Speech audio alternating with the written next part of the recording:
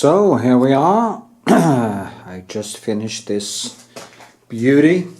It's a new brick, and this was a hard nut to break because it was a hard brick to break, to put it mildly, because it is this one and is very smooth and not so brick-like, so I couldn't use any brick cliches. I have to try to kind of make it without all the textures that I usually can work with. But I think I managed to, create a fairly 3D rendition of this thing here. So, again, been doing a lot of work today, having an exhibition in a few days. So again, I need to say to ya, please give it a thumbs up, yay, leave a comment, very important for the algorithm. You want me to teach you how to paint bricks? Go to my Patreon and say you find a link in the description on my channel, and I hope to see you there. If not, you could support me by giving a thumbs up, leaving a comment, buy me a coffee, or just be a sweetheart and play my videos. That is all I need. So for now, I hope to see you in all my videos. Give them a thumbs up. Hey, bye bye.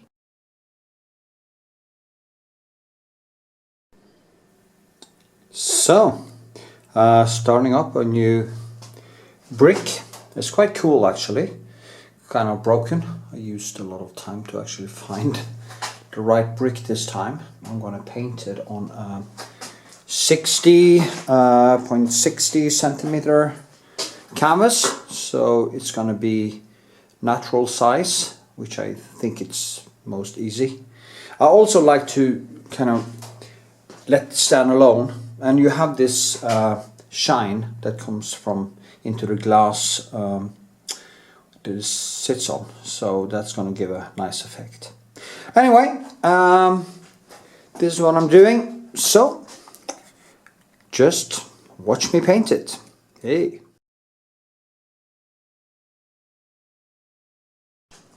Okay, here we go. So what I do is measure, of course.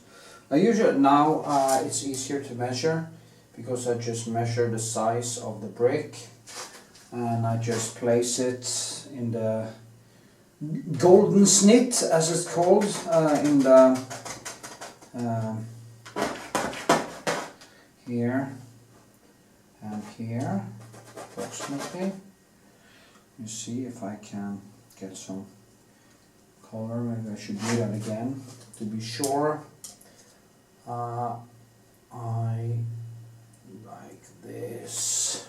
I like it to be exactly the right size, or the original size. You get some space around it, and it will be like from here to about here, and then I measure the thickness, which will be about here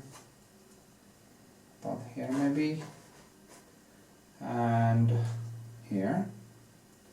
That's the thickness, but then you have this, of course I see something also on the top, so it basically becomes, because this is not a difficult composition. If you can't get this right, it's not much hope for you, is it?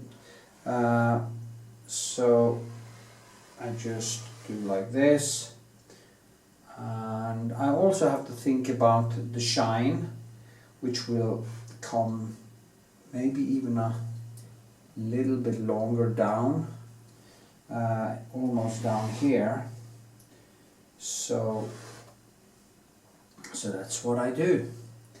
I just mark here, and I see here it's all these cuts into the stone.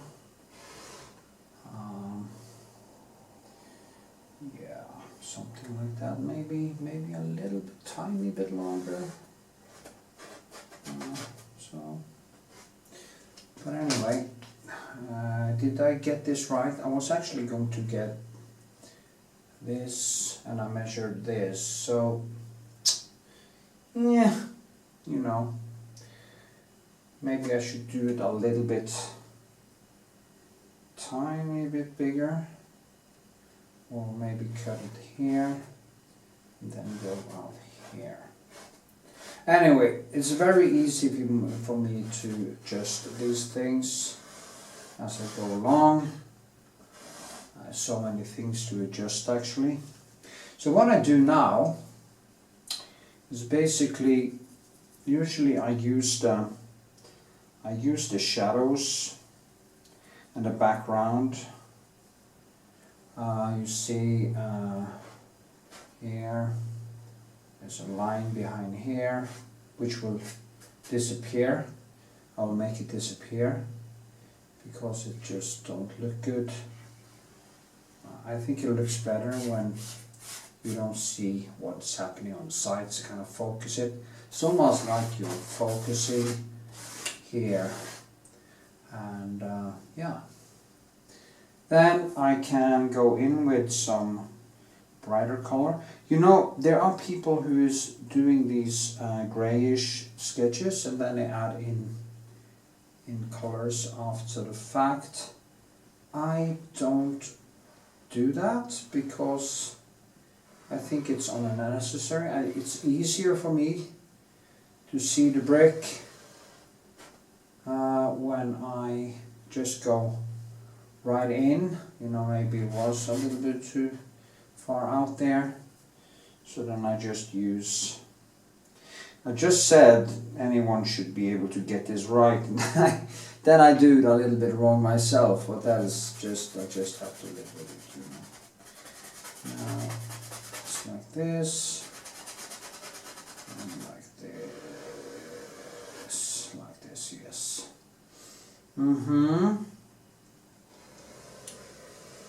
Okay.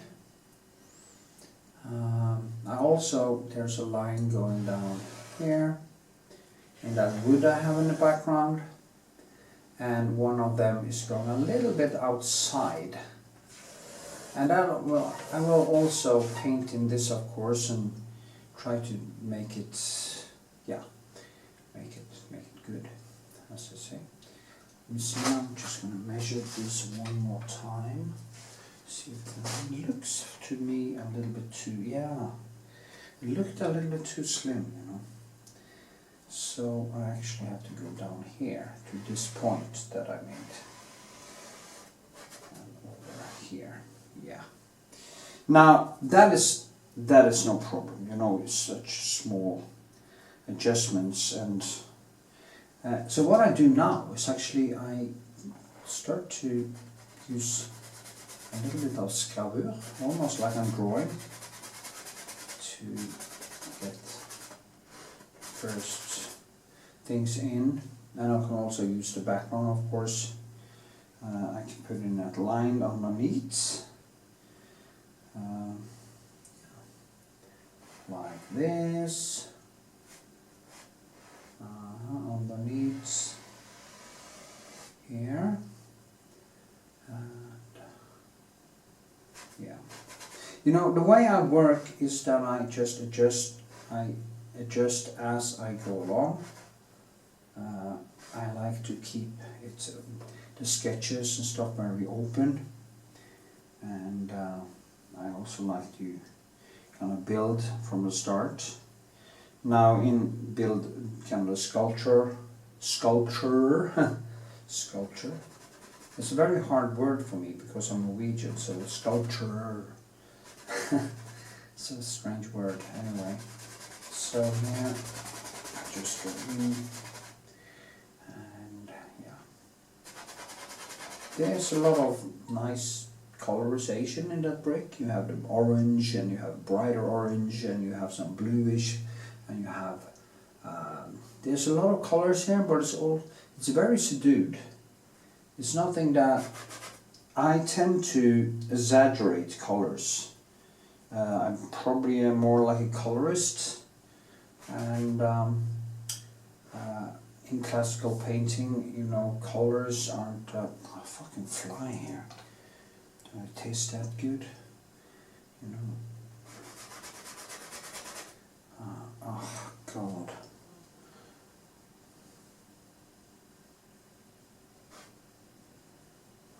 Too kind. I should have done a radar spray and just kill them all. I'd probably do that.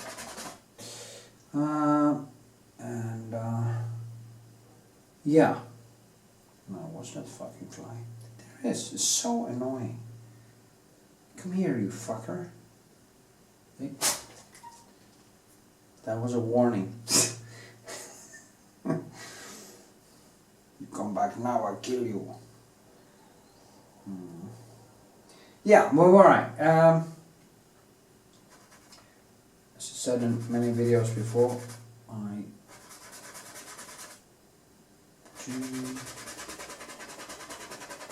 like to build textures from the beginning. As I said, the sculptural reality of it. Now,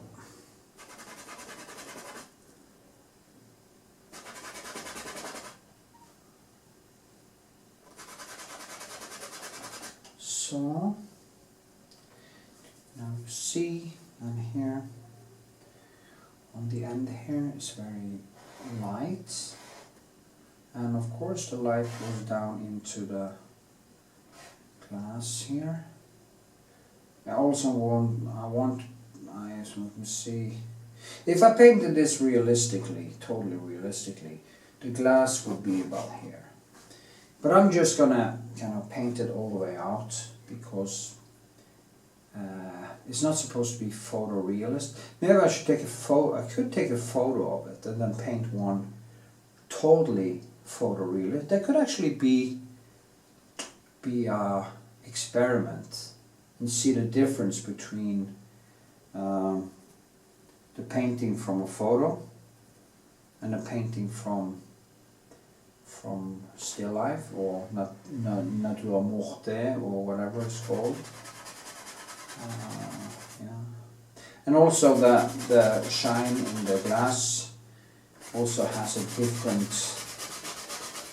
different texture. It has it looks kind of, if you look at the sea and you see the landscape, they almost look the same, but they are not. You know, there are differences if you use your eyes in a proper way.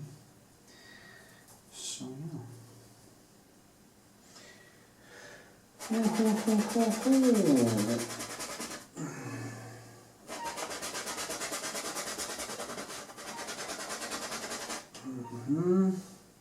And make this a little bit darker. They say it looks easy when I paint. This part of the process, I guess it's quite easy. It's not hard. It's not difficult. If it was a human, it's a totally different ball game. If it is, but still lifes and landscapes are not that difficult to sketch, especially when you have one object. It's not that hard. The thing that is the most difficult here is getting it to become something that you actually believe in as a brick, and that of course is about every single object you paint.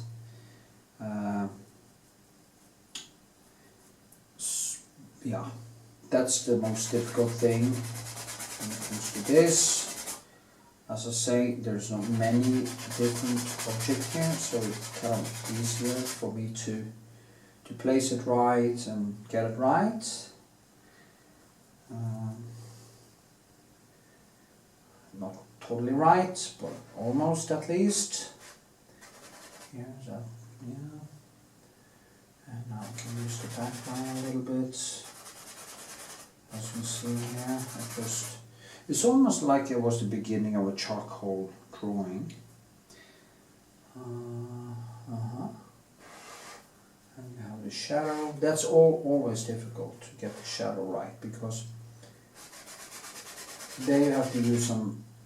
That's always one of the things that I struggle with, to get that shadow to kind of just lay on the surface.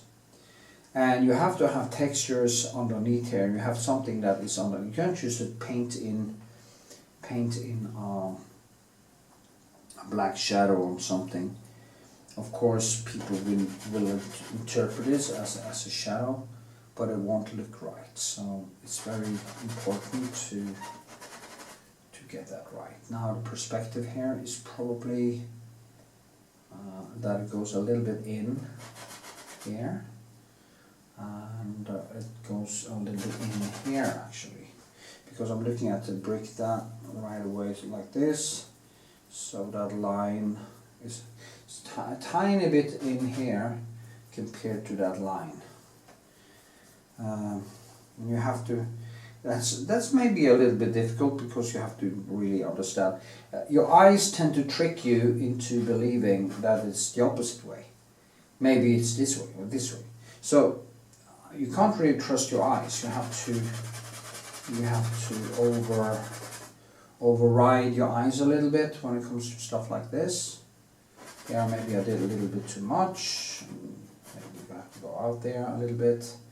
So you see, now it doesn't really matter if it's a little bit off. It's almost the same, because you have the shadow here will kind of balance it this way. That line will balance it this way. It will probably be darker on this side and on this side, but it's kind of the same, so just see what happens. I also set a kind of strong light on the brick to make it more glowy and get more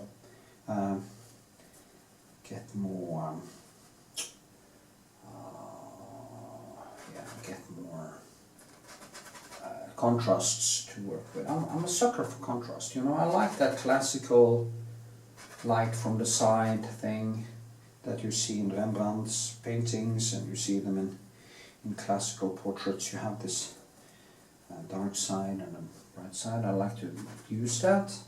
Also, when I do photo art, I use that. I use just a crude spotlight and try to get that more classical portrait. I don't like using blitz. A lot of modern photographers are using blitz, you know, on the flash to even out everything, and I just saw it's so boring. You know, I think it's so boring. It's almost like painting something that's already flat. Anyway, I'm gonna here, there, and whoopsie daisy, and voila! Here it is. First sketch. It wasn't so hard. I mean, it was so easy. And now it all starts. So we'll see what happens.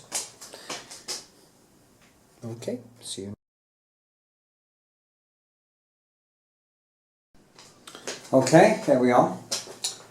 I kind of decided to maybe do the whole sketching process, so you can see what I'm doing. I'm not sure. I might change my mind, because it will again be a very long video. The sketching process doesn't take that much time, a few hours, but if I could do the whole thing, if I should paint the whole thing kind of live, it would take days. So since I would actually do it if I could post videos that lasted for 14 days, I would do it, okay? Just to show you how I show the whole full process. The thing is that usually it is the detail process that takes the most time. Maybe I just changed my mind because I see that it will maybe be a little bit, but let's see what happens. See how fast it can actually work. It's not really necessary, really, when I think about it. Maybe I could do that within an 8-hour stream sometime, or just have a stream going, where I could also take some breaks and just talk and sit and drink coffee and stuff. We'll see. Okay, just go in here with the details. Not details, but I try to. And I also want to try to make this video actually about painting, not about everything else.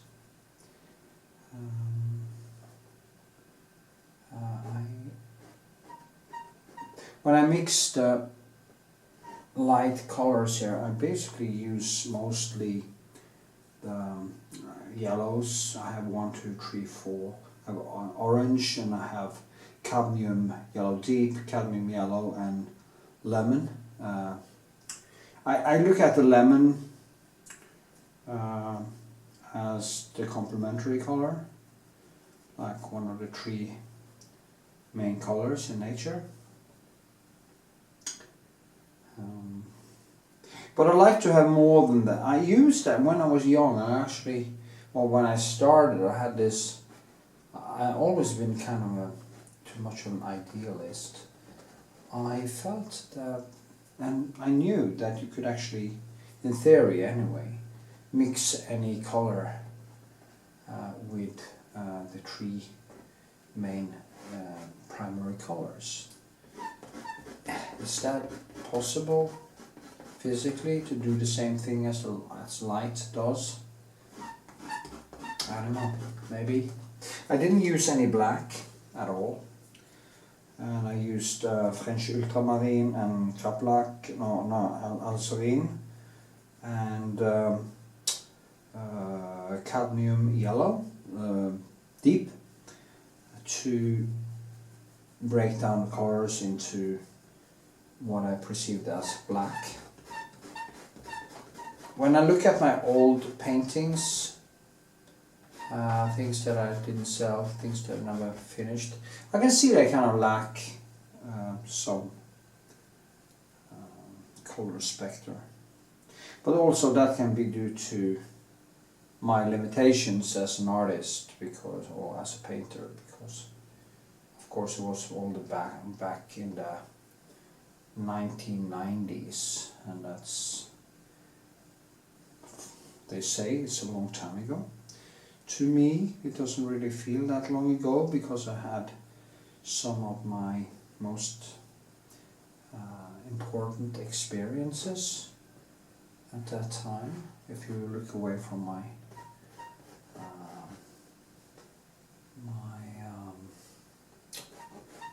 childhood,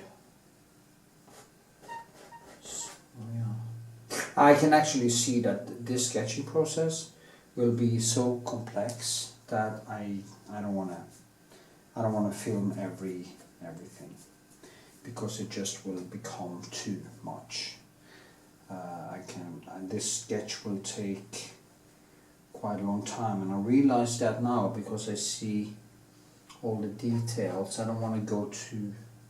I want to get it right the first time, so I don't have to correct it. And if I go too far or go too fast, I did a mistake now. I put this too far this way. This has to be all the way over here, because if not, I have to move this, and that will spoil the whole thing. So you can see I already did mistakes because I don't. The thing is, when I talk and make videos, it is way harder for me to get into this deep flow where I just go into this dance and just pick up intuitively, because now I'm in the conscious, and when I go into depth, I go into the more into the subconscious maybe, or the more intuitive, and I time and you know, when you paint, time and space just seem to disappear, and I can't really get into that flow when I'm filming. It's very difficult, especially when I'm talking. It's basically impossible. That is why these things has to be in segments, so I can actually do the deep dive work.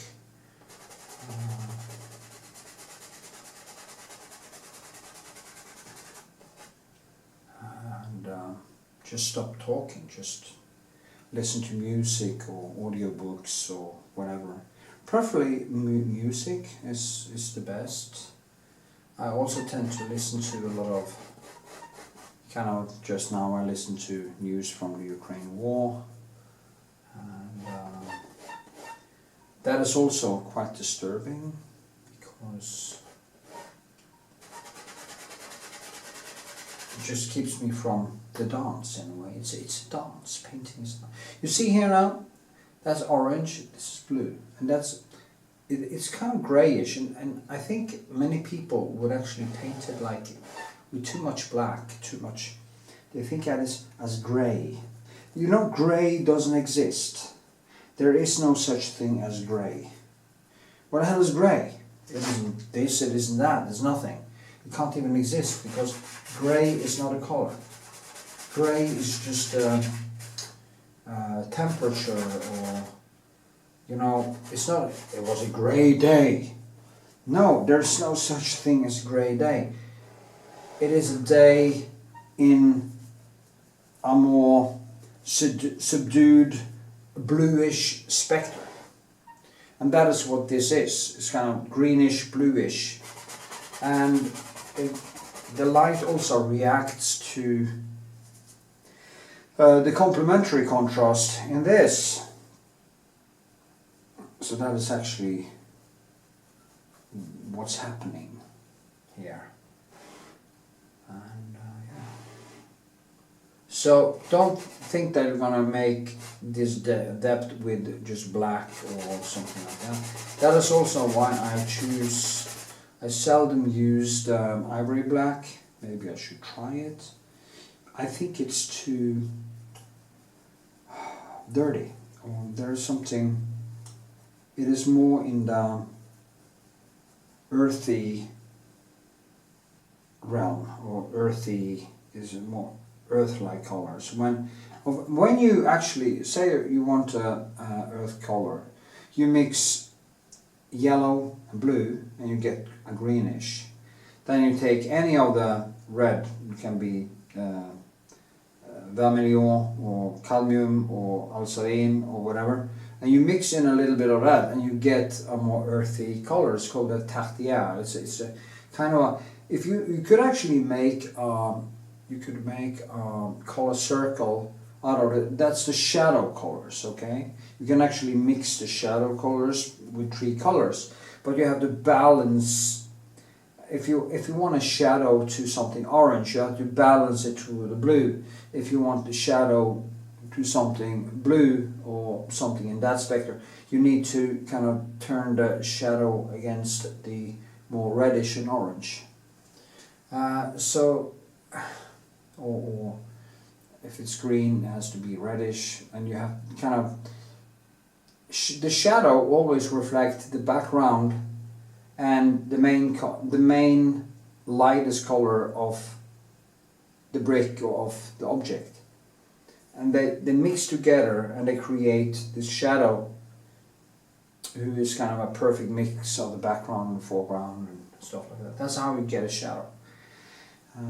That's how light does it to create. That's why many times if you are on a sunny day and you see a shadow on a white wall, and you really look, it will look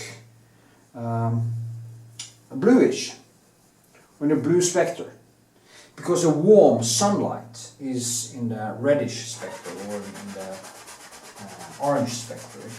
And the same thing happening in clouds and everywhere in nature. It's the same thing that goes on and on. And when you actually start seeing this, when you actually, because people, when I ask people, what color is the shadow? And just look at me with this strange face. I don't really know what I'm talking about.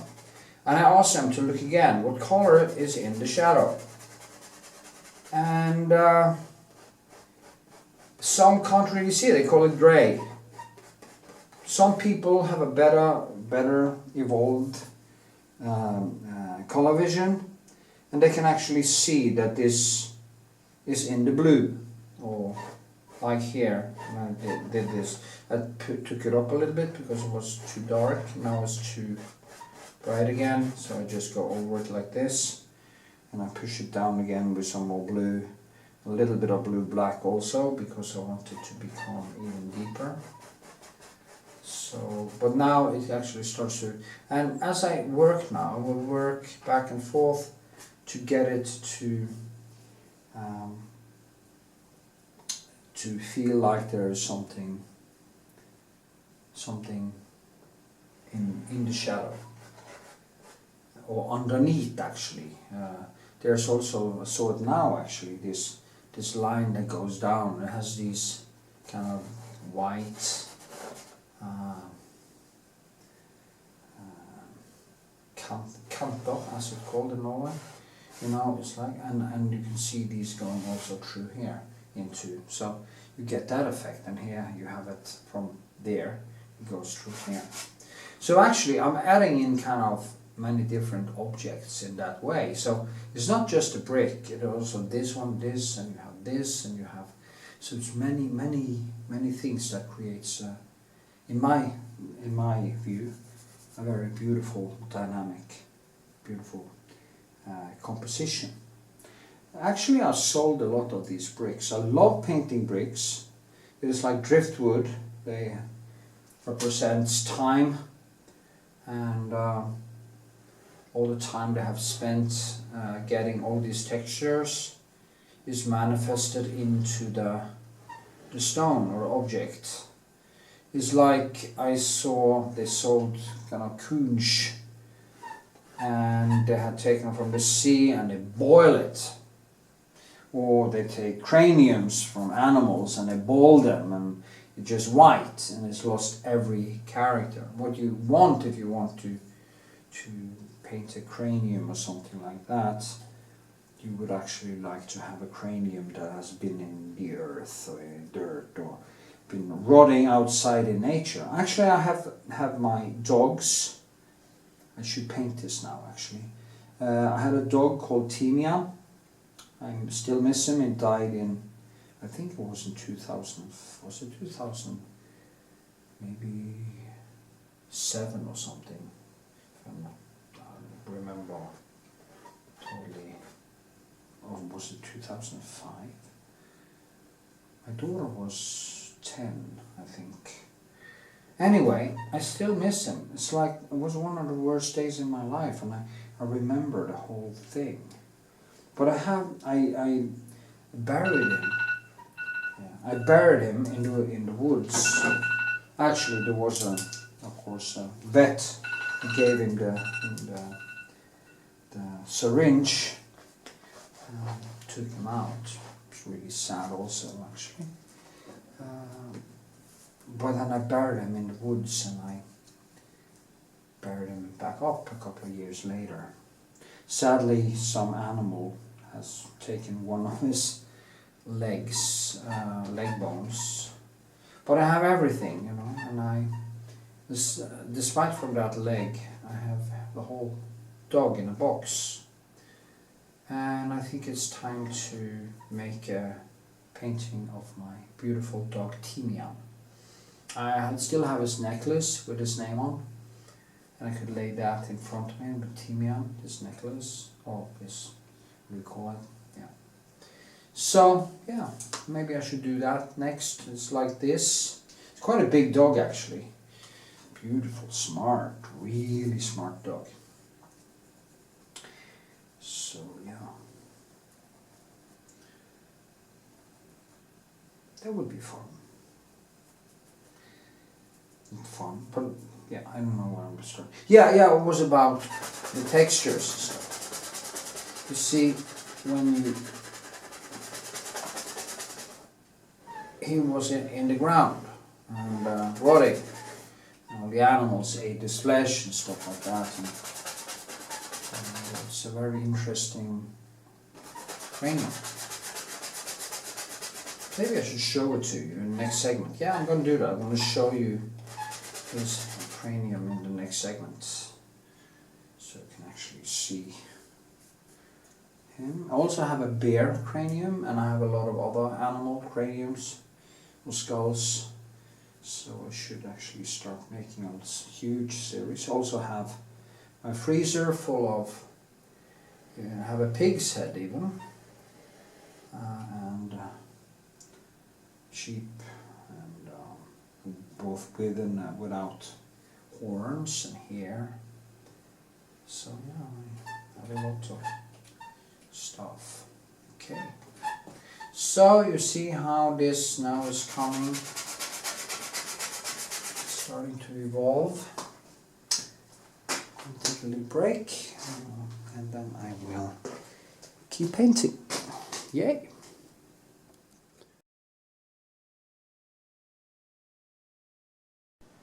So as you can see, I've done some more work. I will fill in here before I go down here. It's the best thing to do, so I get a better overview of what I'm doing. I'm not adding so thick colors here now. It's going to be a lot of overpaints and a lot of work behind there anyway. So I just want to get in the dark and the light, so that I see where I'm going and actually supposed to do. Yeah. It's funny, it's like 4:30 in the morning, and I had this period of becoming sleepy, but now I'm just wide awake, so I'm going to finish this sketch before I go to bed, and then I will start building more wet and wet tomorrow. Tomorrow is actually today, so that is quite typical when it comes to me. But it's always nice to do the first sketch like this. So, now I think I want to kind of get in some more of this. Let me just start here. Maybe I should just fill in everything around it first, and then we'll go in. I could do that. Yeah, maybe I'll just do that. Just fill in everything around it first, and then I can, yeah. So, because it's brighter here, of course it's this glass thing. And of course there's a lot of things to do. And also when I do this glass, it's a lot of things. Because it's on top of a wooden thing, so I can actually see different things. I showed you in the beginning how it is, the photograph, and maybe I should actually in the video figure out a way to have a photograph of the brick, so you can actually see the brick and this at the same time. Many people have actually asked me if I could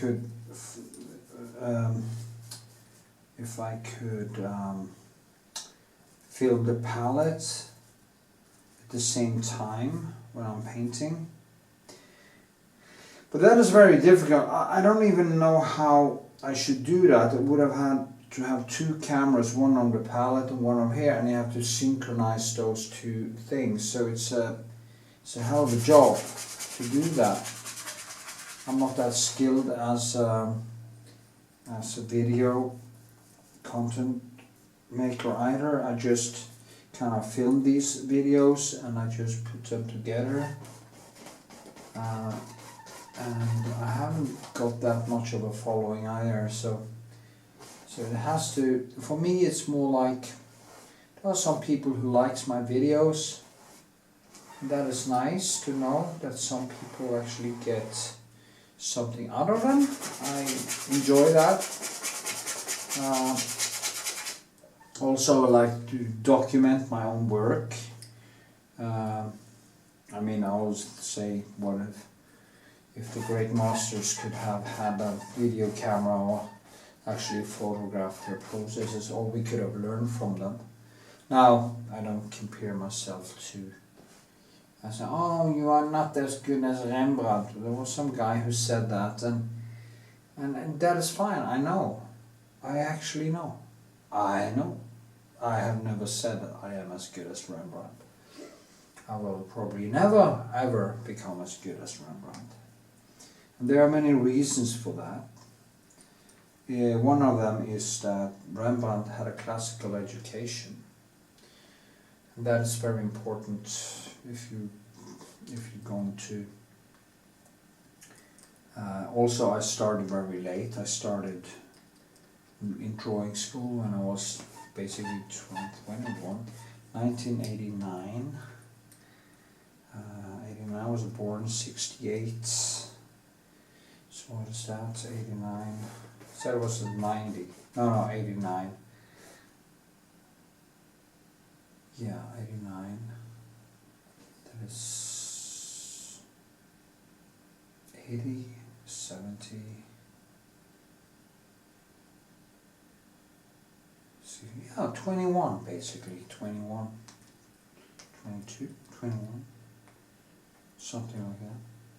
Yeah, 21 or 22. Becoming 22. That is when I started doing this. And there's a video on my YouTube channel where I show my first drawings and stuff, and there's a video called "What is Talent Anyway" or something like that, which I made, where I show my old works, what I did in the beginning. And I started basically knowing nothing, having no skill back then. But I loved the feeling, so that was my driving force. But when you start that late and you don't have this classical education, because first I went to this drawing school and then I went to an art school for 2 years, and after that I've just been working myself and learning to paint by basically failure. I mean, the best way to learn is probably failure. That's a great way of learning. So yeah, yeah,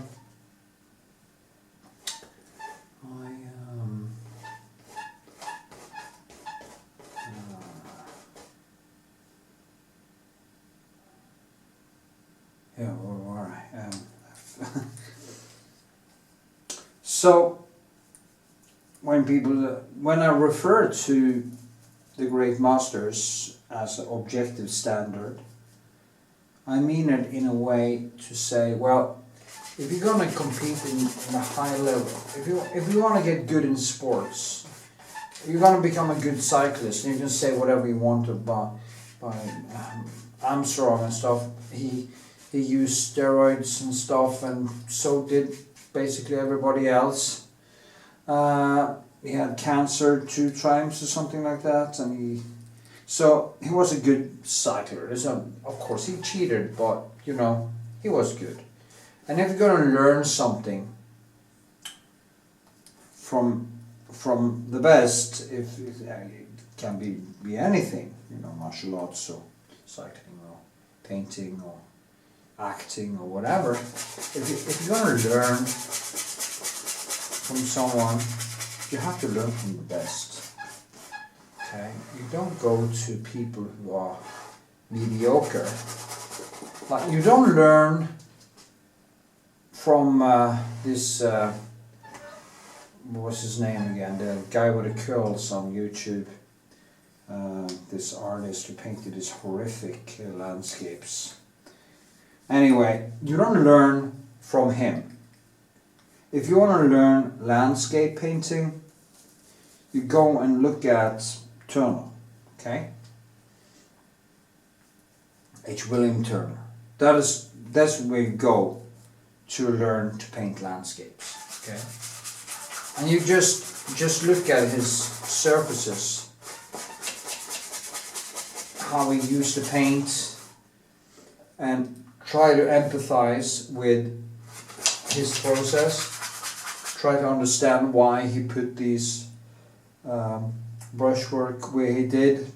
Why did Rembrandt use this tone? Why did, you start to, as you get better yourself, you start to, aha, that's how it was. So that is what I mean with having an objective standard, which is the best in art or the best in whatever you're planning to learn. Then you will be forced to do your best. But if it is like if you find some bad painter which is on average better than average, and you try to learn from him, you will never. And you see as him, if you see me as your objective standard, you will never becoming the best painter you can. What you can learn from me is the basics, or I think you can actually learn more from how I think when it comes to painting than my painting. But then again, how I think and my painting is basically the same thing, of course. But yeah, you know what I mean. I can tell you what to do. And if you want to see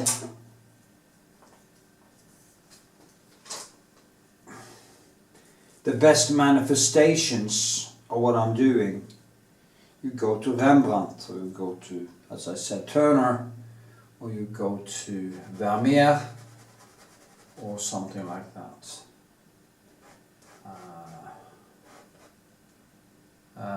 Philip Weber artist, I think his name is Philip Weber artist or something.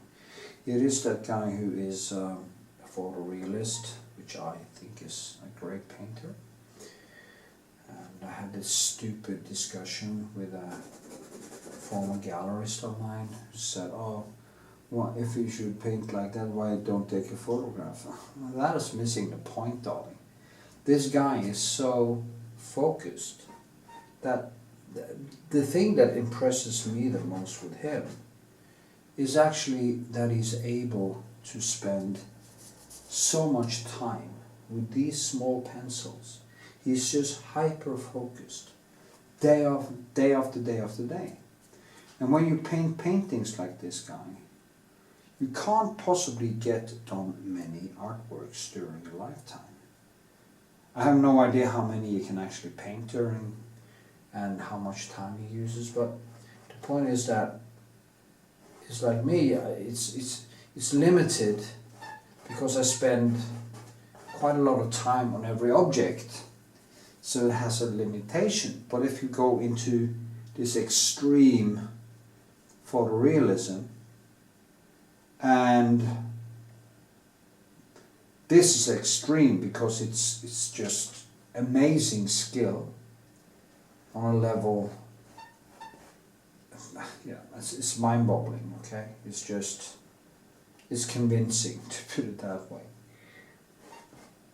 It is really limited to how much you can But then again, as Seneca did say, it's not that we have too little time in existence to do great things, it's that we waste a lot of it that is the problem. So maybe I'm wrong, you know. But it is limited. If you're an abstract expressionist or modernist and your work isn't skill based but more based on your personal beliefs and basically covert narcissism, which I think is a plague in art. Artists who believe that they are so great and they're actually just making bullshit things. Then you can make an enormous amount of. There was this guy in Norway. His name is Bjarne Melgaard. He's this kind of Basquiat type of painting style. I think it's, I don't know, I don't care about it at all. But he had made so much that the people who is buying art or is having his art and was wondering, literally burning 100 million Norwegian kroner in art just to push down the. There was too much of him out, so you can't get the prices up anymore. And it was so hyped up for a few years ago, and now it's just collapsing because he's not. Because it was based on fake. It was fake, simply fake. And yeah, as they say, it came home to roost. The whole shebang came crashing down. In the end, they were buying bullshit. But anyway, I'm going to burn 100 million in art just to get the prices up, the demand up. And this is 100 million kroner, which is basically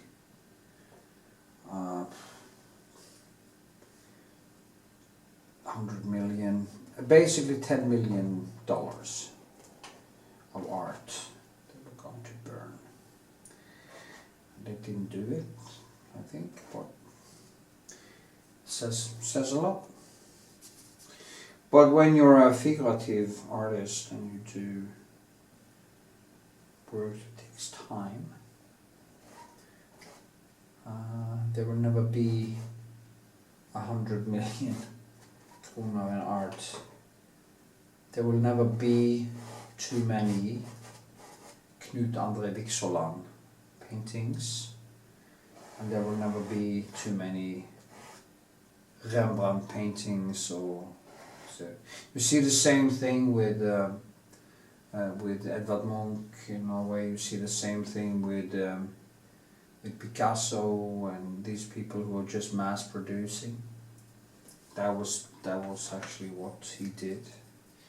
I don't care about Picasso at all, because it was just a mass production of half-baked experiments. So, but that is my opinion, of course. Maybe I should make a video about that. Make a video of why I like artists, different artists. That could be actually interesting, you know? Anyway, now I have the whole thing in, and then I should actually start to mold it a little bit. Now this one, it won't dry. Tomorrow it will be a little bit sticky because it's not that thick with colors. So I can easily go in and mold the thing more. And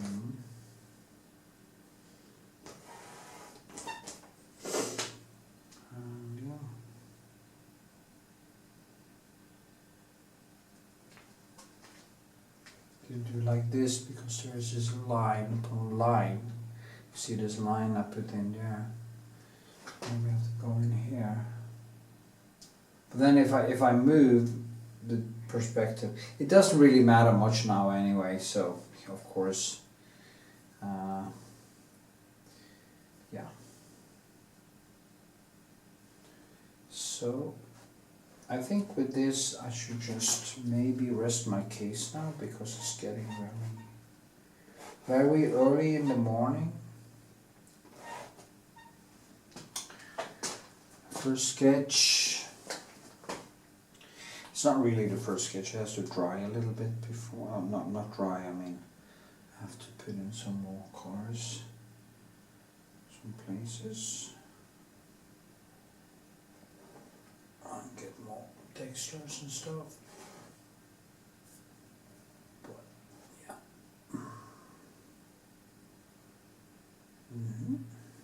Yeah, I think I'm gonna leave it at this for now, and yeah, maybe it actually would be better if I made it a little bit bigger, but then again I don't think so, because as I mold the whole thing I will center more the light, and it will kind of be, you see now, this is like this. Yeah, it is actually a little bit bigger than, it's kind of like this bigger than normal size. So it is already a little bit bigger. It's probably because I moved it a little bit this way.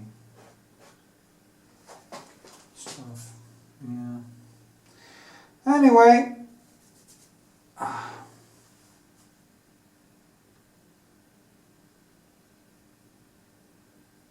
You know, it's tempting to keep working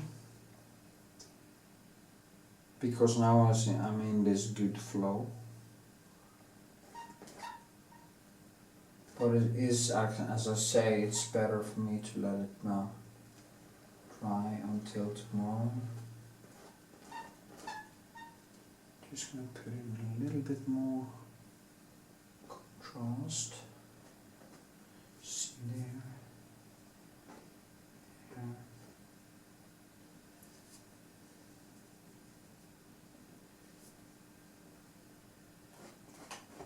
The nice thing about sketching now is that I don't need to use glasses.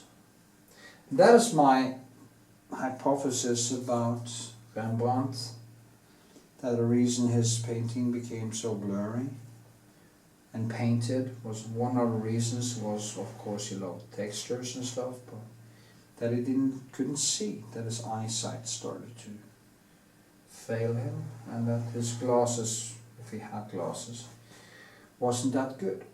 So yeah, maybe that's the reason. But we will never know, do we?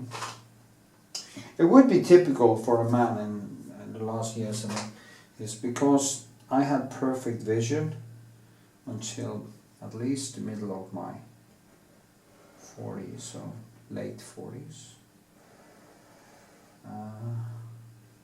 Then I had all the inflammation in my hips and stuff, and it might give me some inflammation in my brain, and that again can have led to, fuck, they're fucking flying in. Tomorrow I'm gonna buy that spray and just do like this. I forgot to actually bring my dog's skull. Sorry about that. Maybe I should just go fetch it. Yeah, I'm gonna do that. I'm gonna turn this off. I'm gonna go fetch the cranium and show you.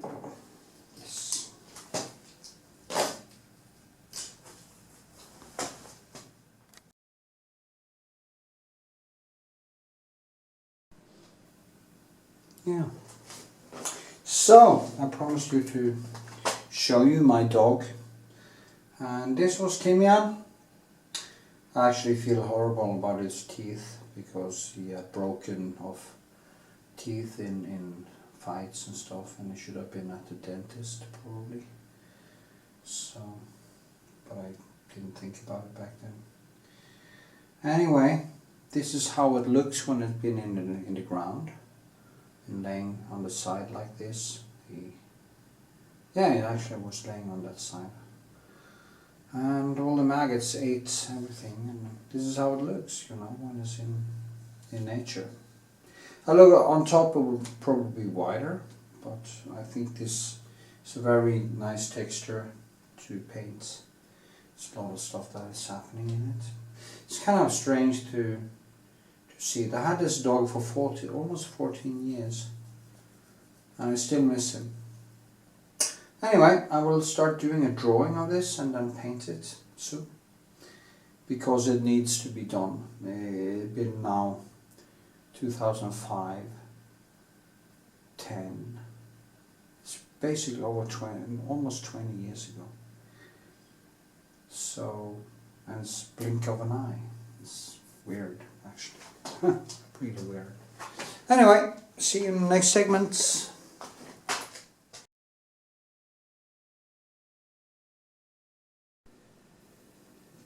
Okay, here we are. Another day. And I stopped yesterday because I had kind of reached my limits. Today it's a new day and I will start doing more. It's still kind of wet in places. It has dried a little bit. Here it's quite dry. Not dry, but it's like... So the good thing now is that I can actually start adding more paint on top of it, and yeah, and start molding, which is good. I want to create a good sketch. I want to do like this and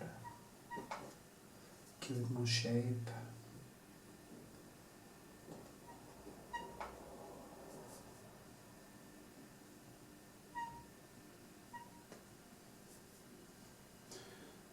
I like the fact that it is more sharper edges here. The sharp edges will give it more of that stone feeling.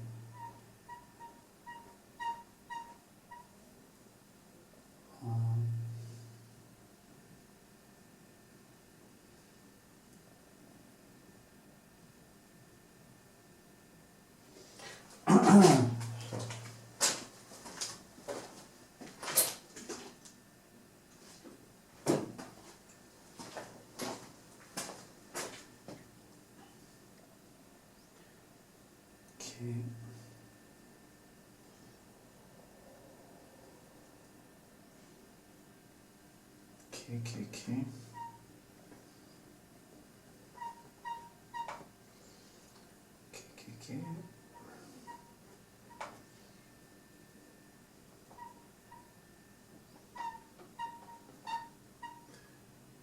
See here now.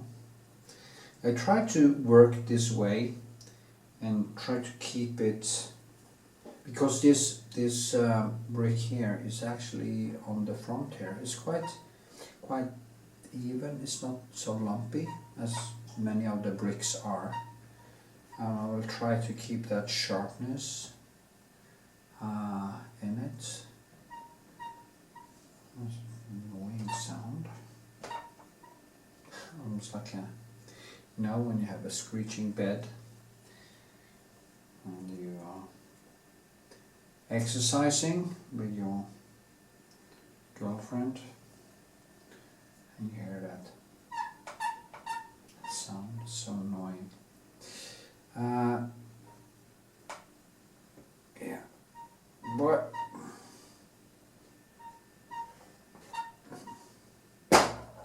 Stop it! I haven't seen that fly today, by the way. Anyway, I use on top here, I started using a little bit more blue to create what is actually making that annoying sound?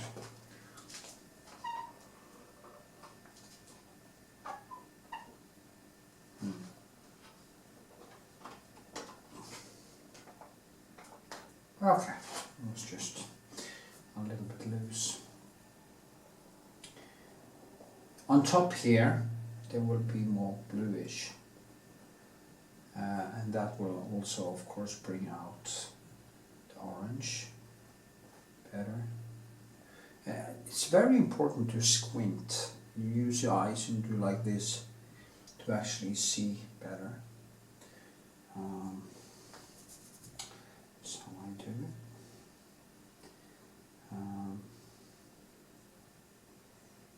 The good thing about these bricks is that, or still life, is that they are so patient.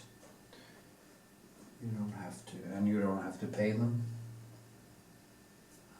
Actually doing a painting of my girlfriend when she's a model. And that's nice, it's social and everything. And she learns from it too, so it's good. But usually having a model is very expensive. I started on one with a model, but then I went away for a while, so you might know. And I haven't started up again, and it will cost me a little bit too much to bring that girl all the way from her place to this place, and yeah. That is why I usually say, well, if there's a lot of some people who, especially girls, who, when I say I'm a painter, oh, can you paint me? Blah blah blah. Usually, if she is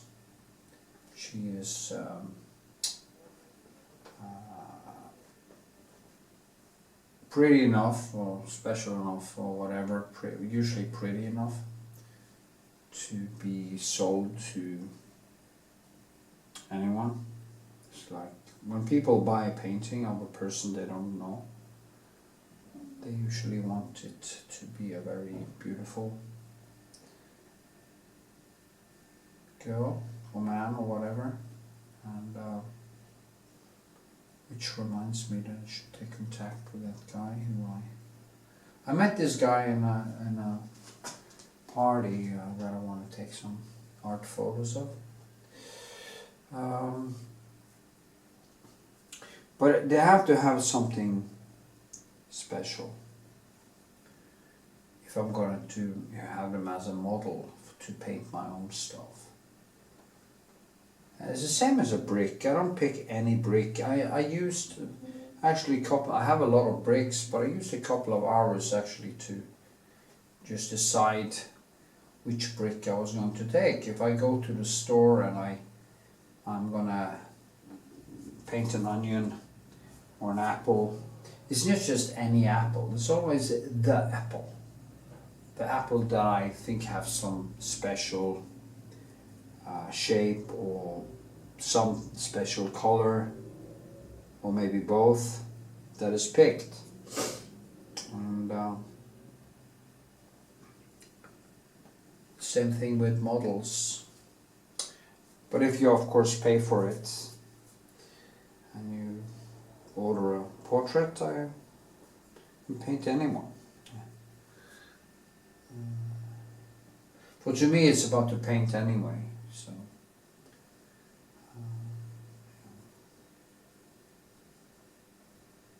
I'm just trying to get more shape here. So I can understand why people want me to film the palette. Maybe that would be easier.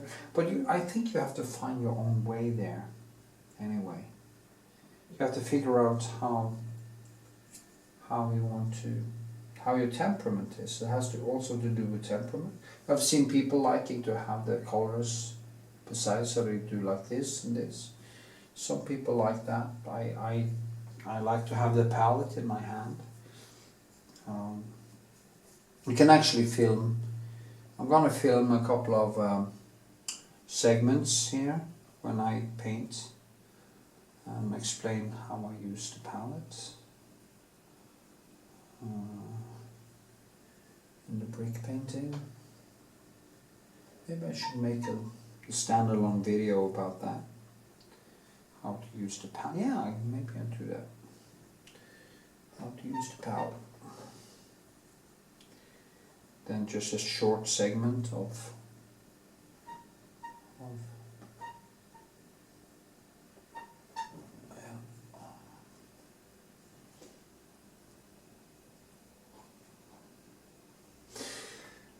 kind of grab the paint, just, you know, the way I do it, of course I've said it a million times, it's like I just kind of pick up more and more information as I go along.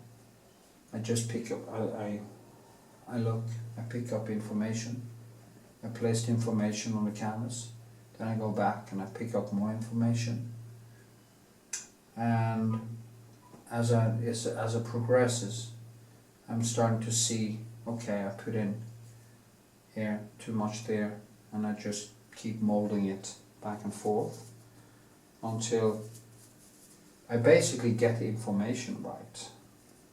Because that is what it is, actually. You take information in and you place it on a canvas.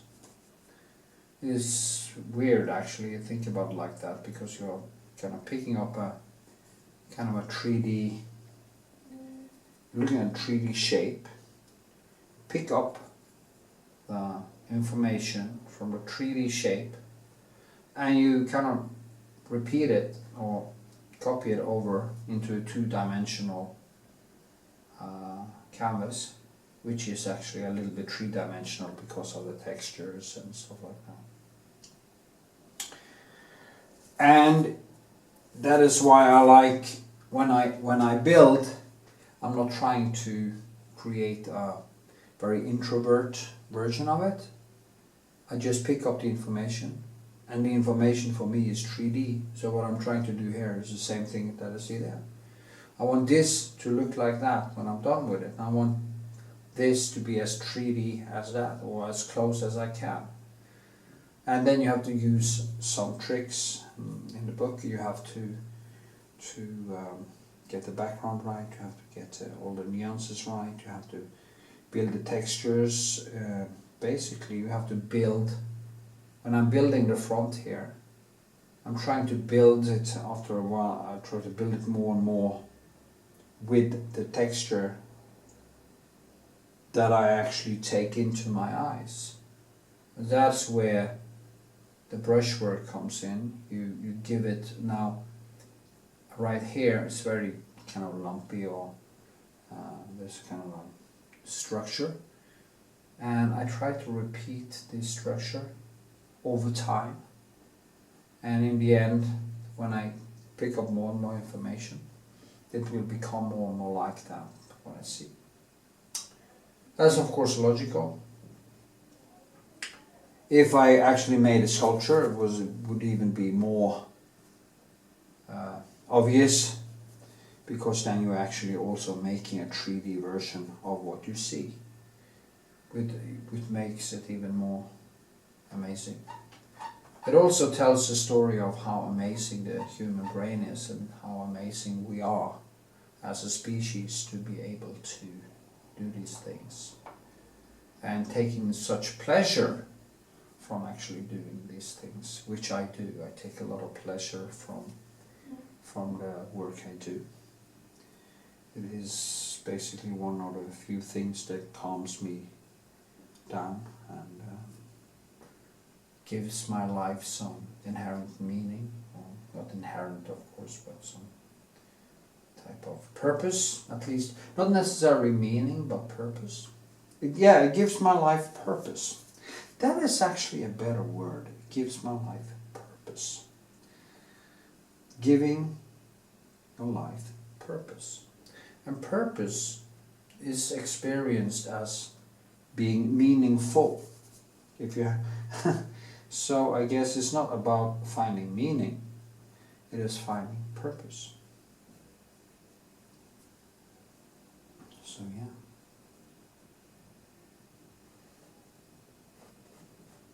So when you do things, you find purpose.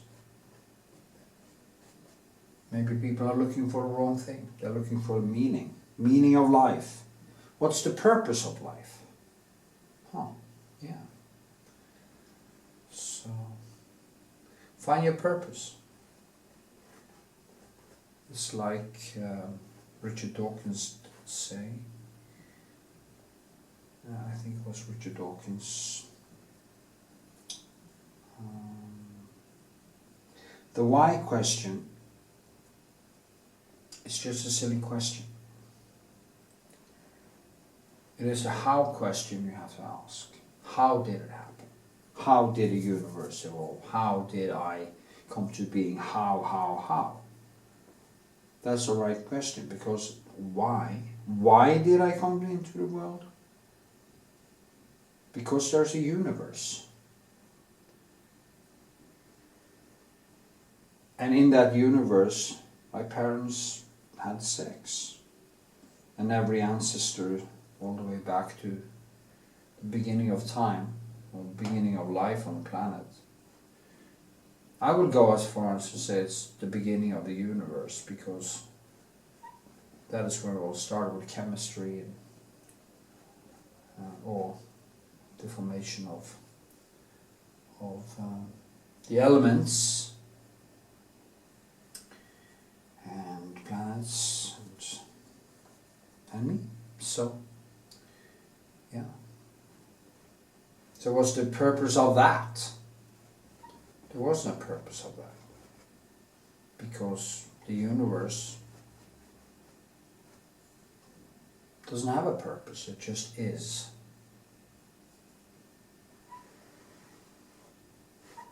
So, yeah, we are the ones who need to have a purpose, because we are conscious creatures. And purpose gives meaning. So look for purpose. What's your purpose? Not what's the meaning? What's the meaning? What's the meaning of your life? The meaning of your life will be your purpose. If you have no purpose, there's nothing to live for.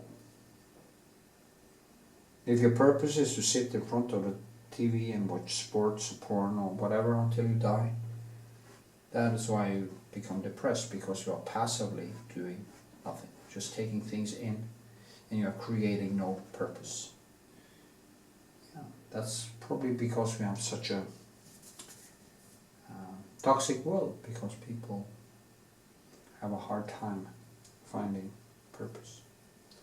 Even understanding the value of purpose. They talk about meaning, so they become religious. Oh, I need meaning in my life, therefore I believe in Jesus or Muhammad or whatever culture or religion you happens to be born into. Oh, Jesus gives me meaning. No, it doesn't. Your purpose of following these ridiculous things is what gives your life a feeling of meaning. But it could be anything. It doesn't really matter what you believe, as long as it is your purpose. So, yeah. Okay. I'll build a little bit more texture and stuff. I'm just gonna see how long this took. That was about painting on purpose. 17 minutes, 18 minutes. So yeah, that's good enough for my purpose. Next segment I will go closer, and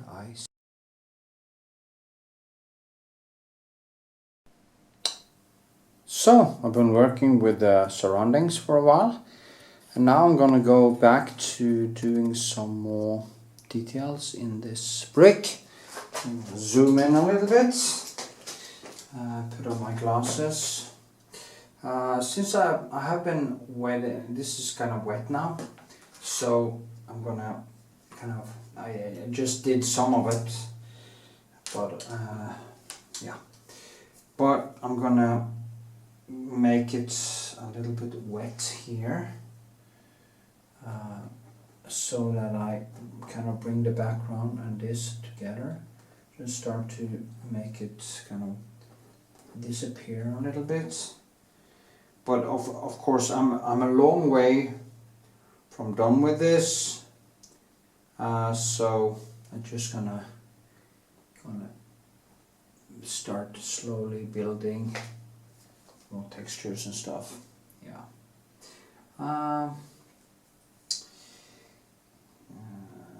It's very important to link together the background and the foreground like this.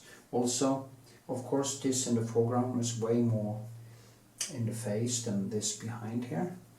You're gonna have a trained eye to see it, because it's kind of, you have to intellectually know it in a way, because it kind of looks the same. It's not that easy for the eyes to actually see the difference. But yeah, you can actually squint. That's also one of the things that can be very helpful. I probably said that a million times before. You could actually wonder why I do make more videos at all. It's not that it's something. It's not much new that is happening here. But you know, I like to document my work, and if somebody can actually get something out of it, it's great.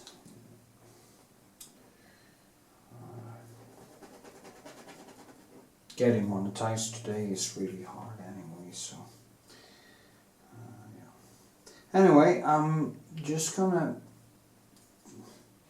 I don't know, it's so annoying because I don't need the glasses. Well, I need the glasses sometimes when I look at this. I don't need them there, I don't need it, I need it on a palette, and maybe that's the annoying thing with glasses. I have to kind of change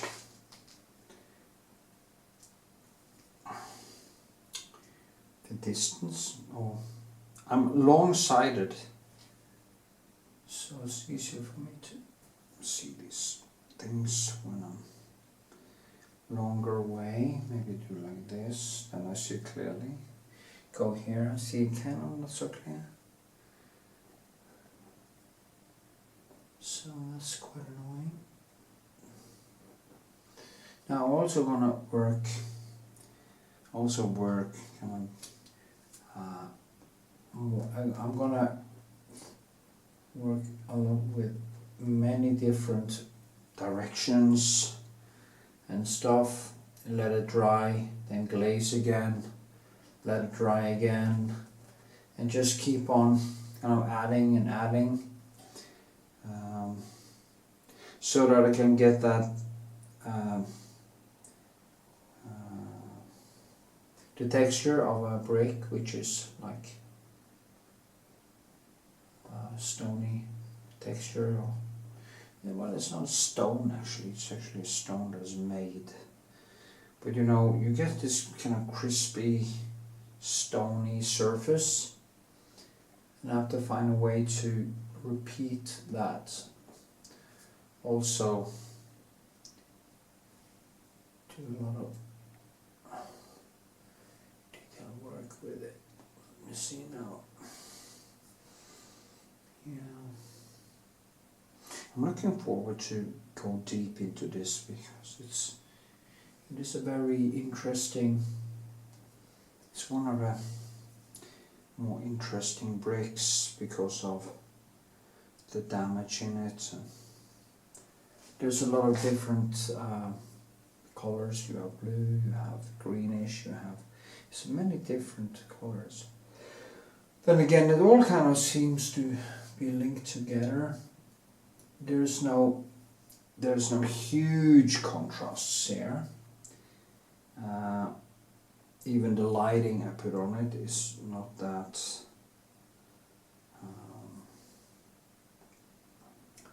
hard, or whatever you want to call it. So the contrast will be kind of toned down a little bit. All over it will be kind of, the thing will be very subtle, okay? It will hang together. Some of my paintings has maybe even, in my eyes, maybe a little bit too much contrast.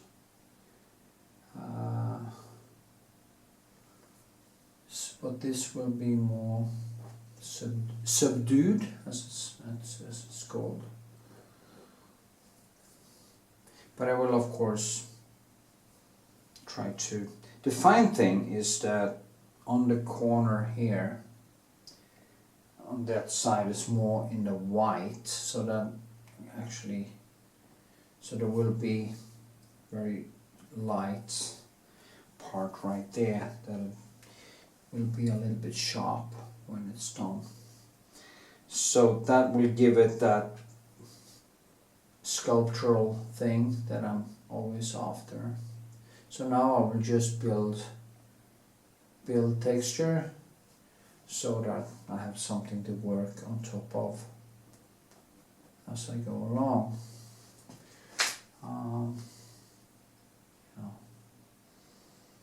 This is very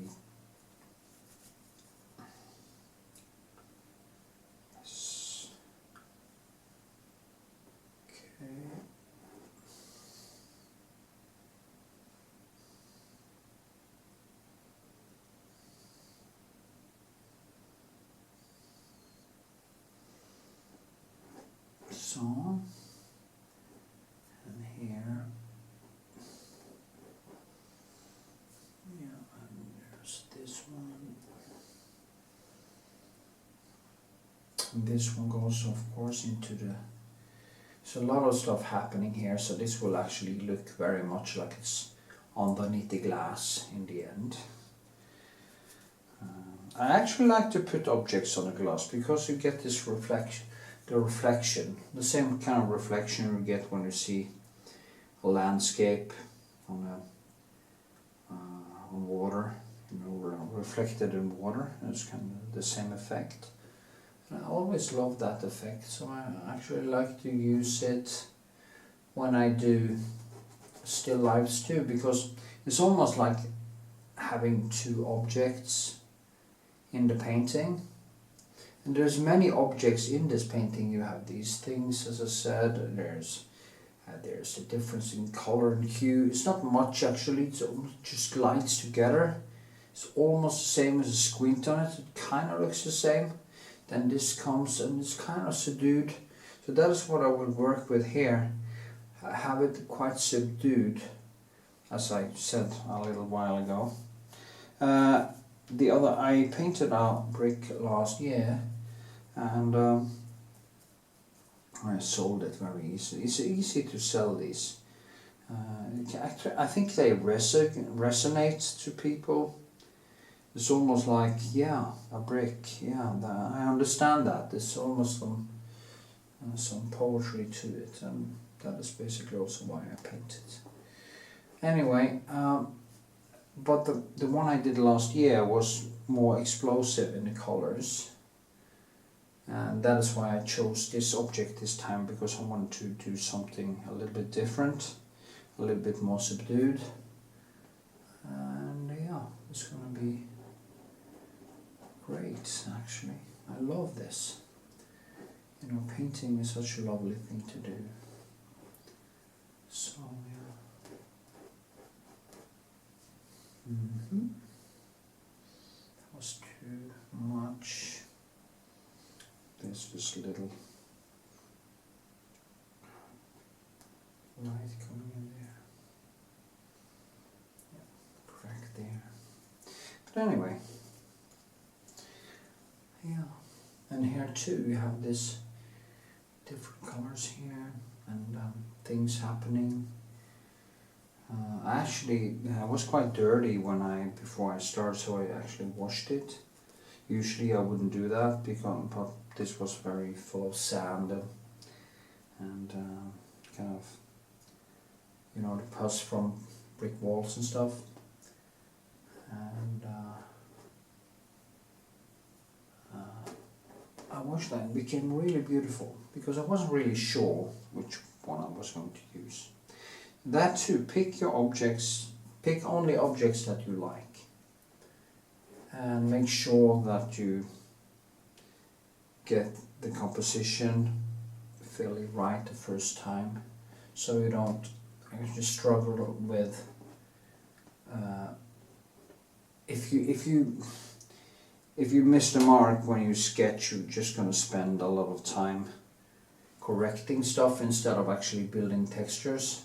Now if you correct a lot, you will also of course build textures, because every time you touch the canvas, you will actually add more information. So in a way it might even be a good thing, but if it's too much, it's almost like you can't really find if it's a little bit too high or a little bit too low or something like that. It's really or isn't the right size or whatever, right proportions. It's going to be a very annoying thing. And yeah.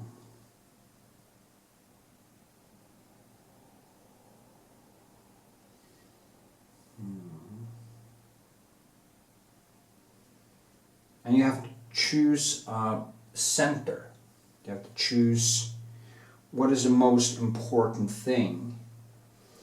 Well, I take this, of course, the brick and the shadow, but I see this as the most, so I start with, oh, I see the light as the most, so, but if there was more objects, there was a landscape, you just have to, if you're gonna paint a landscape, you have to pick one, if you're not gonna measure like crazy and sketch slowly, you pick kind of one tree, so that there's a tree in the middle, you pick this tree, and you get that right, and you just, well, it doesn't really matter even how big you do it, because if you get this one thing, at least, it can be a little bit too, it depends what's over there, but I would try to focus on what's in the middle.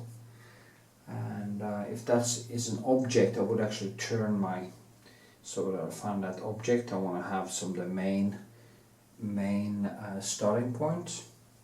That way you will be able to control things more.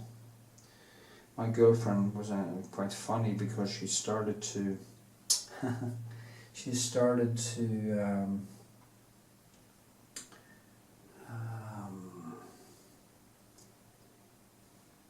she was going to, she's very good actually, but she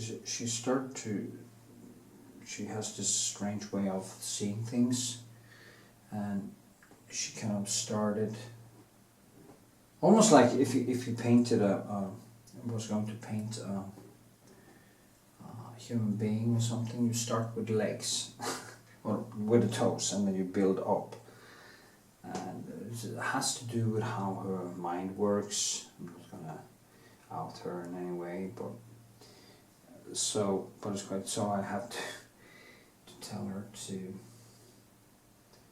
she was going to paint some vase of flowers, and she started with the vase, and I asked, why didn't you start with the flowers? Because you get the flowers right, in the right size, and then you have the vase, you maybe just straight. But she started with the, and that way you can easily, if you then paint the vase a little bit too big or you place it a little bit different, suddenly there's no space, enough space around the main object that is actually the, well, in my opinion, is the flowers. You know, if you don't get, then you have a vase and then you have flowers to come too high up or something like that, it's gonna really screw up the composition. Now she had actually, she she had actually didn't miss the mark that much, so it was just a strange way, because I always start with the light area of a face or light areas of an object or something. I start, if I do a landscape, I start in the middle with the kind of perspective, the point, you know, horizon. I don't start in the corner or something like that, you know. You have to start in a rational way, in a more mathematical way. And if you are sitting in nature, it's really hard because there's so much happening. So then it's even more important to pick your object, your main object from the start, and just try to get that right, and the other things should just glide out. It doesn't really matter that much, you know, as long as you get this one center right. So that's maybe also because I like single objects that are very much in center. I like, it's almost some kind of religious aesthetics to it. My studio and how I put my furniture, everything is actually kind of like that, because I like the symmetry. I like things that go in tree, 1, 2, 3, and you have 1, 2, 3, and then you have this in the middle, so you have 1, 2, 3, and it's this that kind of composition that I kind of manically are reaching for every time. Even I need to have some center of a room, or center. I can't just place things anyway, you know, it just drives me nuts. I need the room, everything to be balanced. So, and that's the same thing when it comes to these paintings here. So, also going to start using some. You can also use this. You can grab some color, pick some stony stuff. But now I have to clean this because it's too much color on it. You just take a knife and you scrape it off. It's like buying new. I used to buy a lot of palettes and stuff, but I stopped now. I start cleaning them instead of always buying new ones, because I got so many of them, and just start to lose its meaning. So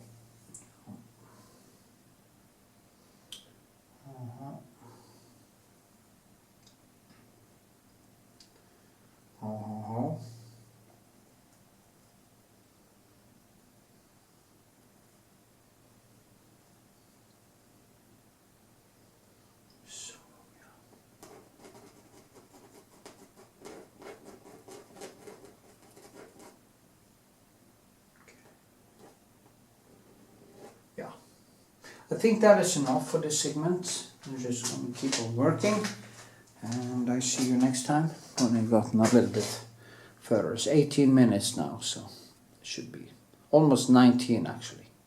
Anyway, have a good.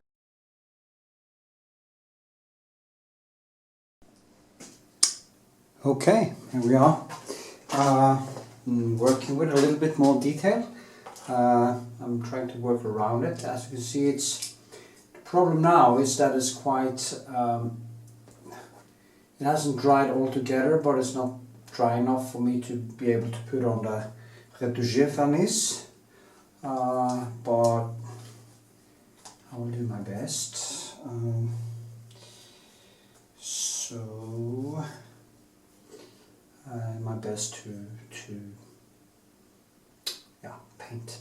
I'm actually working around here to clean up the stuff around it, so I get more oversight. It's very important, I think. There's a lot of values in here.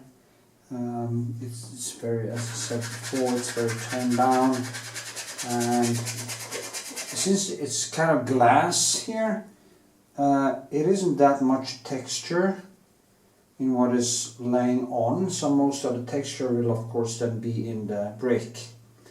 and a little bit in the background and the wooden stuff here in the background. There is a lot of what you call it, say in Norway, it's schatteringer, or there are kind of things happening in the mirroring of the surrounding textures. So, and there's a little bit of stuff happening also in the glass plate, so I have to try to get into later when I have cleaned it up. It's very, but I will, as of course, try to keep textures down in the glass so it doesn't, so they don't start to compete too much with the brick, because I want really, when this brick is finished, I really want to stick out. I really want to have this very high level sculptural presence. And that is also why one of the reasons why I chose to put it on the glass, because it's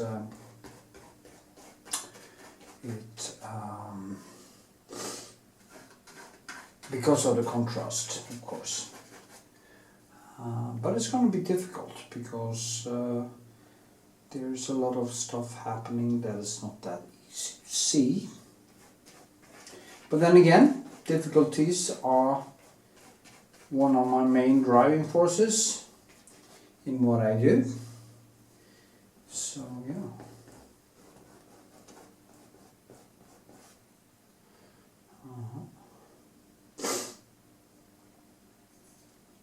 You see now, there's this, because the glass is standing on some wooden stuff, and I could actually paint in that. There is a kind of underneath the glass, there is some wooden thing it stands on, and I could actually use this to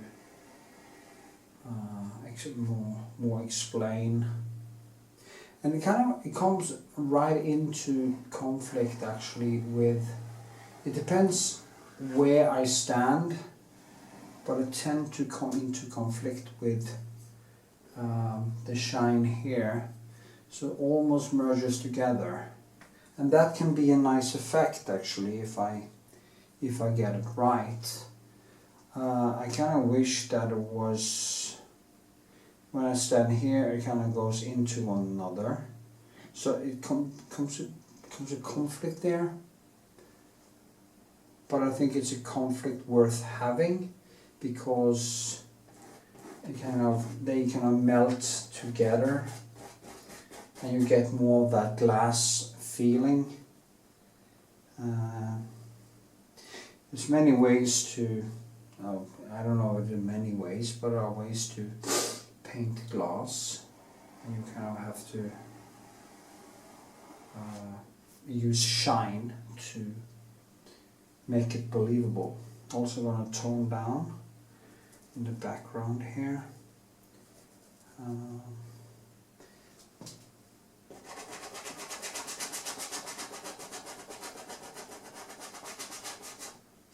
Also want to lift up this behind, but they're gonna glide into one another. But also I want to see it. You know, I want to see where the background meets, but not so much that it takes away.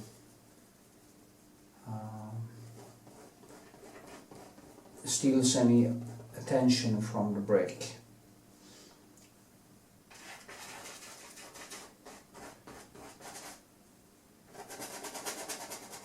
The Norwegian artist, actually, one other reason why I paint bricks like this is the Norwegian painter Odd Naldrum. Because when I started out painting, I saw some of his bricks, but I also seen that Rembrandt and other people also have painted bricks. So of course he he got his inspiration from the old masters, and I saw his bricks first, and I got inspired to paint bricks. Also, I always love bricks, as I say, but I have to give him credit for his beautiful bricks. And you have to check out a Norwegian painter, Odd Nadrum, and the bricks he had. And actually, many of his best paintings, in my view, is actually his single object paintings, because they are not that romantic, they are more to the point, despite that he usually manages to paint in some kind of quasi-romantic dimension that I find, especially his students are kind of exaggerating his views, or whatever you call it. They almost like the apprentice becomes more extreme than the original guy to kind of compensate for not being the original. So instead of kind of tearing away a little bit and try to maybe use other colors or some kind of other rhetoric, at least some other rhetoric, they kind of go even further, and it just becomes cliches. I paint in a different way than him. I do it a little bit more realistic. He is more of a almost, it's hard to say it because I really like his painting, because some of it are, I would say, quasi-romantic. It is just too much, you know, it becomes cliches, and I wish it were more to the point, because Rembrandt didn't. If Rembrandt created any paintings with a cliche, it was to enhance some kind of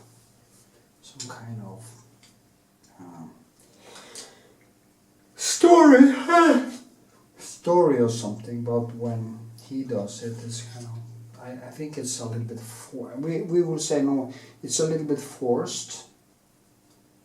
But also he is the original. So it's hard to say. Anyway, I love his painting, the way he paints, his textures and stuff. So it's kind of I have two thoughts in my head at the same time. I don't like his colors. But I love his textures and the way he works with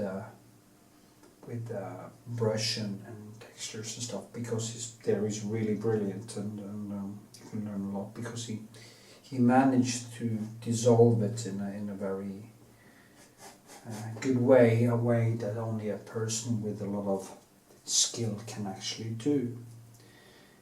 But when it comes to the colors, they are too dirty, and he doesn't use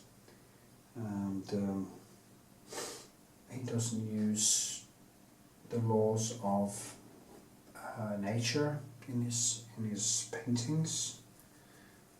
The color circle, and he is kind of allergic to color.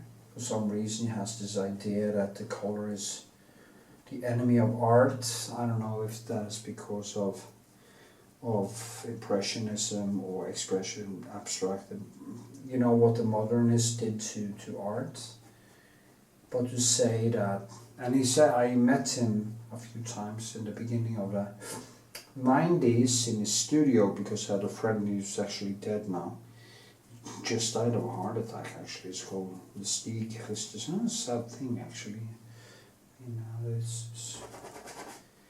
he had more to offer, so that's a bad thing. But anyway, I met Knut through him.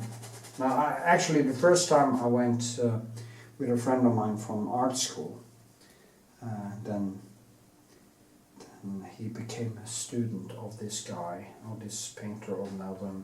After that, and I was in the studio with him a few times, but I never had it in me to become a pupil of Knut because of his lack of colors. As I said before, you can't create a natural color landscape without using basically the impressionist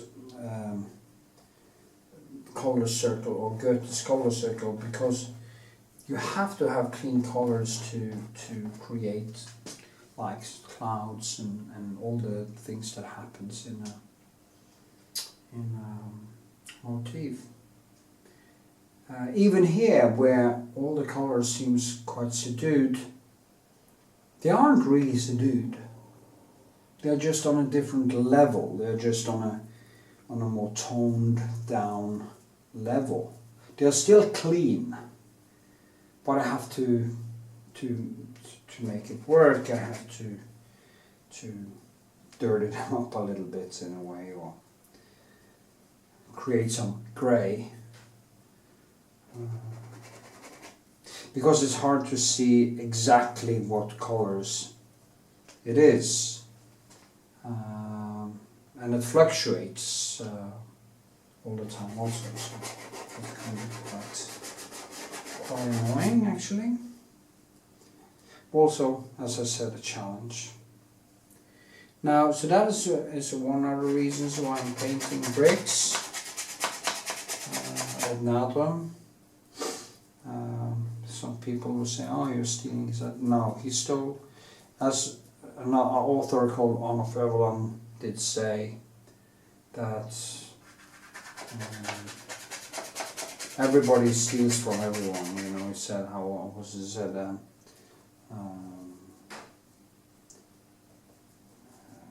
Shakespeare stole from this guy, and other people stole from. It's not stealing. It's actually to get inspired by someone and kind of try to emulate that or whatever. It's not stealing. And single bricks like this, I mean, there's not that many ways to do it, you know. If I could kind of hide it with putting in, kind of do it in a different way, which I of course do, but that comes down to the way I paint is different from him.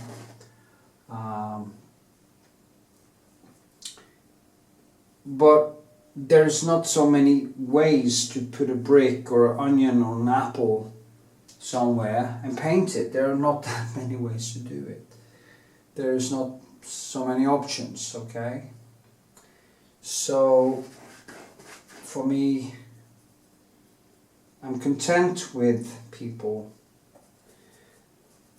feeling that my paintings looks like his. But if you actually see them together, you would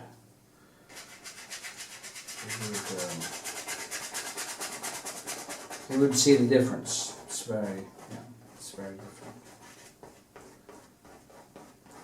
You see now, I'm just trying to tone down and get some oversight here, and I'm trying to lift this brick up a little bit to get a little bit more tone into it. But from now on, I will just be trying to just work back and forth and trying to get closer and closer as I go along to the object I'm painting, you know. And I can actually see that there are more They are more blue because of the glass. It's more blue because the glass does reflect this, but it also reflects the blue in the room or the light in the room. So it's more toned down. It's a little bit more towards the greenish and yellowish, bluish. It's very difficult to see. But this is more in the warm, and the reflection is a little bit more cold. I guess that is probably what I'm looking for, what I'm trying to say or convey or whatever. And that is something you have to think about when you look at reflections in water or whatever, that the tones might be, or the warmth might be different, or there might be some also difference in, maybe a little bit difference in perspective. Of course, when I see this, I see only this. When I look at the reflection, I also see what's underneath here. I see some of the things underneath there. I do not see that when I look at this object. I only see what's underneath here. So I also have to take that into consideration. Yeah.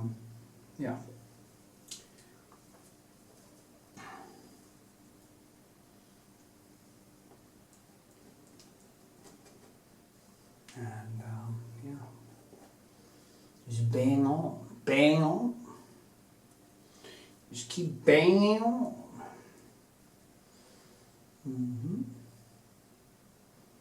So annoying that thing is coming right. You see, it goes down like this, down like that, and there's a little bit more orange or reddish. And then this glass comes in here. Maybe I should just paint in the glass also. I'm not sure. If I paint a stripe here, that would be basically like this, and then it's getting a little bit more light underneath here. If I should do it exactly as it looks, it would be something like this. Then so many things start happening in the foreground that I might start stealing from the main object. I'm going to measure one. Yeah, well, one, and here, let's see. Maybe I should actually do that just for fun. This actually goes exactly one. So, fine, it doesn't look like that. Okay, that was 20 minutes. And I should do it. I'm going to decide and just think, because it will give it a little bit more foreground, and that will actually, maybe that will be quite cool actually. But I will of course think about it. Okay.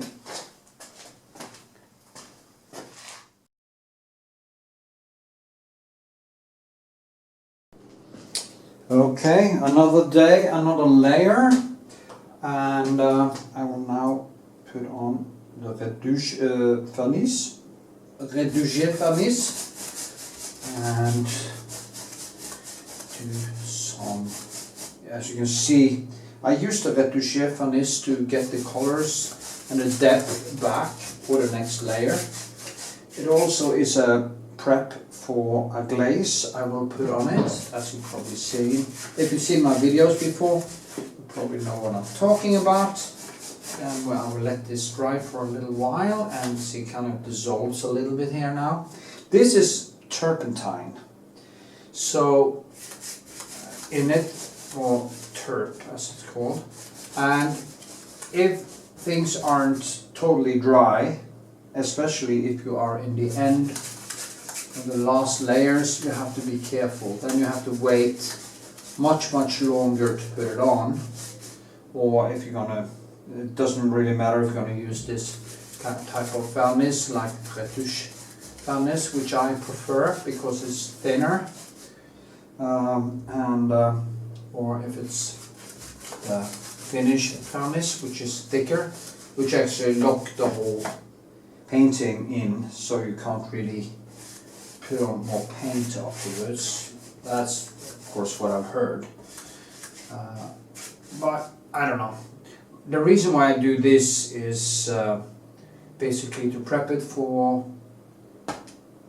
to see the depth, and then to prep it for the next thing, which is the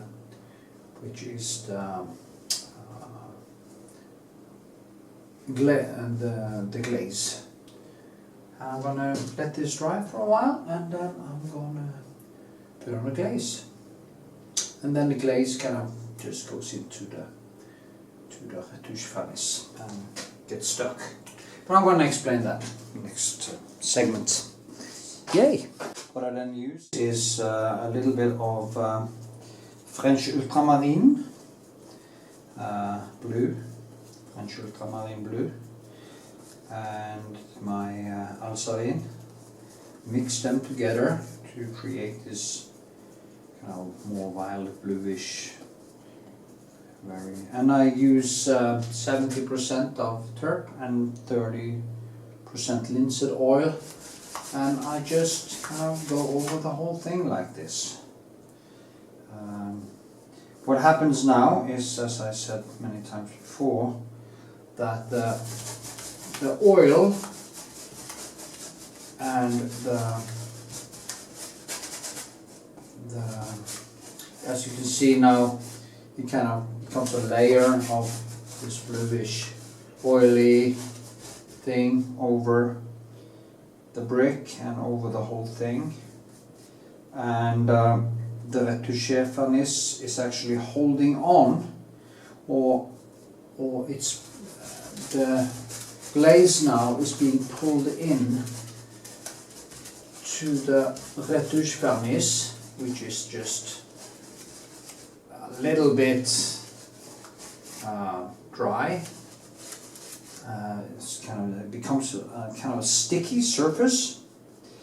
The reason why I like the sticky surface is, first of all, I have now oil to work with when I go over the painting. It's already on the canvas and it's kind of pulled into the retouche varnish. So I don't need to add oil or anything to the canvas, that's already there. Also gives some kind of it brings out all the first textures,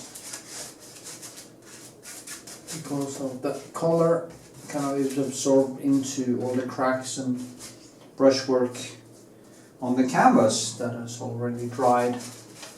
And yeah, I think this should be enough, like this. And then I'll remove some of it, the excess oil, the excess, so I can scrape it down, remove some of the oil or some of the glaze, bring out even more textures, and I start working on top of this.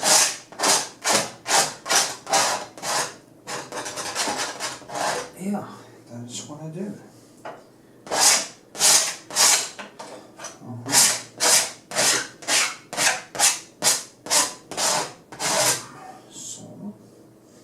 So that's how I glaze, and that is basically the colors I use in whatever I'm painting when I'm glazing. It can vary a little bit. It depends what I'm glazing over. If I'm micro glazing or just glazing in small parts, is different, of course. But or if it's in a phase in the end when I try to get more watercolory kind of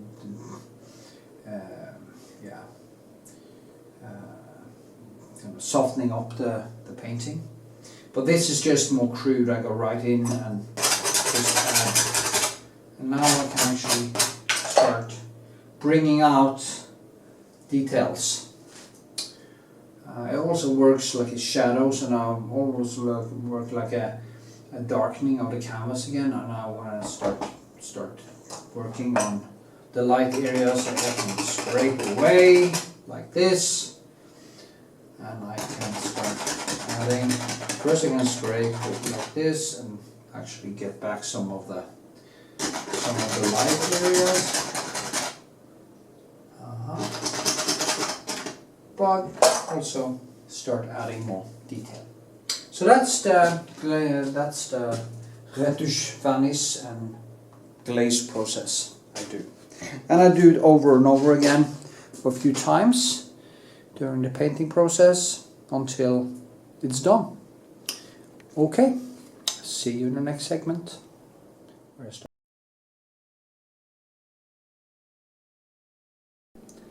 Okay, here we are. I'm gonna do more details, so I'm gonna zoom in or start painting after the glazing here now. So I'm just gonna get closer so we can actually see better what I'm doing. That should be good, I think. Yeah.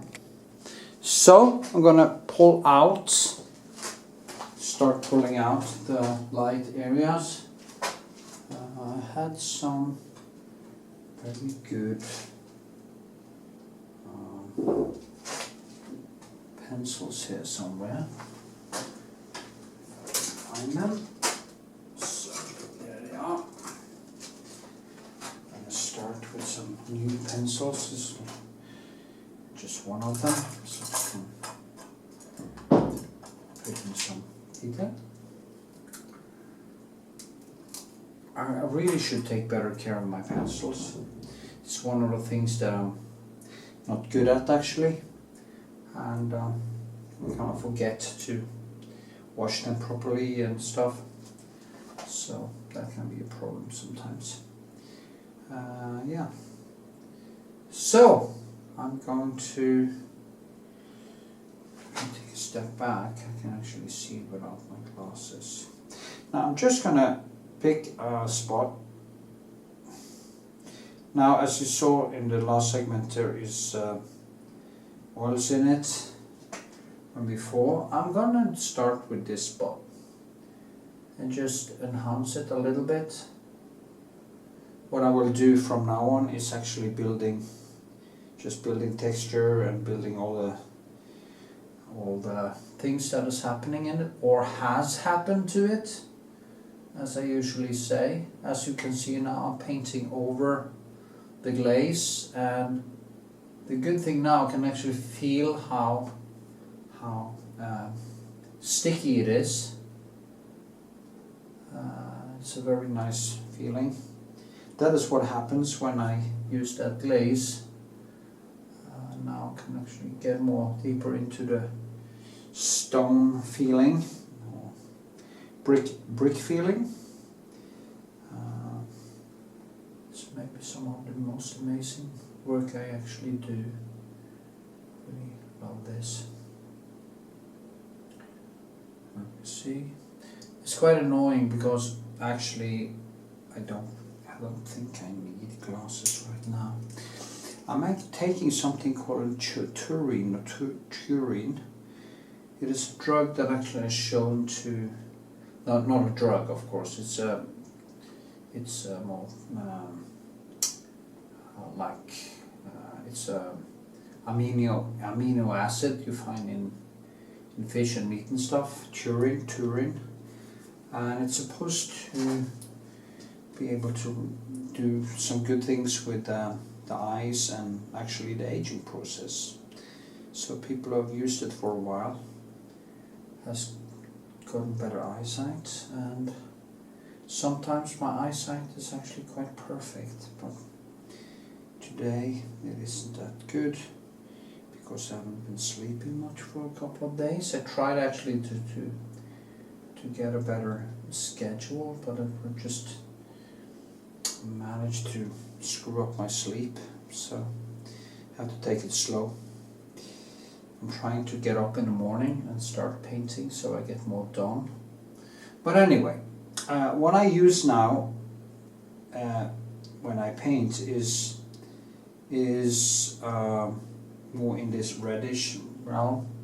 So it's the same thing that I always do. I kind of just use the more orange colors and then the blue.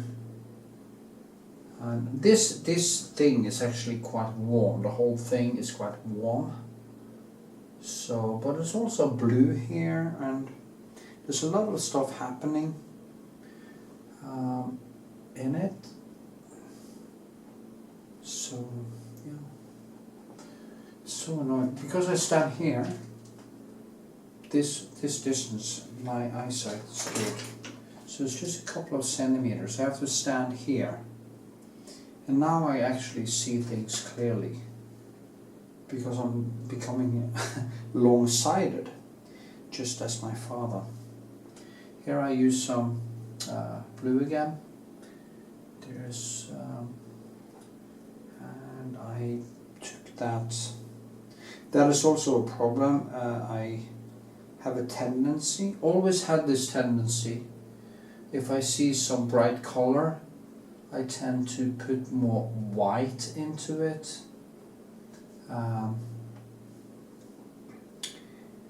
And sometimes that is not correct. I just have to try to keep it down.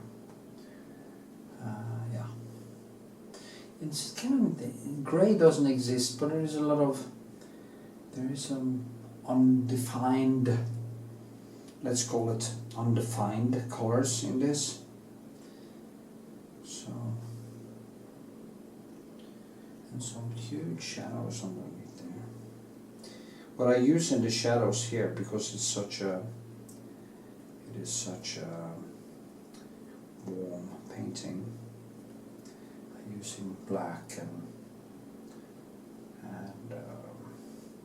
I should maybe use actually ivory black in this also, because it is quite, no, I took the wrong color. I actually put on I put on Prussian blue now, so there was something wrong with that color I put on. But then again, the surface is quite toned down, so it was actually not that easy to see it immediately, but I saw it now anyway. It's not often I do mistakes like that. I always use the same palette or the same, basically the same setting, so that I get the same piano to play with every time I'm going to paint. So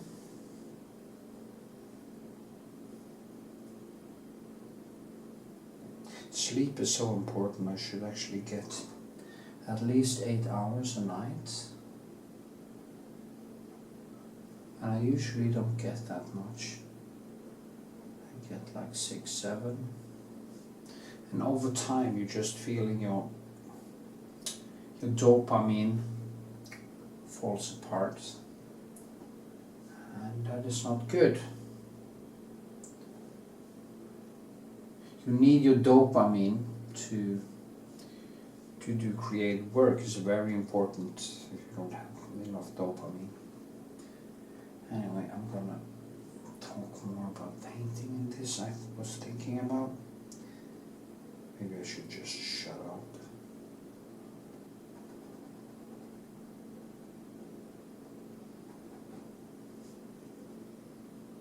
Make this into more, what's it called? Asmir, as I call it. My girlfriend is always laughing when I say that. Asmir is ASMR. This kind of people are whispering. Maybe I should whisper more, talk more slowly about painting, like this. Now I'm grabbing the blue-black, I'm mixing it with French ultramarine, and then I just put it on like this to create that shadow. some reddish to bring it up a little bit again, because I need to kind of, there's a different reddish in this than this, because the shadow is more toned down, or the reflection is more toned down. So the whole thing that I'm doing is basically trying to add in subtract colors to come closer and closer to what I actually see. And yeah, maybe I should just explain exactly what I do. I took find the color. Oh, the one I always forget the name of for some reason. So annoying. I should just have it in front of me. It's one of my favorite colors. It's called Naples Gel Extra.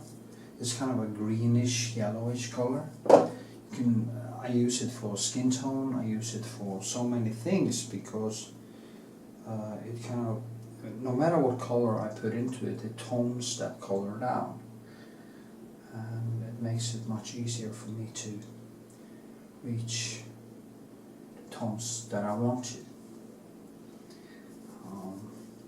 Now again, I have to enhance that shadow, or am I going to clean that one up? This is a little bit higher up actually, maybe that was a mistake. I did a mistake, like going, instead of going up, I went a little bit down, because this one is a little bit further down. So let's see if I can, and that is more in the cadmium yellowish, and I also mix it with that Naples thing, because then I tone it more down to, and now I took the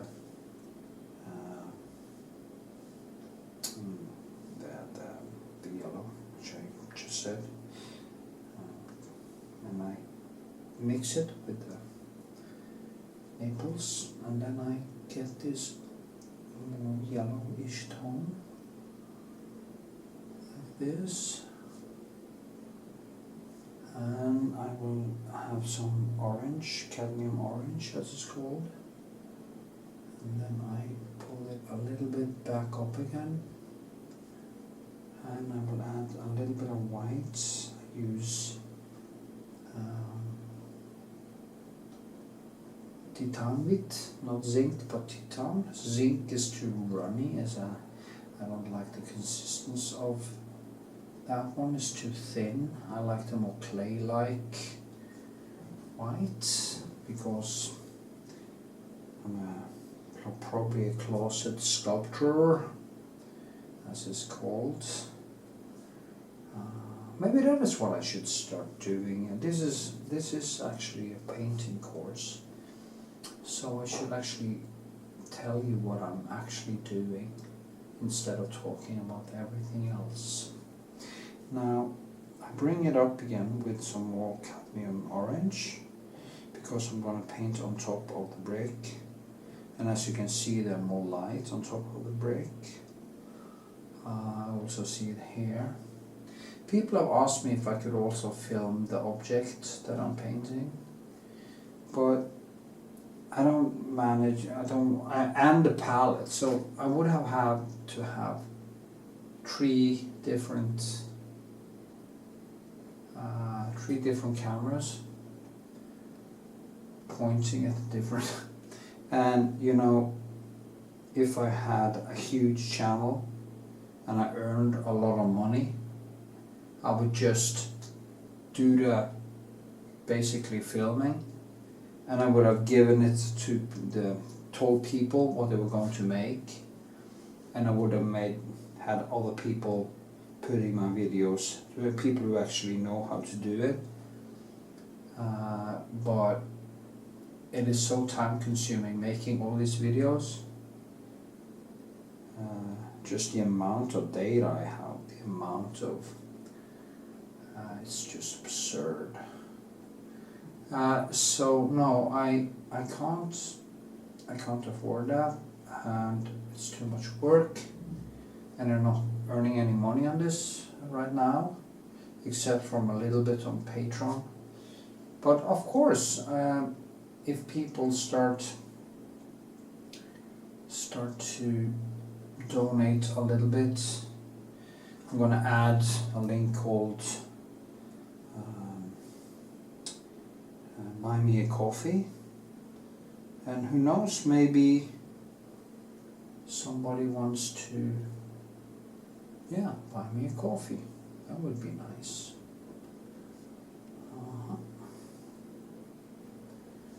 Instead of PATRON and stuff, which is every month, they can kind of maybe give a little donation every time I posted a video or something. Or buy me a coffee every time I posted a video. Anyway, you see what I'm doing now. I'm basically using exactly the same colors. I just put them on in different. I use a little bit more reddish in this color. Put in a little bit more blue in this one. So it's just going around with the oranges and the reds and the blue. I just mix them at different tones, and I mix them together. You know, I always say that I don't mix much colors on the canvas.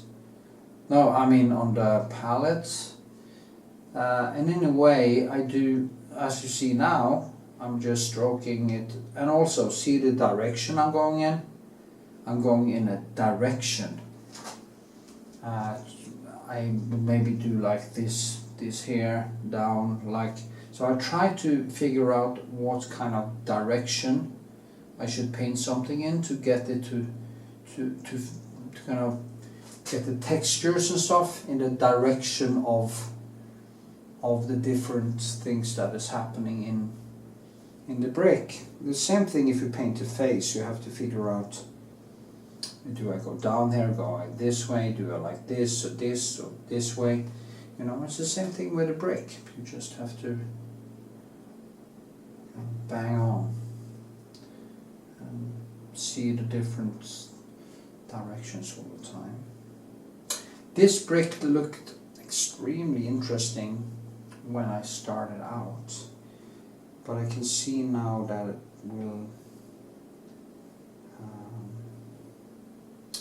will be a challenge to get it to glow, but I will do my best and try to figure it out, because if I can paint it as it looks there, it will be quite nice actually. But I have to go deep into detail. I can't cheat here. I can't do. Do I cheat? Well, I don't know what cheating is actually. Maybe taking some liberties, taking a lot of liberties, and I don't think that will work out very well here, because there's not so much textures to be relativistic with. This is a very clear cut brick, and I have to paint it kind of clear cut and use the different, like here it will be more kind of, I will build more different directions and stuff and try to build a physical presence of a broken brick, or smashed brick, because that is what this is in there. And like this direction. This is a very intuitive thing. Everything that has to do with touch and directions and everything is almost like it's strange to say that. It is like I decide real time how to approach it. Anyway, I'm gonna just keep banging on for a while, and then I will get back to you. It's 18 minutes, 19 minutes actually, and it should do. And I see you in the next segment.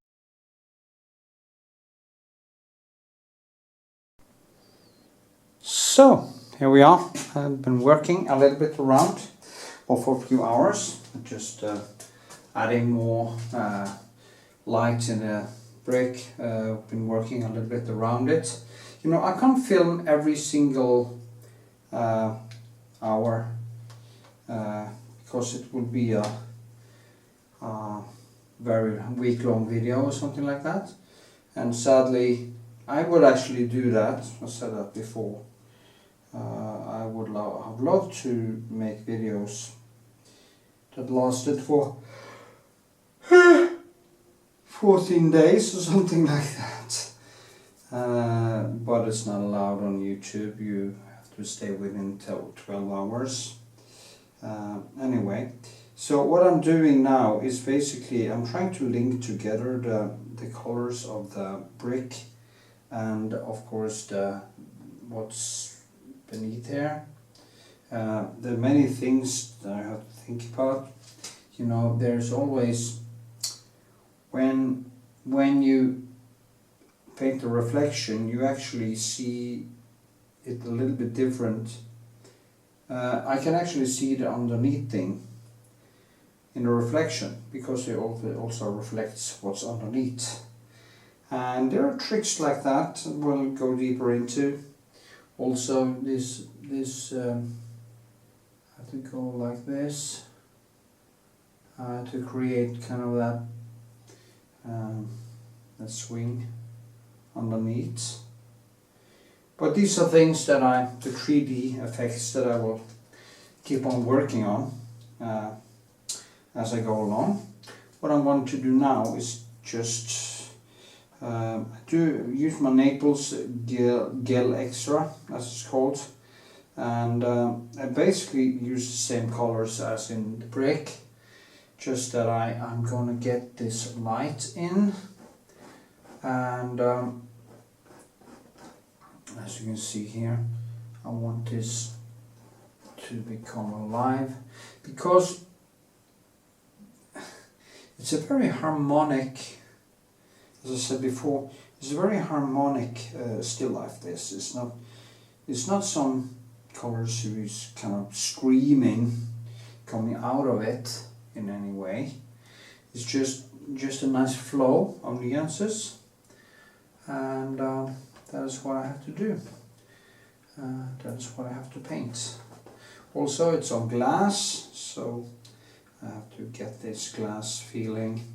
And what I do, I just basically use the different yellows, the cadmium, the citron, and some orange, and orange that is a little bit more to the yellow. And I mix in French ultramarine. You see, I put first a layer, then I use some blue, and I put this in to pick up the brick again. Then I go back and I drag it over again. And this is how we'll lay upon layer upon layer upon layer, so that in the end it will actually look like a real reflection of the brick. I want it to be subtle. It mustn't be kind of hard. Oh, it's early in the morning now, I'm getting tired. It's a good sign. I've been working all night and feel I've actually got things done today. So always a very good feeling to get things done. That is basically what I live for, getting things done. So yeah.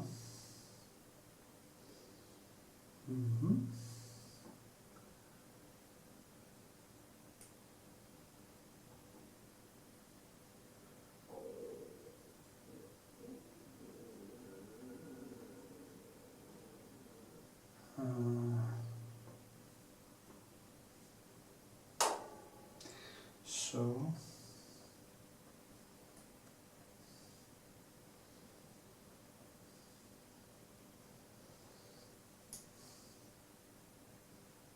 this again, as you can see.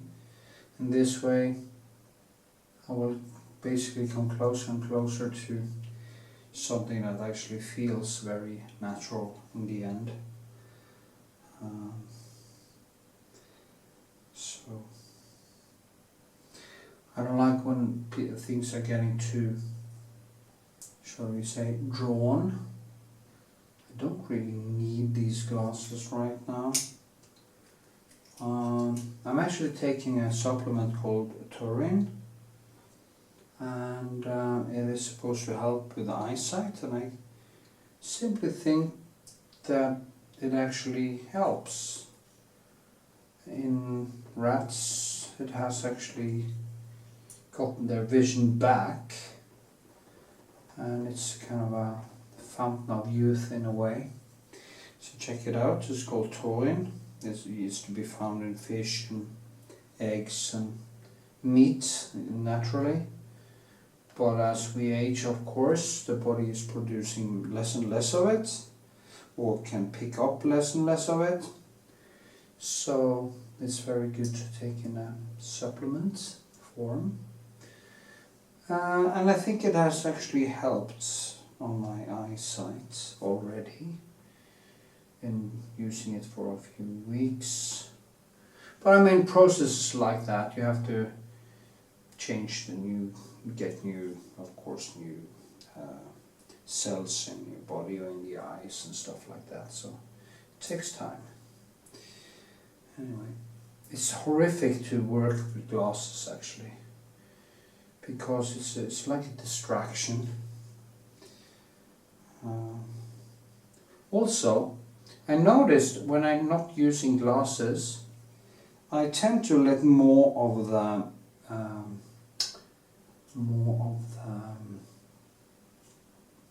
texture stand,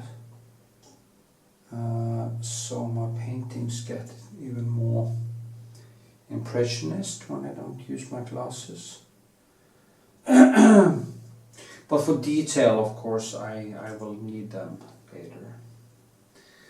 Let's see, try to get in that brick there. It's what I use is quite simple. It's the blue, it's the black, the blue-black, and I use the reds. And in this painting, I almost don't touch the Van Dyck and burnt umber, raw umber. I almost don't touch them. I touch this blue, this spectre here in this painting. Later I will maybe start using a broader spectre here, but it isn't that complex in the color spectre. So I kind of stick on one side of the palette. It's really necessary for me to have them there. I need to have them, the colors on the palette, or it will be confusing for me, because I also sometimes grab colors more intuitively. So if I didn't have a color, that would actually maybe stop that process, which is the freest part of the process. I wish you could see the palette, but I can't have several cameras on when I paint, so you just have to take my word for it. This is also a very warm still life painting, so in a warm still life I might as well also use more. I actually use Van Dyck, because that is Van Dyck, and I can maybe mix it with French ultramarine, and then I feel it becomes a little bit more alive. But anyway, there's so much happening in that glass plate, because the glass plate is standing on some wooden stuff, and it's really so much happening underneath. So it's going to really take all my skill to to get that right. I'm just going to even this out here. I actually need more color. So I need my Naples. Yeah. My Naples Gel Extra, as it's called. It's a yellowish color, as I just told you. Probably told you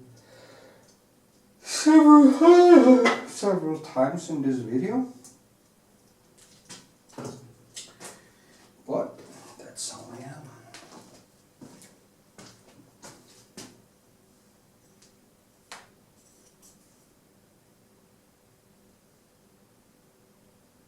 Yeah, if anyone is tell you that you have said things before, you should say, well, do you really invent new things to say every day? Do you go around remembering exactly what you have said? That would be the end of conversation. Well, we have now used up all the topics, so we're never going to talk to each other again.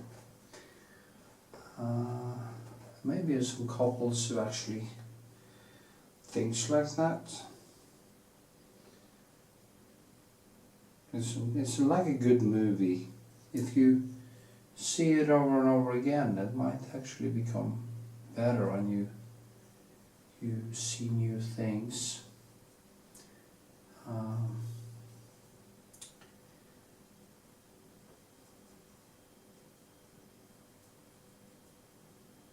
So, just going to get away this bluish here. See, now it's kind of start to become more holistic. This is also just sketch, as you know. I did not get to paint over the whole thing after the glaze I did, but I notice even now that the colors are still sticky, and it kind of holds the paint very nicely. So I don't actually mix so much terp or medium into it, because when I did that now, and what happens when you do that is that you lose this this brushwork effect. It's easier to get a nice brushwork if you don't use so much medium, because then it sticks more, and I kind of like that better.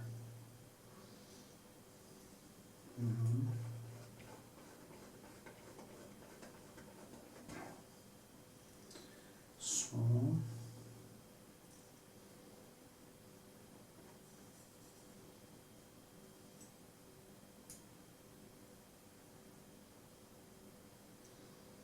put in some contrast here again. Get the point like this.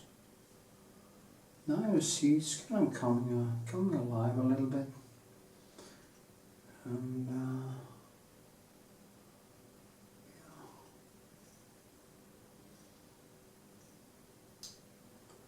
go that way,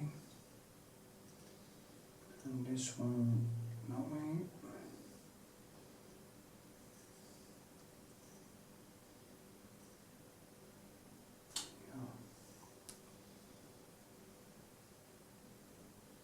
It's the end I want to stand on comes here, and then it kind of goes down,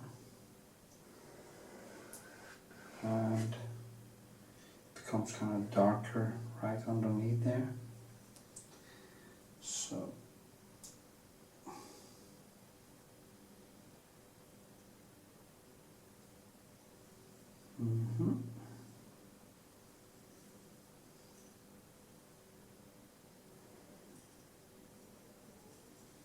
see, I need more orange.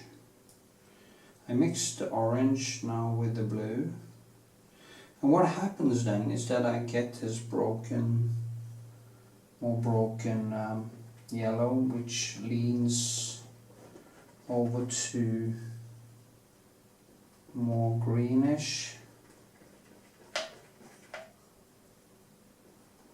So, and I also then add more of the blue on the canvas like you see now. And I try to just work in directions here. Pick up some more information.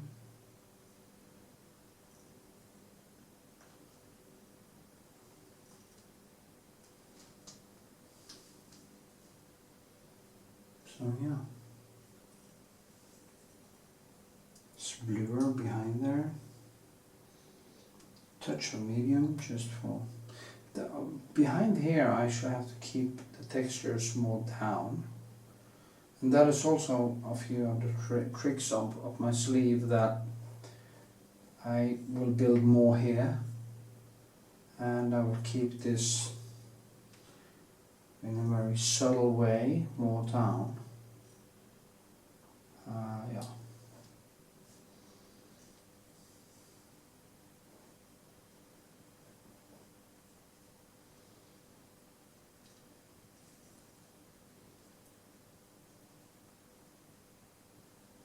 Also use a lot of cap black. It helps with enriching the colors.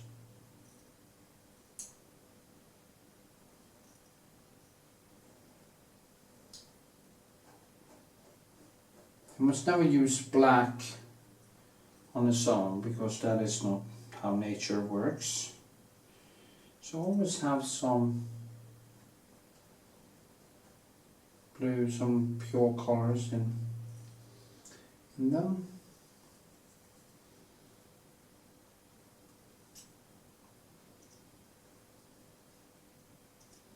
In this I'm also using my blue black, so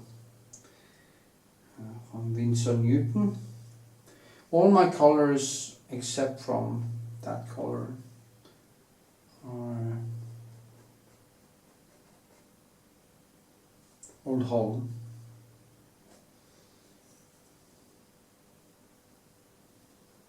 So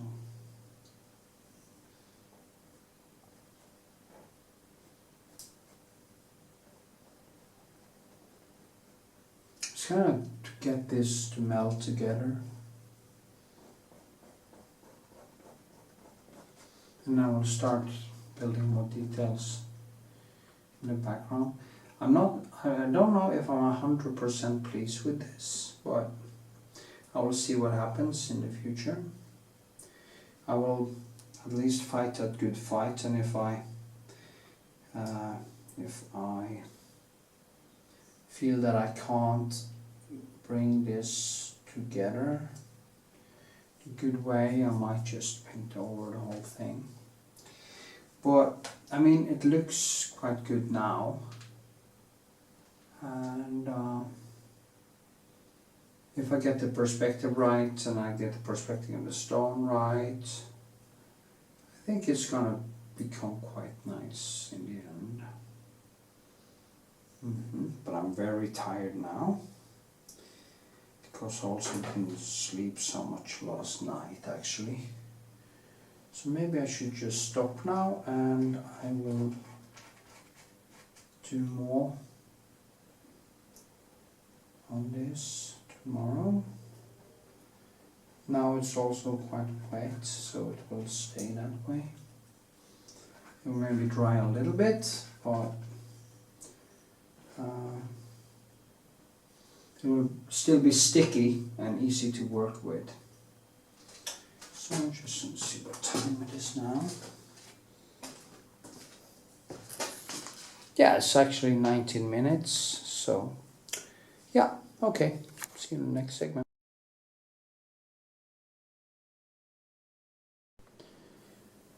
So, in this segment I'm going to paint more details in the brick, and I will zoom in here and maybe a little bit down like this, so you can see. Maybe I also work on the shine in the yeah, you know what I mean, the glass. So I had a very good flow now, because now I'm actually starting to add in the details, and it's going to be a long process because literally I want this to become really good. What colors I use now is basically more the orange colors. I also used French ultramarine, and I mixed that in with cadmium orange, and also used cadmium yellow. Maybe I mix it in with my blue black, as I did now. And I kind of go back and forth and try to find that right shadow color, because the colors in this brick is basically quite broken.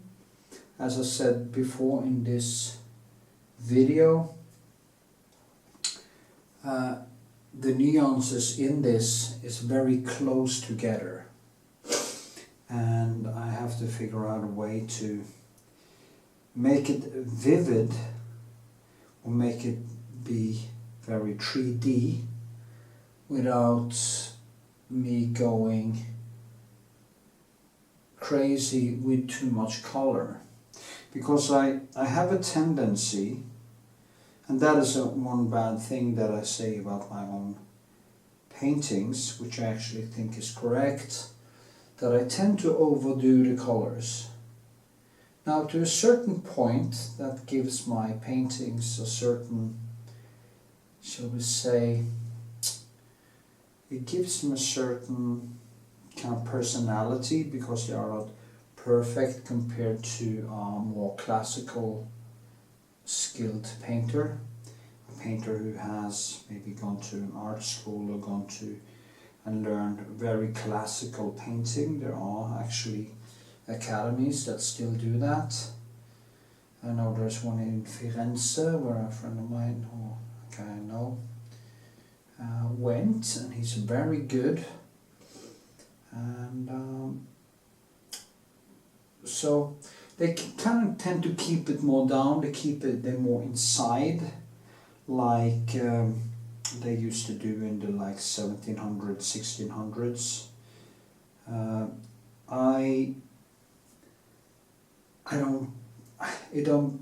I think it's very nice work, don't get me wrong, it's really nice work, but I want something more. I want it to be a little bit more 3D, and then I mean actual 3D. I want them to, of course, a painting is really 3D, it's a relief of paint. If you keep every single brush stroke very limited in texture and brushwork, you will actually get closer to a 2D. And there are some photorealists who do that, and that is of course necessary in photorealism, because you want it to be more like a photo. I'm not after any photorealism, I'm after realism, and that is realism in shape, texture, form, almost like you should actually build this in clay. So, and that demands of me a hell of a lot actually, because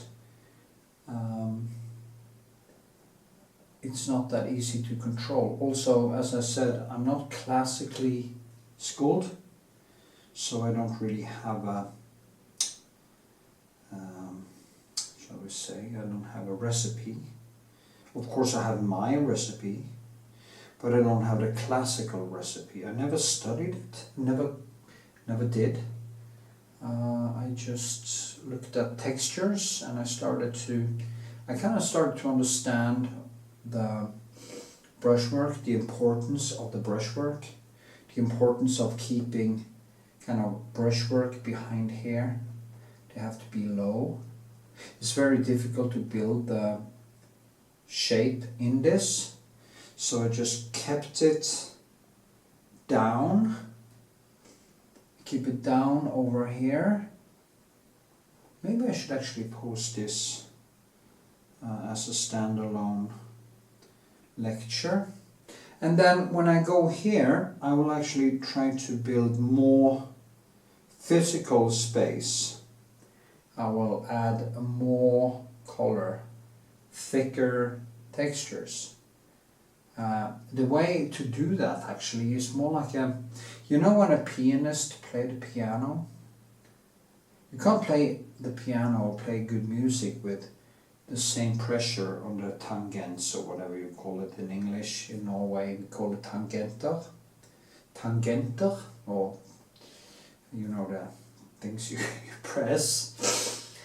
I actually started to learn the piano now, so maybe I will get a better painter by doing that actually. But you have to get this shape, you have to learn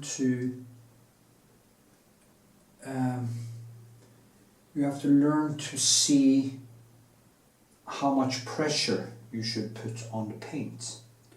Like this surface is very smooth, but when it comes to the cracks in the brick, they are quite thick. There's a lot of texture, and I need to balance these two things. I need to kind of get it to squint on it. They are almost the same color, but what makes them different, not the same color, but not the same, almost the same tone, yeah. Totally different colors, of course, or not totally different, but there's not actually any totally different colors when it comes to realistic painting, because every nuance are basically a product of the nuance beside it. Unless I had a totally red surface and then a totally green surface, when you don't have that extreme difference in color, all the nuances are coming much closer to one another. So yeah, that's why I have to balance it in both texture and brushwork and nuance.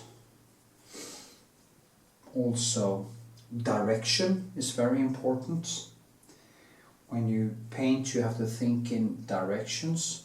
What will the best direction for me to differentiate this texture and this texture? What will be the best way to do it? And I will say maybe I should drag this down and make this way, and so, but that is also a thing that I will figure out as I go along. Maybe it's both, you know, it's just over time, and that is what happens over time, which is so beautiful, which I've said in many videos, that when you keep on painting, I keep observing what has happened to this brick during its lifetime, if you can call it that, because it's kind of a lifetime. It's like human beings, we go through life and our experiences and what happens to us is kind of tattooed into our minds and tattooed into our physical bodies. Have we had a good life? Do we have some trauma? Did we drink too much? Did something happen? Or did you just everything came to you too easily, so you don't really care about kind of evolving yourself and becoming better, or have any ambition? All of these things will actually be tattooed into your personality. and give character. And the same thing is what happens to a brick, basically. All the things that happens to it what happened to it so it broke up like this? You know, what trauma made this pattern? Well, something happened. I don't know what happened, but I know something happened, okay? So to kind of get this to feel right, I need to see when something hit this, it will create a pattern that is compatible with the laws of nature. Nothing will happen to this brick that can't be explained by mathematics. So if I start doing some very huge mistakes with composition and stuff like that, so it will just look wrong. Even a crack in a brick has a certain structure, a certain texture that represents the trauma that actually hit it. And the same thing with human beings. We evolve as we go along, become more and more human. Well, some people actually become less and less because they kind of give up and they don't want to change and they don't want to face reality, and they just watch TV and then they bloody well die.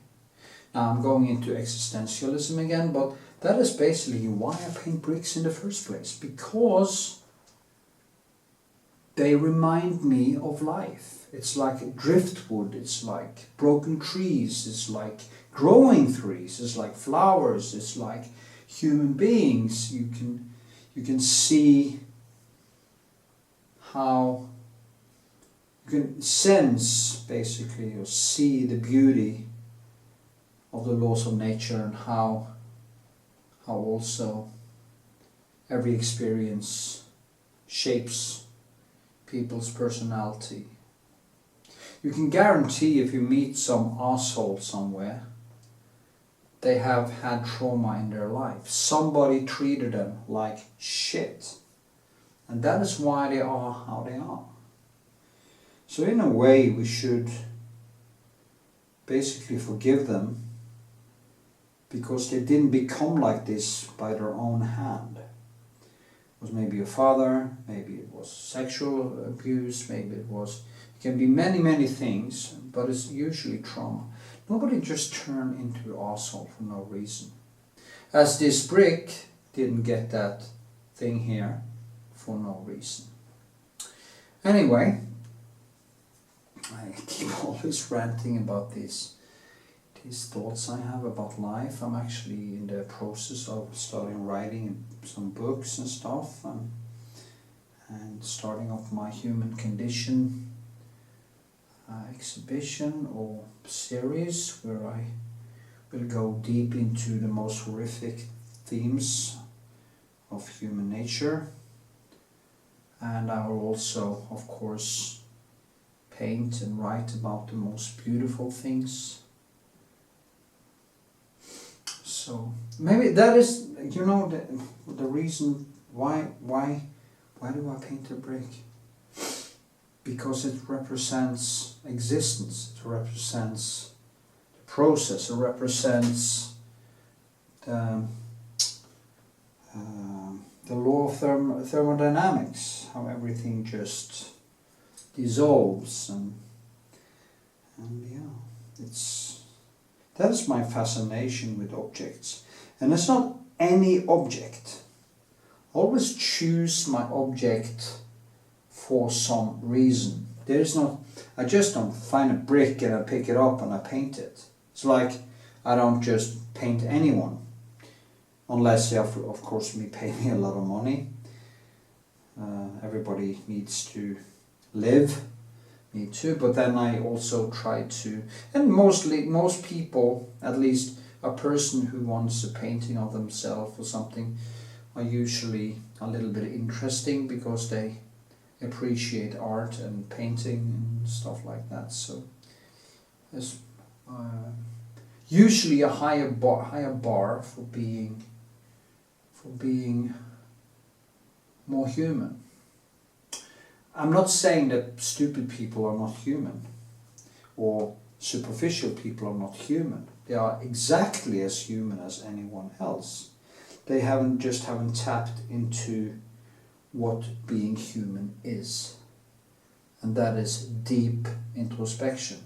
That is deep honesty. To face your own demons and actually try to change your behavior, which is basically the most difficult thing. So this was a rant about the brick. It's funny how I can actually turn anything into existentialism. But it's true. I mean, any brick, anything I do is like, it's always really, really intense. It's always really, really there. And it can be suffocating actually, because my brain is kind of on all the time. It's never any peace. There's peace when I paint. And other things, you know, that gives me peace. And that is what I'm looking for now. At the age of 56, I just want to paint and have some peace of mind. And now I will try to go into, to make some of the cracks. And then I use my Prussian blue first and some black. I use blue black because I think the ivory is too, stupid to say, dirty.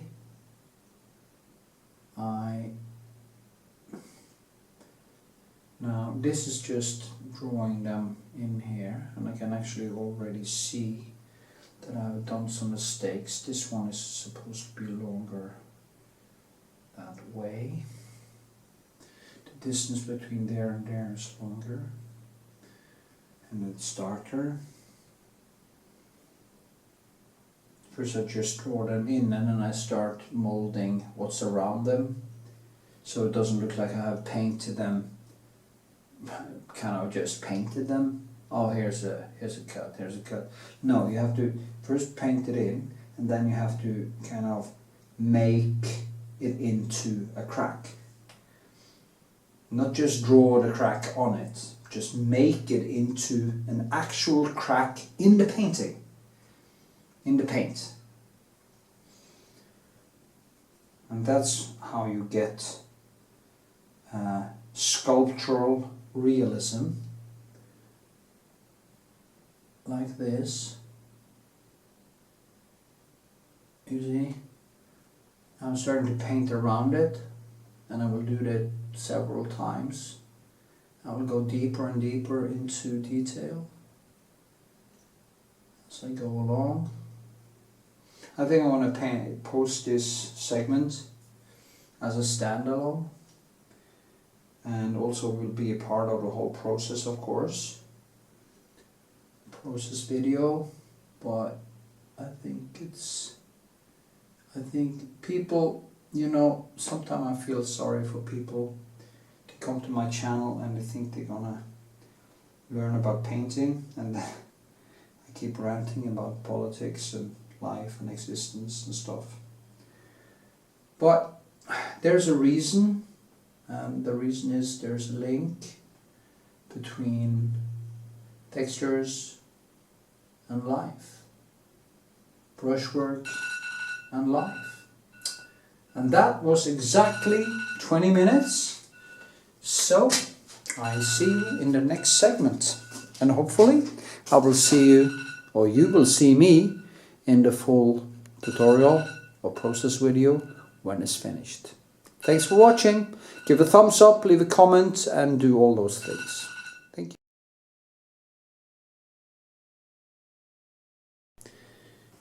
So, I think I've done some profound mistakes with the perspective, because when I stand here, I've felt there's something wrong, you know, and it's very hard to figure it out. So it might be, if I do there, 1, 2, and 3. And this is 1 and 2. So it should be down all the way down here. And of course this has to go more in and this more in. Now how could I do a mistake like that, you might ask? And in the middle it is even more. 1, 2, 3 and a little bit. So this is going to also be higher. So I just have to rearrange it. And that is because it tricks you. It's very tricksy. It's very tricksy, this perspective, especially since I'm not using any lining or anything. Let's see what happens now. Maybe it starts to feel better. Anyway, that's what I do, and that is a good thing about oil paint actually, because you can, when you see you have done some huge mistakes, you can actually start to reboot and kind of just do it all over again. Yeah, this actually already seems to be more rational.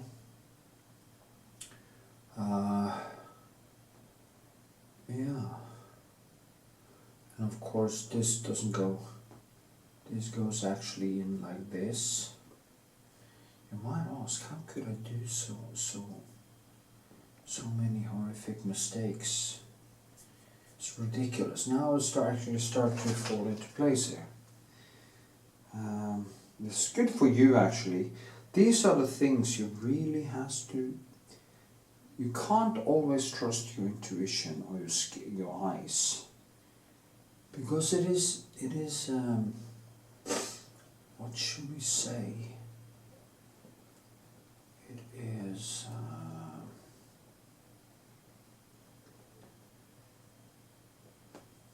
yeah. Now it's actually right.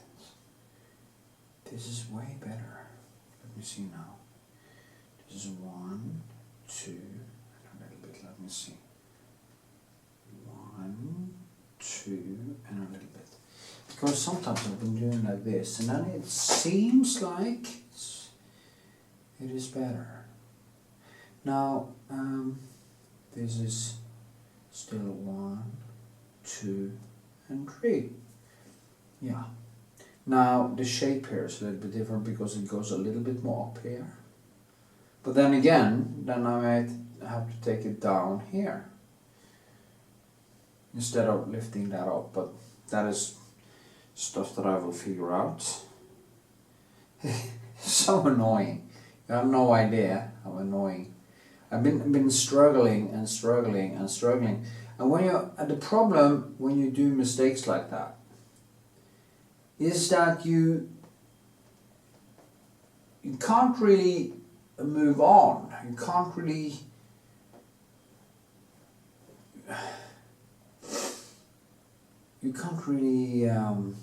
what should I say? You can't go really into detail because there's something there bugging you.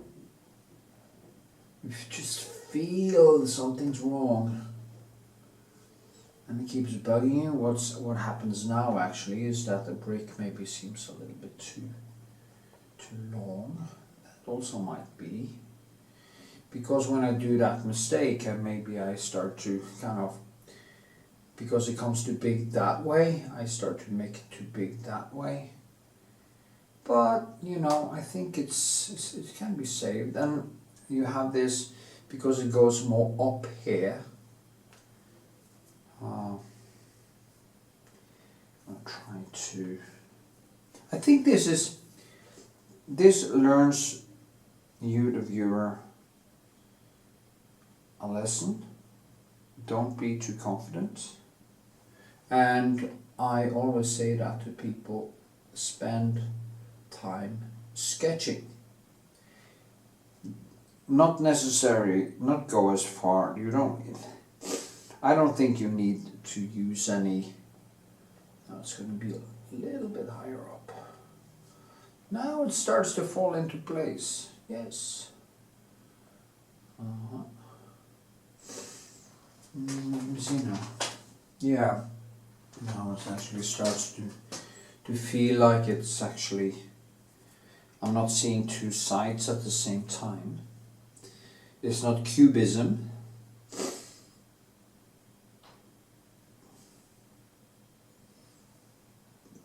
It is the fact that I'm not a classically educated artist. I basically learned to paint from looking at paintings and understanding brushwork and learning from my mistakes. Mistakes like this, that is how I learned. And when you learn that way, as they say, you learn the hard way. That might be the best way. It is actually, I think, maybe the best way to learn. Yeah. See, it's not that big a deal actually. It's not that I have to change so much. But I can also see that the different things here, maybe, well, it's also a very difficult brick to paint because it's quite plain, really, despite the scars from all the things that happen to it. It is kind of, it's not,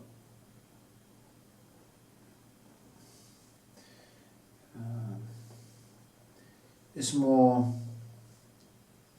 yeah, the surface is kind of harder, if I could say it that way. So,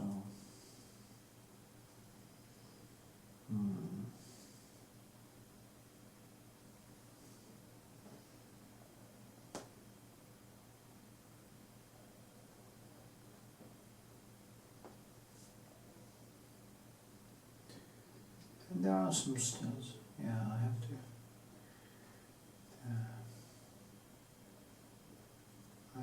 Yeah, that's right. You see, this goes longer down here. And there is this kind of curvature on it also. I don't really know exactly how it is almost like I see it parallel with the line behind there. But it depends exactly where I stand. You move a little bit, of course, everything changes. So you basically have to fix on one place to stand. Of course, I haven't painted any brick or anything from photo yet.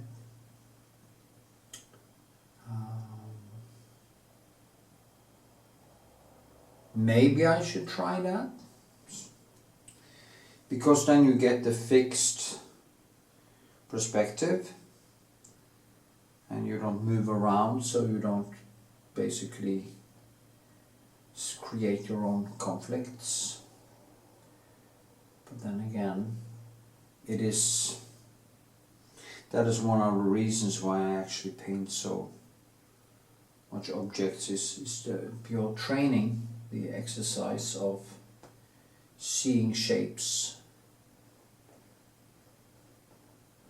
I find this brick very fascinating, but I also knew from the start that it would give me some problems, and it has. There is no doubt about that, but now I actually feel that it sits better. So the question is, do I go up? Is this here also too long compared to the length, or is it too It's very hard to see actually, so I'm gonna use a lot of time in this, just getting the thing at the right point. So yeah. Also, I will start, of course, doing kind of linking this together. Yeah, so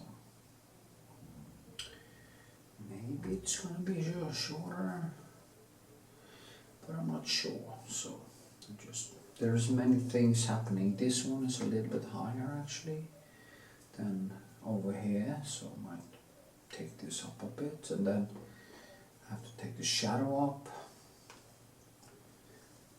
Yeah. It's funny, I am so glad that I'm the kind of artist who just find painting in itself very fulfilling. I don't need a reason, I don't need a concept or a reason. I just need the challenge. Oh, there's that fucking fly. Where are you, bitch? Where do you go?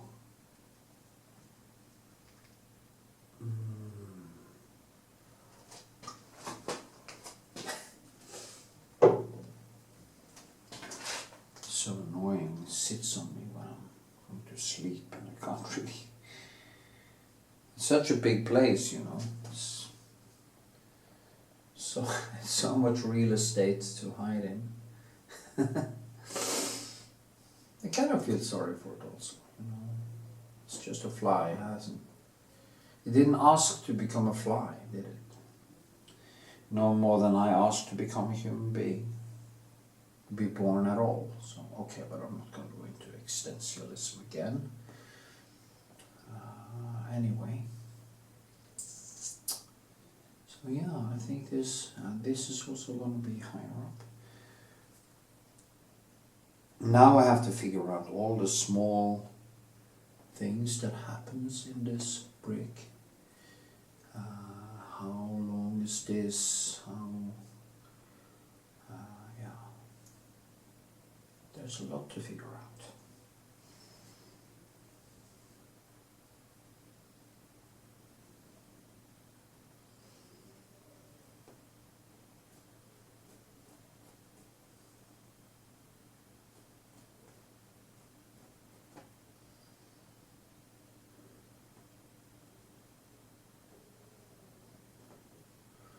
As Marcus Aurelius says in Meditations, every morning when I wake up,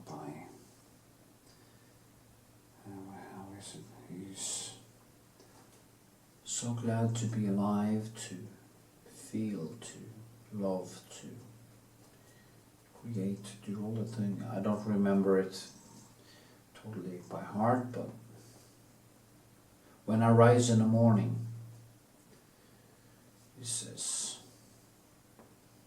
he thinks of how strange or how beautiful it is to be alive, to be able to love, to feel. And yeah, and it's not that I'm grateful, because there's nobody to be grateful for.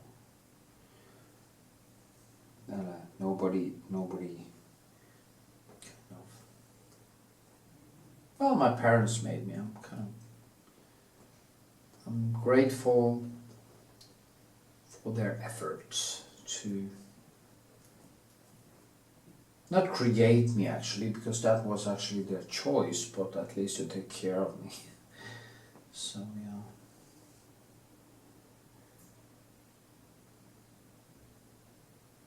Yeah, this is a brick. The brick, as I said in one of my segments, represents existence, the building blocks of life, from chemical chance to evolution to us.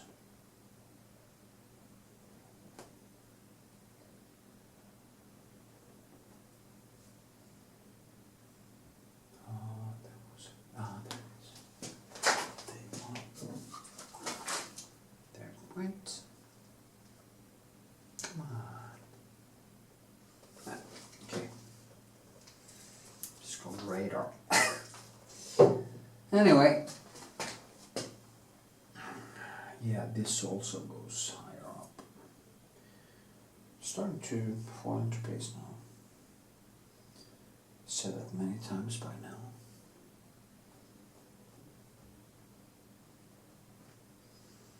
Yeah, I think it's better. Much better. You can't have two perspectives. Okay, of course, the only person who could do that, or the people who could, was the cubists, like Picasso and stuff. But I'm not a cubist, so I can't paint two sides of the face at the same time. I sometimes do that when I do portraits also. Especially if it's from model, because I'm moving around and I see. And the model moves a little bit, and suddenly you see you have painted, in a way you have painted, not two faces of course, but you have painted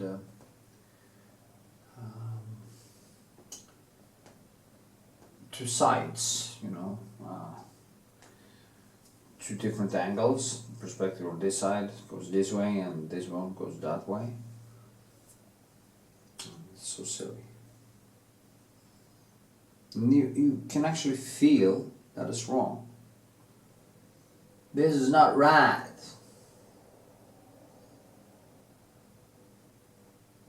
So, but this is getting better.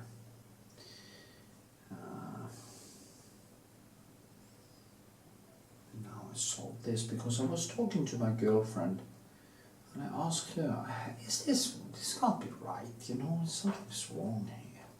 It doesn't feel like it sits, you know, it doesn't feel like it's like on the surface. So I tried to lift this up behind there and stuff, but that wasn't the problem. The problem was too high here. Now it's like 1, 2 and 3, and that is actually correct. Correct. In Norwegian, it's called correct. Or in Oslo, they say correct, or something like that. Where I come from, we say correct.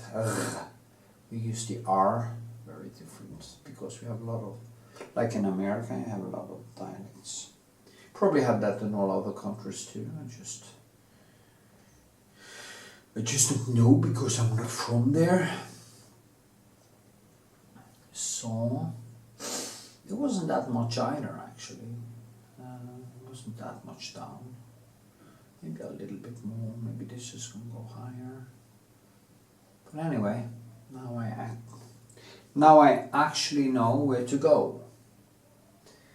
And that is very important. Of course, also, I need to paint, you know, get this, link these things. Of course now, as in many of Rembrandt's paintings actually, and other classical paintings, there will be now some texture here where the brick used to be. And of course it gives maybe a little bit of a, makes a mark in a way, but it also adds time. You know, every brush stroke, everything you do here is time. A painting is frozen time. And these videos, which I post on YouTube, is basically also in a way moving time. It is moving time. And when I post the videos, I actually prolong my life. Every person who sees this video or listen to it maybe even after I'm dead, long gone, maybe the video still will be somewhere on the internet. Maybe somebody picks it up, or maybe my daughter want to continue posting, or someone keep it alive.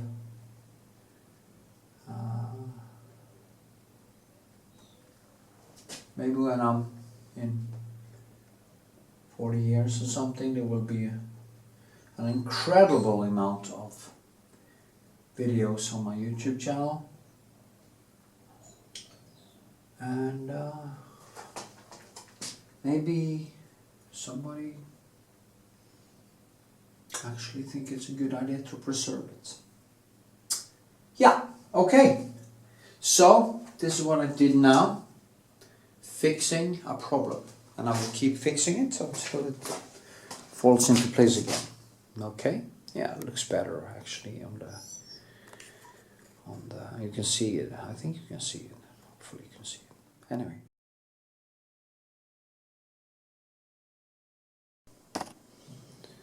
So here we are. We're gonna do some more painting of the brick.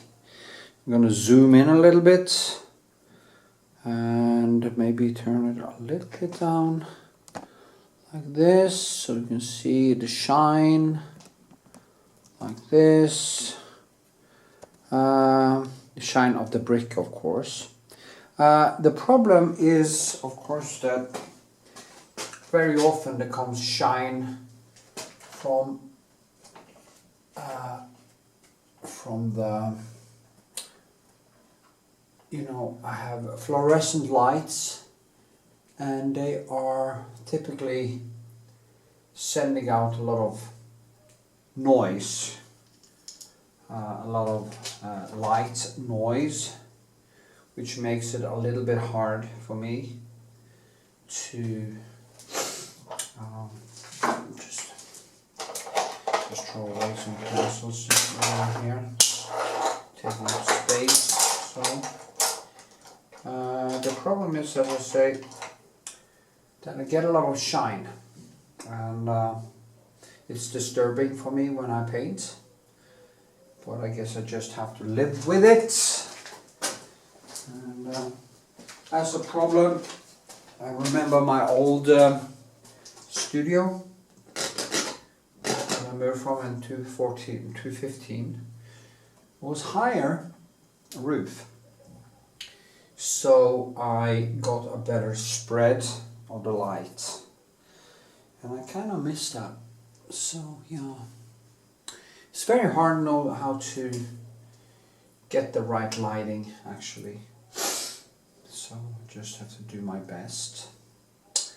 Now I did do a little, I went over it a little, because there actually I didn't go over the whole thing after I did go over it, but so I did a little bit of a Retouching Varnish today before I started, and I can actually see that I forgot my black, for fuck's sake. I can see that even if it had been drying for a few weeks actually, it is not, it actually dissolved a little bit when I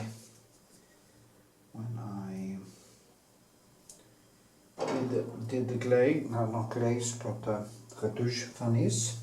Fuck, everything works against me today, even my tube. So get out of there, oh God. So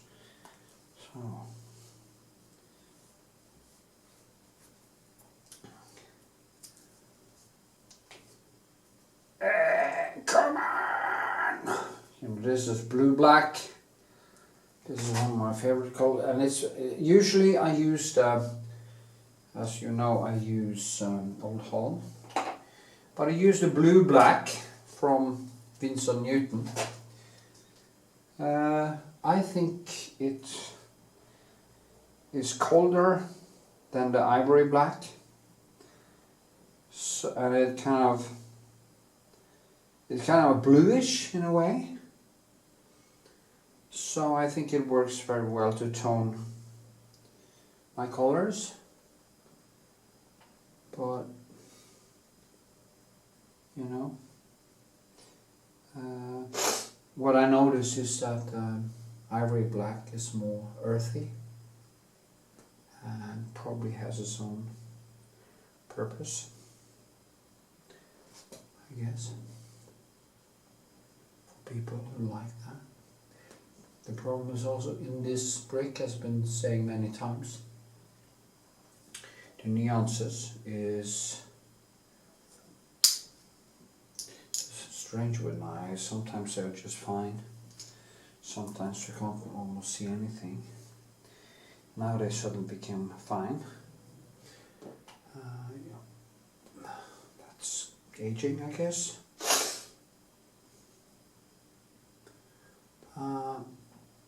As you see, I'm just gonna, because when I used the Retouching Varnish,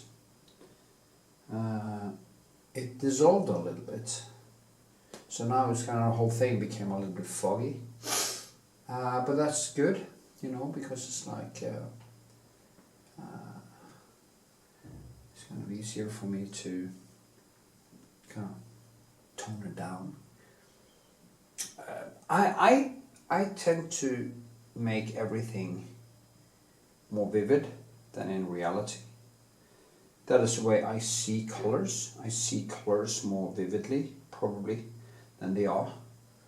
Or I experience them, or I try to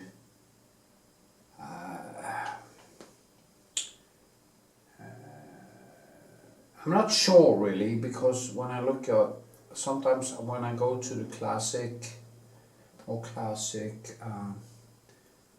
at the more classic paintings, I can see they are more toned down. They're not that vivid. All the colors are kind of in there in a way.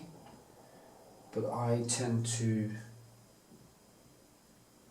add in colors so it becomes more vivid. Maybe that is the colorist in me. I remember my teacher in drawing school, before art school, she called me a colorist. And maybe I am. I don't know what that means really, if there's any. I did see, there's an artist called David Kazan. He's been painting a lot of Holocaust survivors. He's of course also Jewish, lives in New York. And I think he's a very good painter, but he paints, it's not vivid. It's very little contrast, and it's almost like it is a veil over everything. And I wrote a comment on one of his paintings on Instagram saying, well, if you used a little bit more color like the classics, and he even uses less color than the classics, because it's kind of very white in a way. It's not many colors. He's very occupied with details and stuff. But it's not like that German guy, Philip Weber artist, or what it's called, which goes just crazy realistic. So it falls kind of in between those things. Of course, you say that this is his stamp, this is his way, and probably is, but it's almost like there is something too controlled. I mean, to do like what Philip Weber do, I think it's Philip Weber, his name is, if I don't remember wrong. He is just, as I said many times, he paints as a basically human copy machine. And maybe there's a autistic dimension to him, like, because he is able to have this extreme hyper focus, but to make these paintings, and they become so extremely detailed and so extremely lifelike, and these are really lifelike. It's just amazing. David Casson's paintings also kind of lifelike, but they are not they are photorealistic without being it. I have no idea how to explain it. It's hard to explain. I think you have to see it yourself. And only trained eyes can actually see these things too. So it's very hard to know if anyone will be able to see it. Anyway, so the difference between these things are quite... Why did I start talking about that? Yeah, just keep talking, you know. Anyway, so yeah, that was why, because I go too far in the colors. And yeah, or do I go far, or is it just my way? It's hard to tell. I'm very harsh against myself. Many people have told me that I should give myself more credit, but I know my limitations, so it's quite hard to give myself so much credit for work I don't really think is that good, you know. But then again, I do my best. At least I try to do my best. It's hard to know I'm doing my best. What are you? You know, all the time I'm wasting on bullshit, all my distractions. Am I really doing my best? No, I'm not doing my best. I'm not doing my best on any level in my life, actually, to be honest. I want to do my best, but I'm not able to, because of my ADHD and my hypermania and stuff. But, you know, you just have to try again. And yeah, there's fun. It's a shadow coming down here. It's that, you know, the Rembrandt effect again. I call it a Rembrandt effect when you see the shadow of the spear in the Night Watch.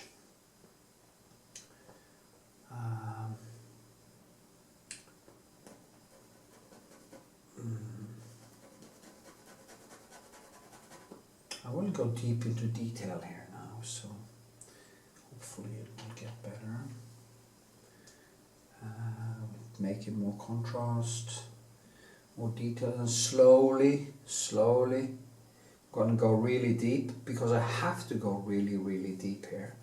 There's so little, it's a lot of shit happening, of course, but it's toned down, as I said. So to get this to feel right, I have to go just crazy when it comes to detail, to give it that realistic dimension. So yeah. Let's see here. It's so strange, my eyes were so good earlier today. Then I had some food, and I guess it's my blood sugar or something. Also, we were partying this weekend, or last weekend. Today is actually Wednesday. I thought it was Tuesday. Not Wednesday, not Torsdag, but Monday to Tuesday. Is it Monday, Tuesday? So I was actually I was actually in my mind 2 days out in the week, and the reason I thought that was because my girlfriend slept over from Sunday to Monday, and usually we just hang out during the weekend, and she likes to have some alone time, and so do I. A couple of days between every time we meet, and because we don't live together, and since we kind of twisted around a little bit, we both. And she told me that it was actually Wednesday. So it's quite funny. But since we partied, my eyesight definitely suffers from partying, drinking alcohol and stuff like that. So I try to reduce that as much as I can, usually. So.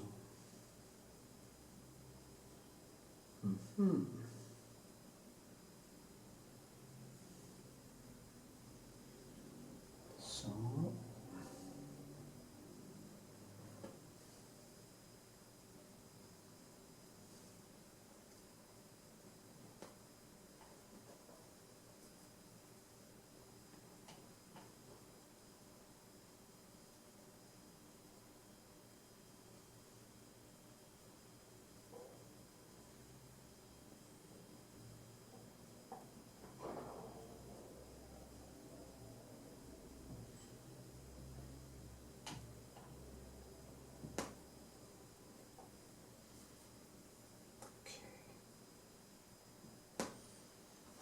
It's getting better now. There's so much, there's a lot of shit happening here in the nuances and different colors, but all of it is kept down. Usually I would choose brick that just comes out and kind of tries to get me, but this is kind of, it's an introvert and it's a challenge.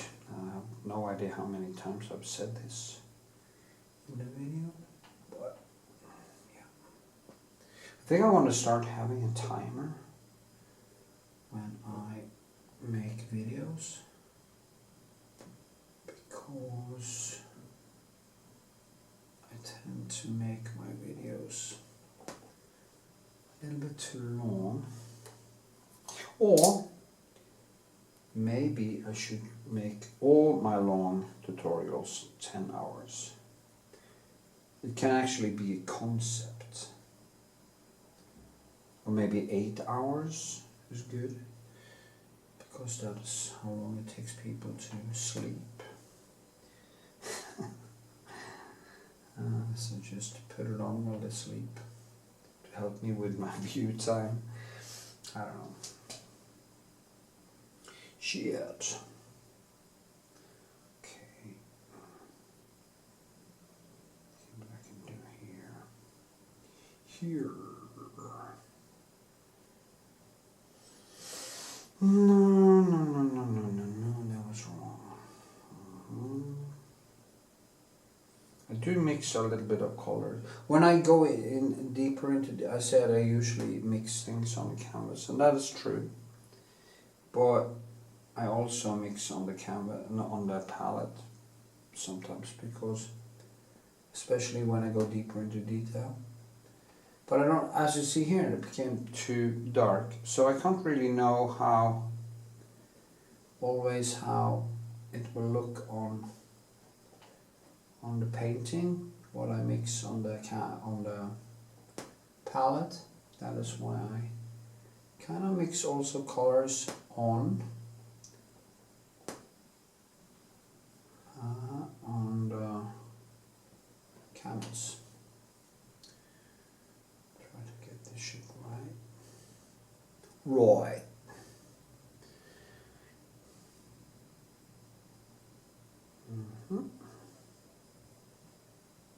Get this underneath here, kind of to come alive.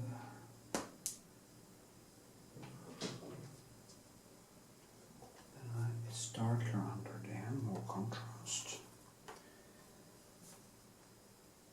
Then I use some French ultramarine, crap black and blue black.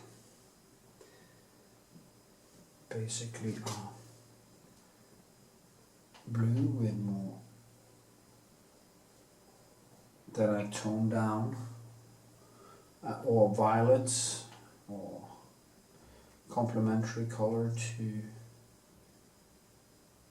the color there on the brick.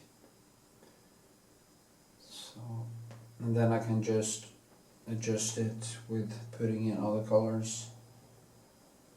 When I've done this, because I can actually see the reflection of the brick underneath here when I look at it, so I kind of have to tone it down again, because it's just a small strip inside there that is actually this dark. So this is how I do it. You know, I just put in a dark shadow and then I kind of bring it back up again. And as you can see, what's left is this thin line, which has actually the darkness that I'm after. Okay, well, you get the point, so we'll just keep on painting, and I see you later, alligator. That was actually 20 minutes already. Time.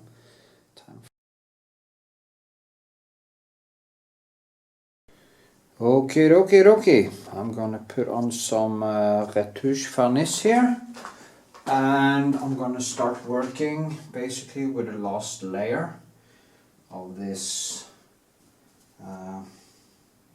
The last layers is more like it. So last details of this brick, and for a couple of days, and then I probably consider it to be good enough for an exhibition that I'm going to get into. It's going to be a lot of small details and work around, trying to give it a little bit more stone texture, stuff like that.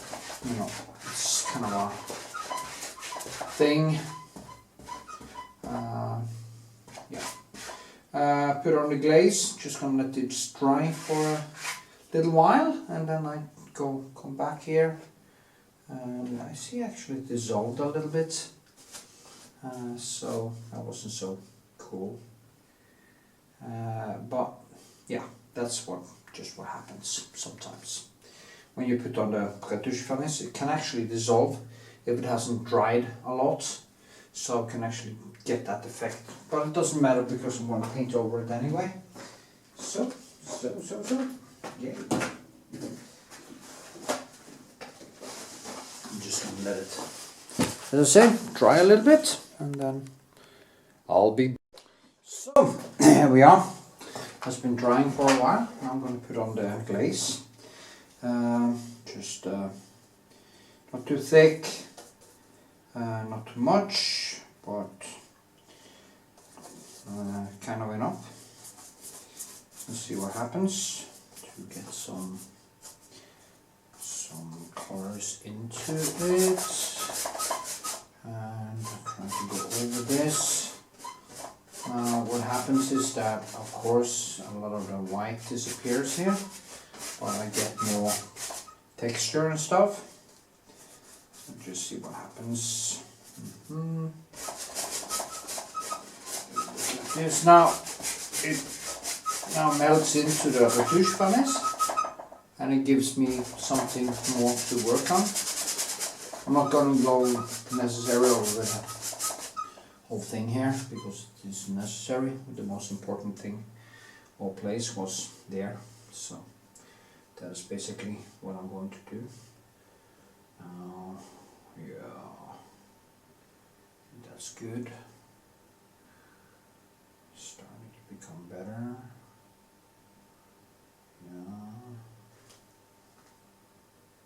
Yeah. Anyway, like this. I take French ultramarine and my saline, as I've been saying a gazillion times. Now there was a lot of blue there. Also put in some more red. And so.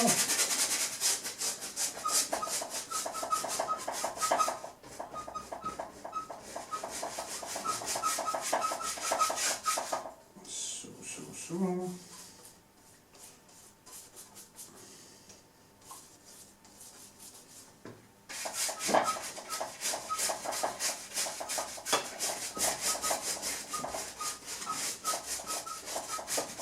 yeah, I think this should do it.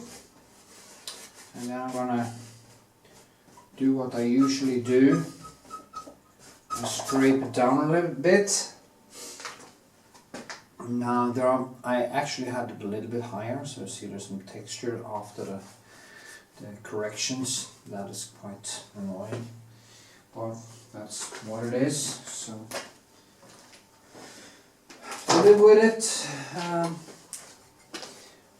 The reason I scrape away some of it is because it's not going to be way too much oil on it. Probably seen me do this on Europe. I do this in every video. You never know. As I say, there are 8 billion people in the world, and when people come to my channel,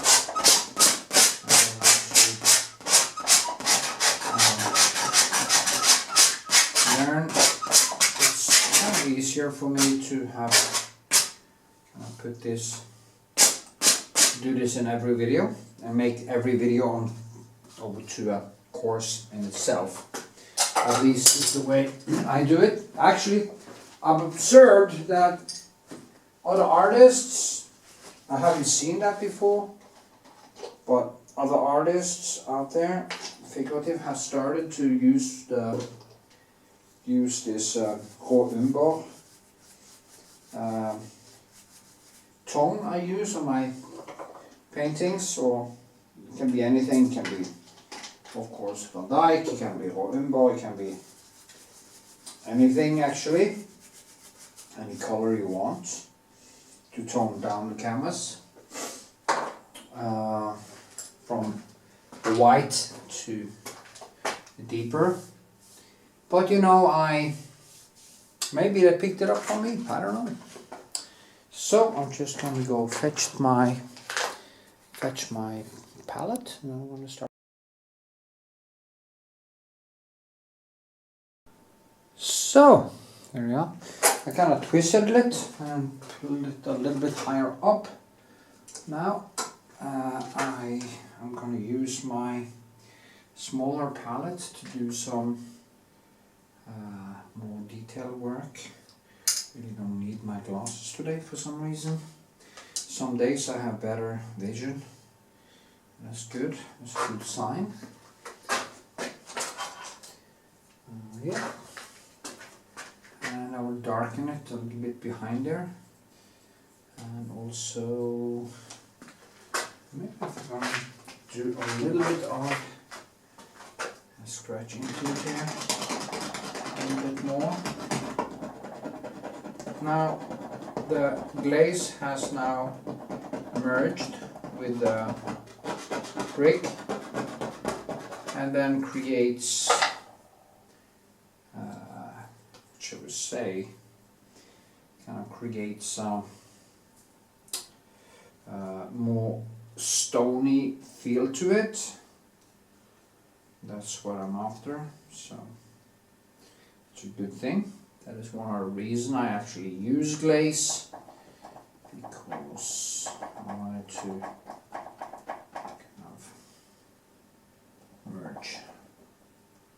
Now I have put some bluish in there. I have no idea why. It's a while since I've actually painted on this painting now, so I just do like this. Now this brick is quite difficult because it's so, I've been saying that many times in this video, because it is doesn't have much brick feel to it, really. It's more like a kind of, it has a different type of texture than I usually do.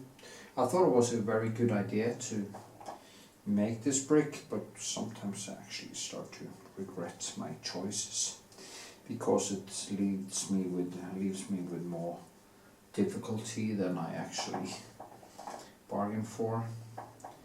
But okay, that's life. You know what seemed to be good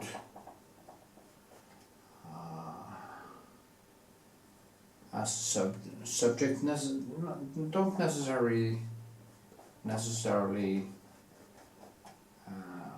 pan out in real life.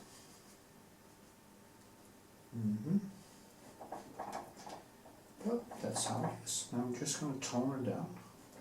So just get some more oomph to it. Get some more contrast. A little bit of texture, because there is this is standing on a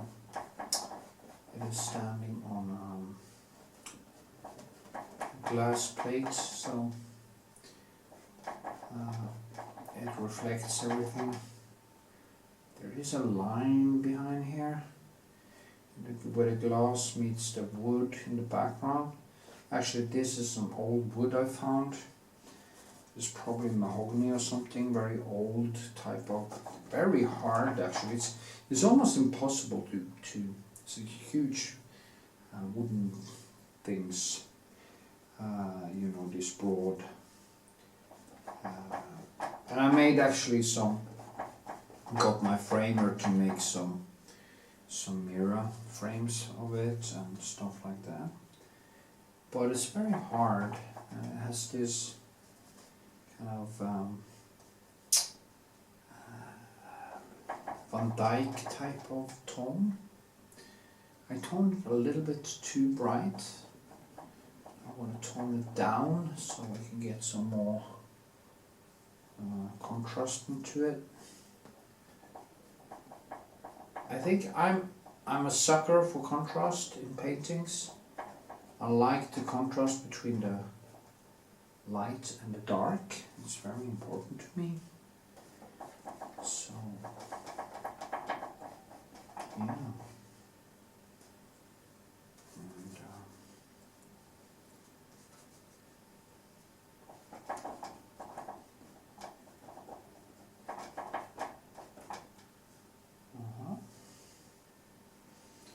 there's so many different colors, you know, it's so many different things reflected. And then I have to kind of push it down and I'll put it back up again. That's basically going back and forth and back and forth and back and forth. And yeah. And that is why as I say, I put my personality into these paintings. It isn't easy. I use a lot of time on trying to get it right. And yeah, it's a rough process. Also, I'm quite ruthless with my process. So yeah.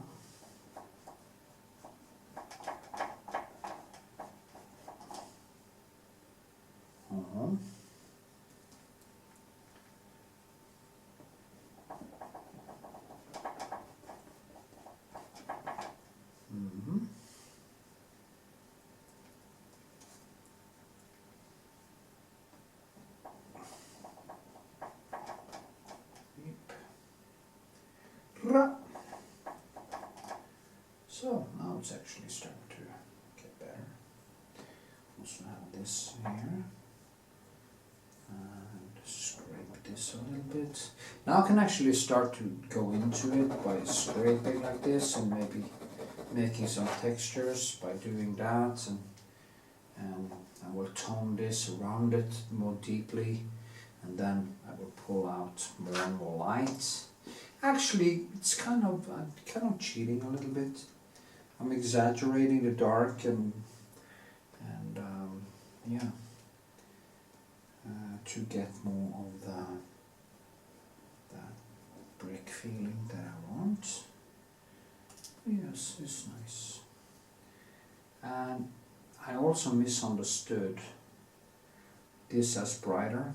The brightest part is this one. There's a line there which actually explains the whole thing. That is the brightest part. This is the brightest, the most bright, and the most important. So I have to do that again, and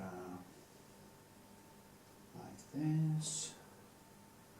It has to have some color in it, some yellowish, maybe some cadmium yellow, because it's quite warm, or some cadmium orange also.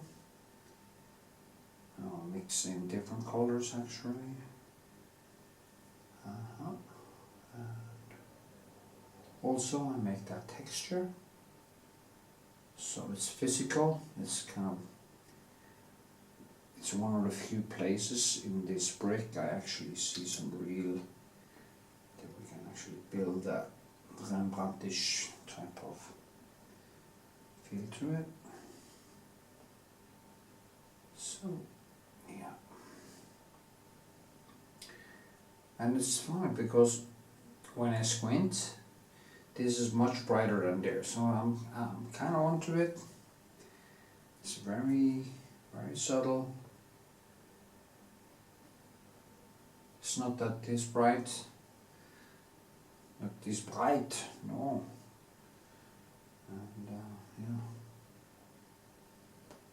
like this.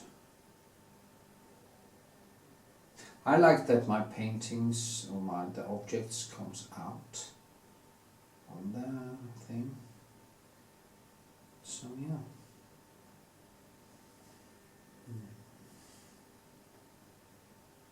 So that was actually quite nice. It's starting to become a little bit more contrast. And now I need to get the difference between this and this. I need to pull this more out, get this to become more 3D. And I kind of need to use kind of flat pencil, I think, to make that happen. Also, maybe I should just put in some more shadow underneath there, so I can show myself more how, because there's quite hard shadow underneath. And that shadow is actually quite dark. It's like one of the places I can actually use some black to push that down to create more contrast. As you can see now, it's starting to kind of pop out more.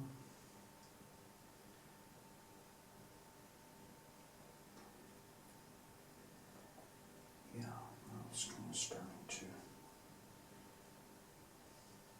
Also, I'm not sure, but I can't really see it. Try to figure it out if there's something I'm missing with perspective. The problem is that is kind of, sometimes you have painted and painted and painted, and then suddenly you realize that the perspective is wrong, and you have to redo the whole thing, and it's so annoying, you know, so it's kind of devastating many times. And that is the fun thing with doing painting actually also, that you have this thing, you know, it's just a brick, it doesn't really matter, it's not a cancer cure, it's not going to kill anyone if I do something wrong here, but to me it is a question about life and death. It is when I'm into it and I get manic, oh, it's so important to get it right, it's just so important. And yeah,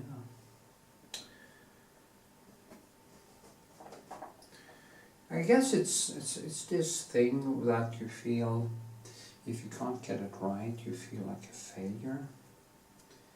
Feeling like a failure is not so nice. So yeah. So here, this is of course reflected in this. And this. Some more reddish in it. And there has to be something. You can't just pour in a lot of dark colors. They have to have some kind of address. Or everything just feels too hard. Doesn't really feel right.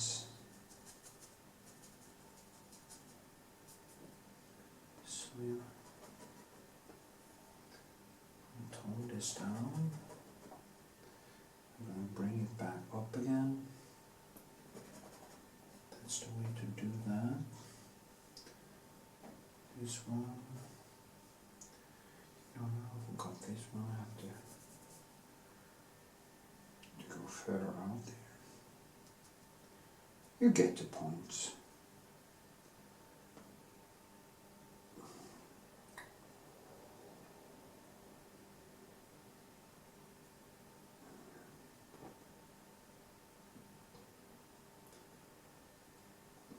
Okay.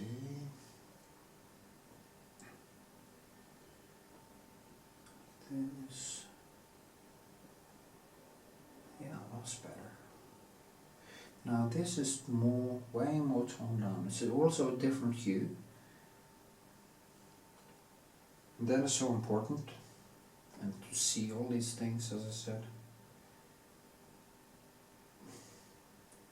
Because it's reflected, but this is warmer and this is colder.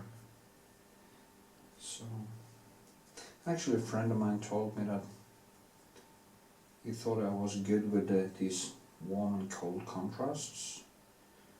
He might be onto something. He's a very good artist, so maybe he's just giving me. He's not the type that actually give me a lot of compliments. He doesn't say as much good unless he actually means it.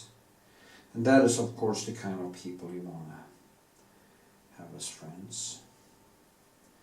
It's like my girlfriend. If I ask her a question, I have to acknowledge the fact that she actually is gonna go silent for a few minutes and then she gives me an answer because she actually thinks about what she thinks about what I'm asking for. And she doesn't take into account how it would make me feel, I think. And that is also what I'm asking for, you know. That kind of honesty. You need that kind of honesty in your life. Because the only way to become a conscious human being is actually to be honest and self-critical and accept what people tell you. You know, if you ask a question, you should be do some exercise to actually accept the answer.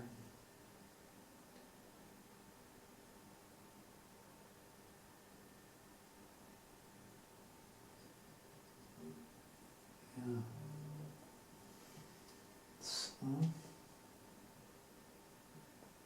There's small details, there's cracks in it and stuff that will actually make it easier for me to trick people into believing it.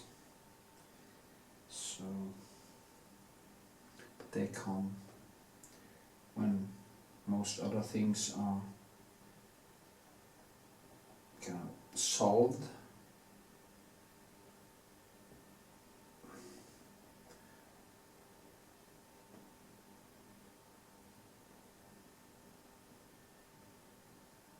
It's funny that just a break can be so difficult to make, but that's how it is.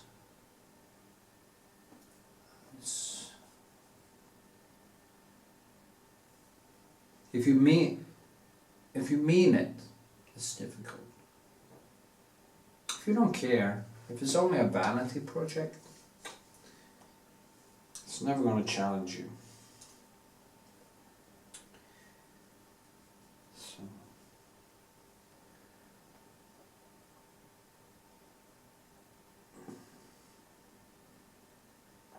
this. And yeah, here too.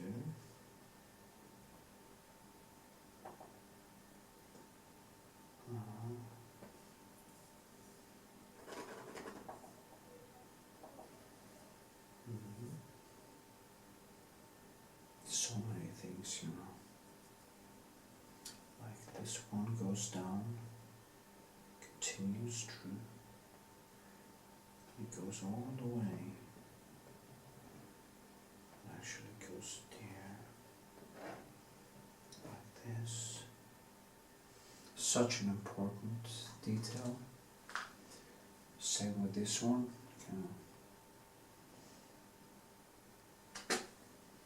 Goes through there, comes out here, and it just continues down like this.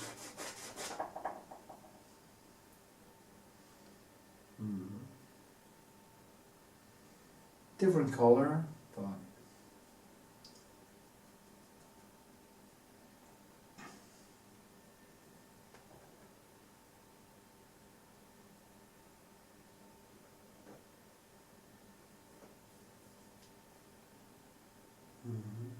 there's also some cracks going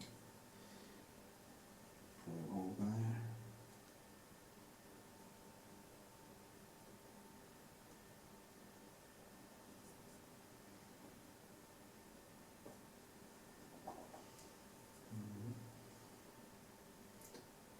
Goes like this. It goes from there. It goes up here. Then it goes all over like this. Yeah. And this one comes from about here. It goes like this. Just cuts through all the stone here. And there's a line too. We'll tone it even more down, but just try to get it to,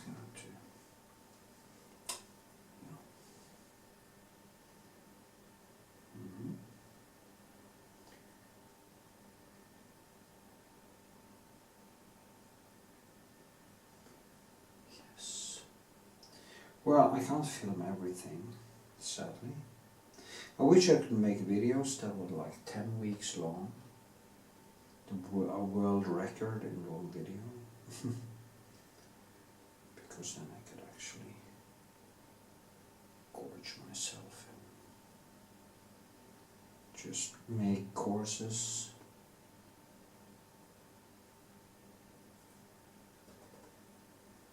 Kind of never ends. Oh shit. Anyway, yeah, I'm gonna just continue working and see you in the next segment. It's probably about 20 minutes. Yeah, it was 21 minutes. So actually it looks a little bit different.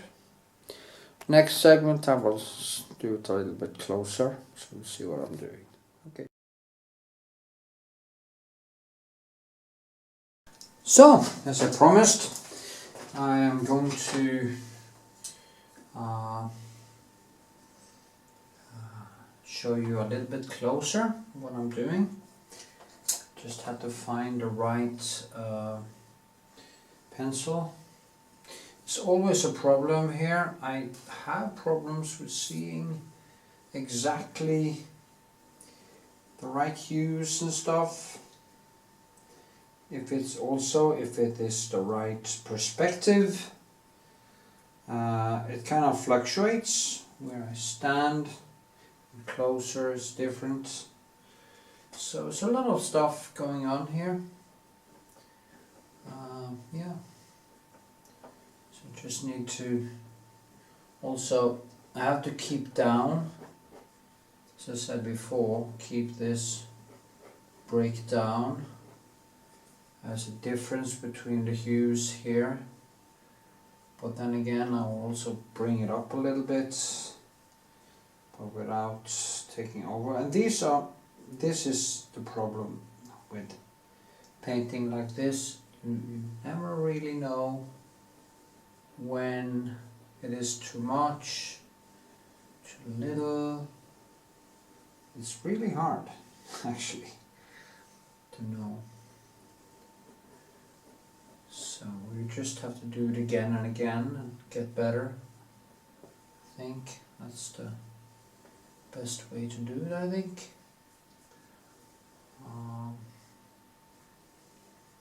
Some light on top of here. So I want to differentiate this a little bit. So I have to bring it kind of down like this. It's a little bit darker there. And yeah, like this. And here. And here. But there's yeah, what can I say? You just have to, let's see what I'm doing. Like this, and like that, like this and like that. Yep.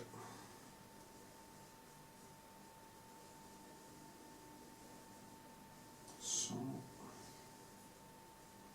I squint a lot, because then I can actually see better nuance. I kind of trick myself to thinking it is even lighter here, but it's not really, so it's just a illusion. And that's the difficult thing, actually seeing the real hue and not having your eyes tricked to believing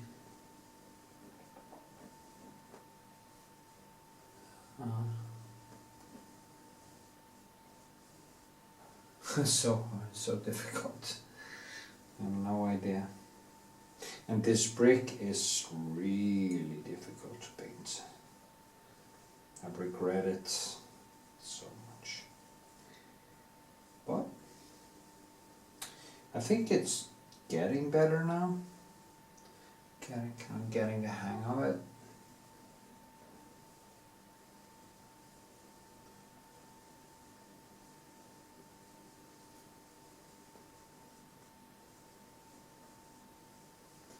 Like this.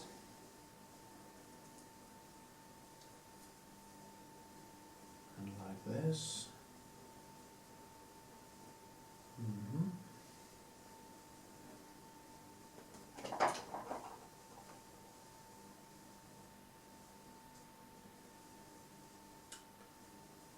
Is there a longer difference between?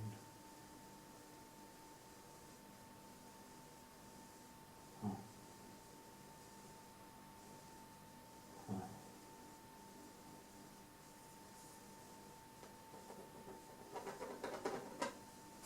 I feel so blind sometimes, you know.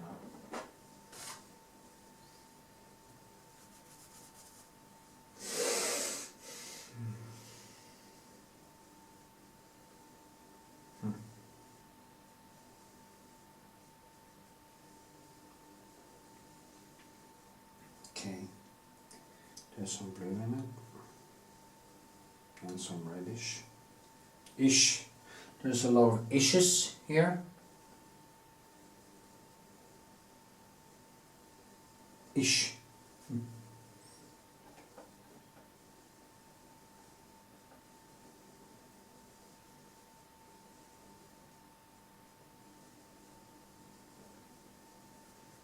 Yeah, that was better, actually.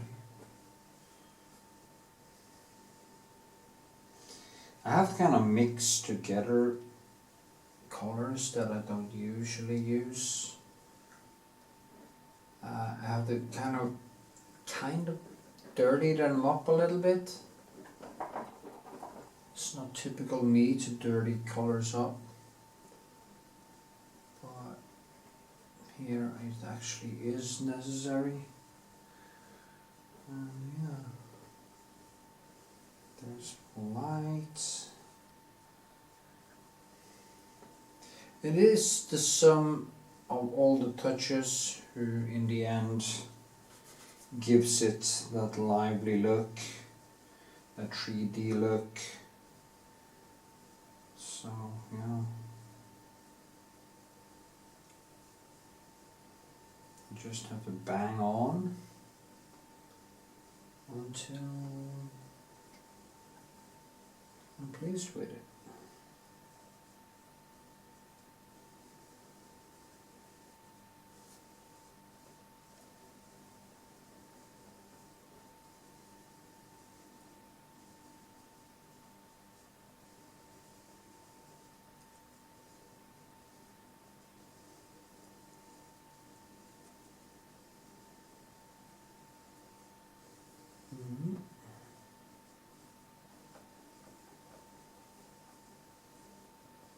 Like this.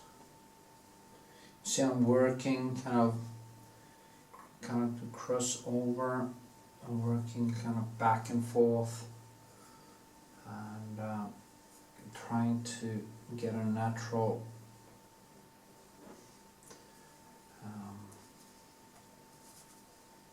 brick feeling.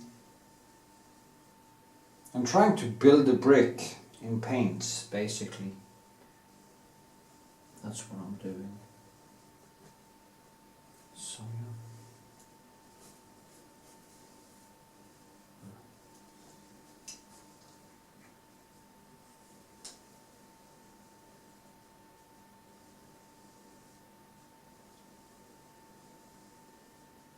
So.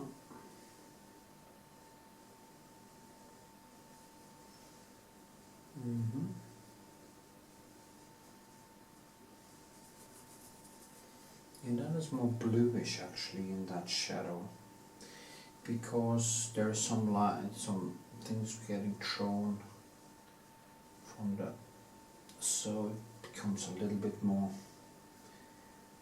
in the blue. It's not that dark, it is dark but it's not directly black, so just have to figure out exactly the color in there. I want it to kind of melt together, so it seems a little bit more natural, like stone.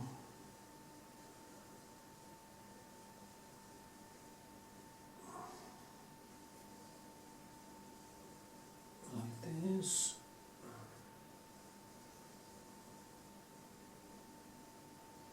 Maybe you want me to go a little bit closer? Do you? Do you like to answer me? Do you like to see a little bit closer?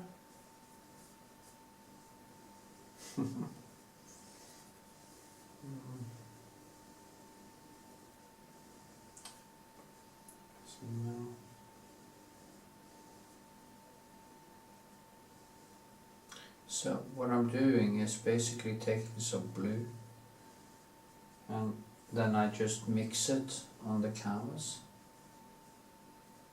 like this,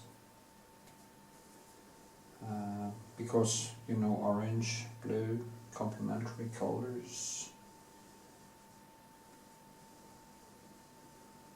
Or is it blue and yellow? Have I really forgotten now?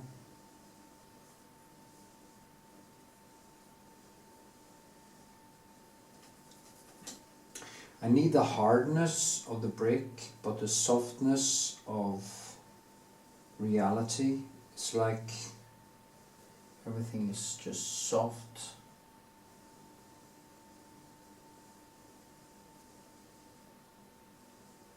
But also a little bit hard.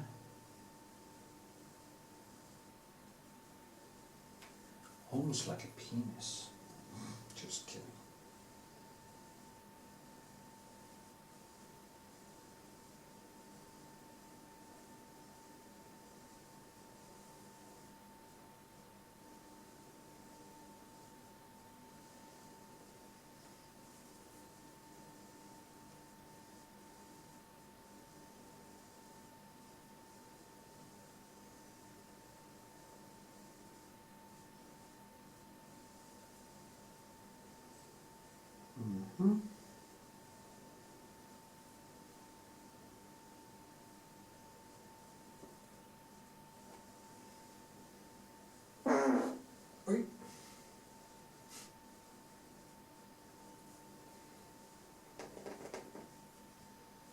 think I forgot you were here.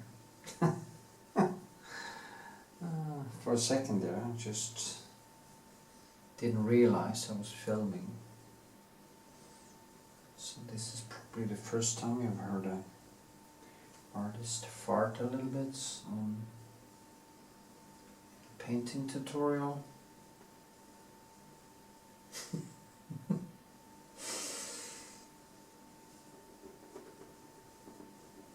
My girlfriend is gonna find that really hilarious. Anyway, that's how it is. So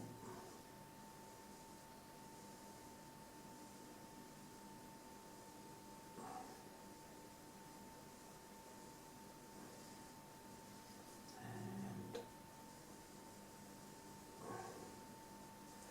maybe I should go a little bit closer.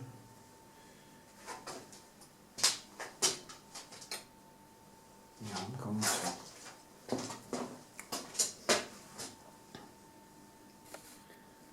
Or maybe not. Yeah, I will. So what I do then is just move it a little bit. So, such. The colors are so off compared to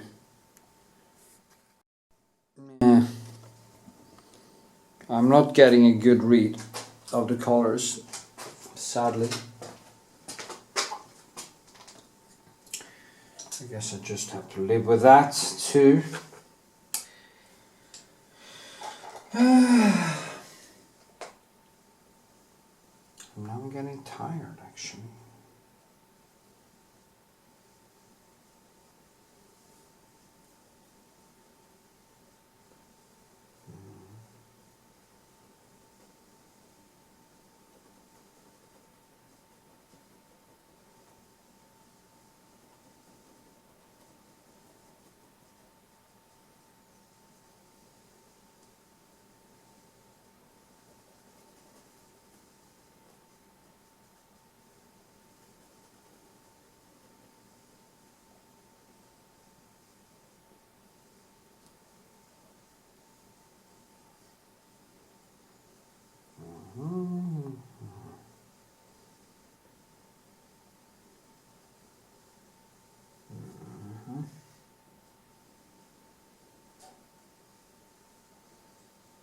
Yeah.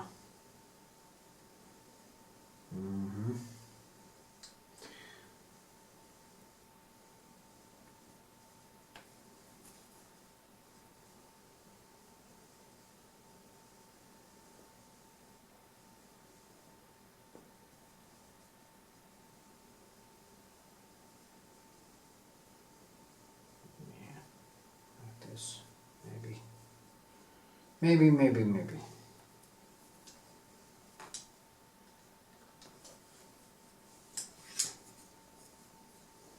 I need to get this more out.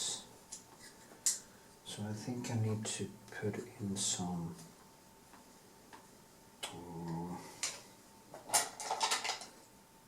more detail here, more.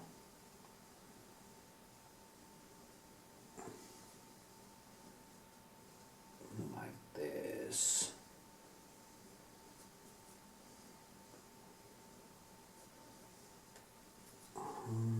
That's right. I wish I had some better pencils actually.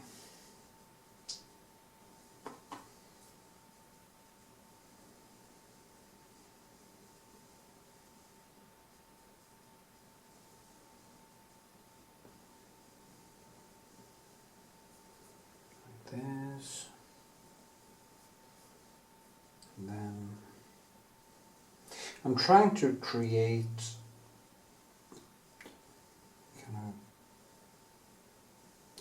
some 3D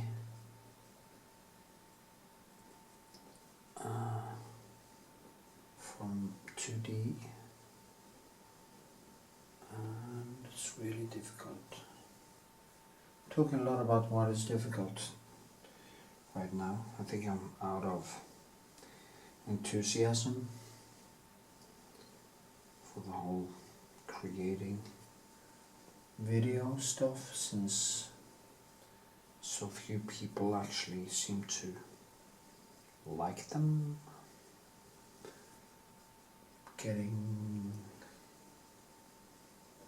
But then again, you know, who wins in the end is the one who doesn't quit. And winning should maybe just be creating. Do I really need to say anything when I paint? Could I just stand here and paint and just shut up, you know? Trying to get a feeling that there's something behind here too. And yeah, this is more concrete. It has more depth. I need to find a way to make that depth. It could be the same color all over, like this, and like this. You see, it just keep on painting and kind of just trying to observe, see if I can find a way to just every time I touch it, I try to make it a little bit more 3D, a little bit more real. I'm a sucker for real. Things has to be, I have to feel that it's real. It's not, it's kind of just, what is the point, you know? It doesn't feel like it's real. Maybe I should actually move a little closer. Paint some more. And then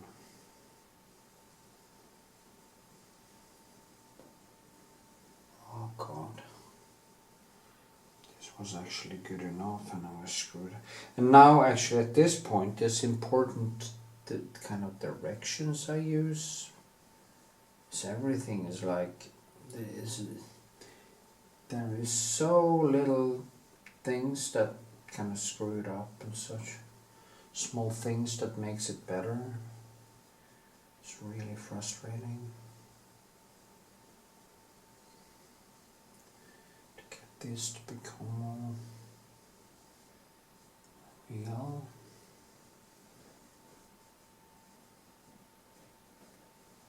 Like this, it has to kind of mirror the whole thing. You can just mirror a little bit of it. However, there's a little bit difference between the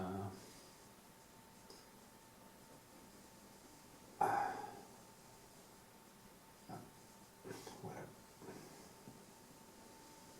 So you see what I'm doing? I'm just tweaking it. Tweaking and tweaking and tweaking. Not twerking, but tweaking.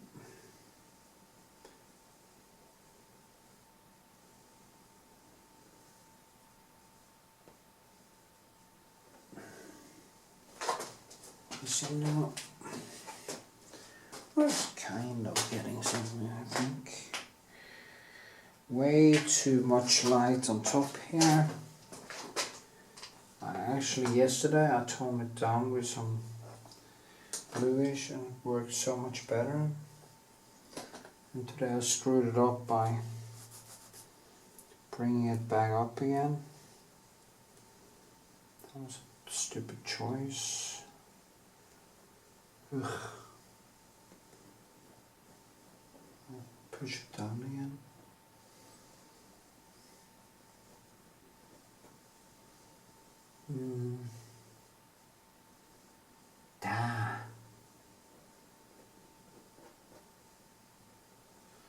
just need to simply meditate a little bit for a few minutes and then come back to it and continue painting. So yeah, see. So here we go. I am tonight doing basically a last touch up of it, and I will try to get in some more detail and other stuff that I find important. Let me see. I need to kind of tighten it up a little bit. So basically doing that is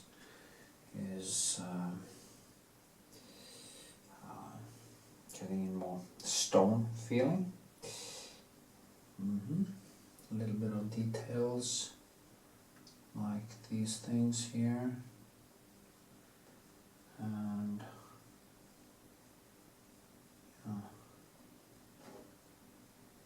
getting more 3D is very important. And yeah, there's not much to say actually. It's just to do. Keep on painting. Yeah, probably for a few hours, and not be too hung up, but try to relax with it and just enjoy myself. Put on some music, get away with restlessness, just well.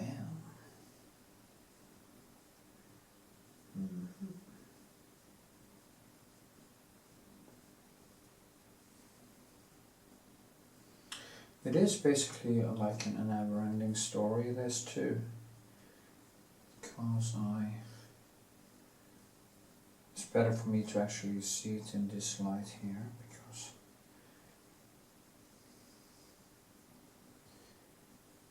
that's very frustrating actually when it comes to having to wear glasses. It becomes a little bit, it kind of slows down the process a little bit, because you not just have to observe the object. You kind of have to dance between different see the palette clear, see this clear like this, but I can't use my glasses. Look at this. Well, I pop up, but yeah, been talking about so many times now that it's getting boring. Anyway, it is what it is. That is the thing I didn't. I always knew I was going to get older, but I didn't really understand that it means a little bit less energy, and it means that the eyesight might not be all what it used to be, and stuff like that. And I wish somebody told me. It's so funny because I feel I age so slowly, and as I talk to my father, when did he realize, that he had grown old, and he didn't really know, it's like it just happens, and yeah, it must be so frustrating. Anyway, that's just how it is. Now there's a crack there, and to enhance that I need to, when the light hits down, there's a crack, but then a piece of it gets light underneath it, and I need to see if I find a way to do that, to bring on the illusion or real crack in the brick. And these are the things that are really time consuming, because it's so, you can't just paint that crack on, and just because you're making some line there, of course people is gonna read it as a crack, but it's not what I'm talking about. I'm talking about painting something that actually feels and looks like a real crack. It's like, and then you have to go into this relief feel or relief that I need to kind of make, I need to make it a physical crack with my paint that corresponds with a distance to the object.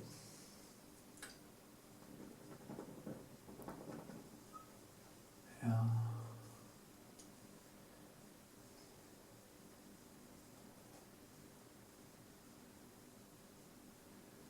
It's a mind-boggling task, actually, it is, being a classical painter. So many things you have to think about and get better at. It's just mind-boggling. For the conceptual artist, it's so easy.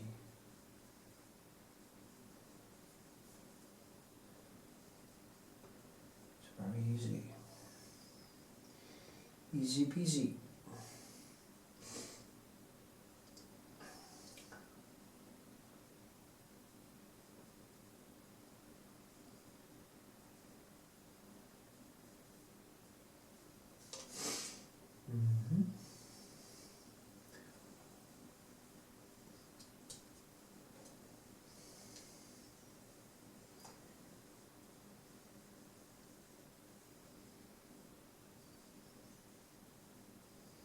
Also, if I have too much oil in it, I tend to be watered down, so I lose that sculptural feel to the paint. So I need to keep it thick, and yeah.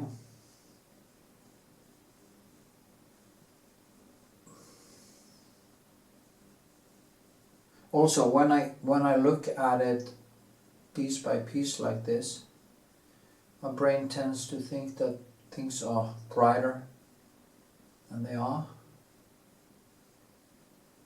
and that's also a problem because it's not that bright in here. Yeah, like this.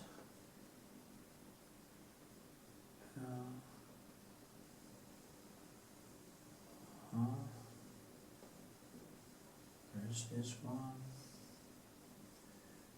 and this one here.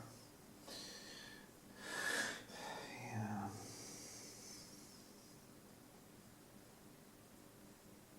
You have no idea how many hours I'm actually using on this.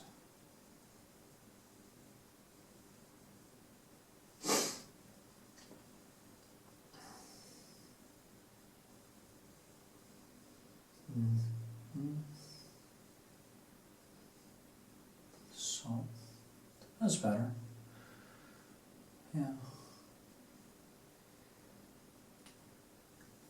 I can tone down the thing underneath here. I need a little bit more crack.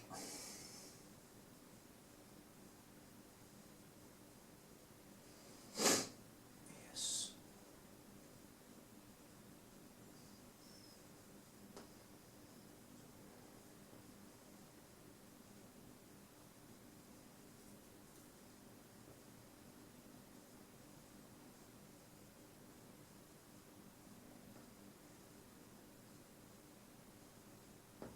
So, yes. See.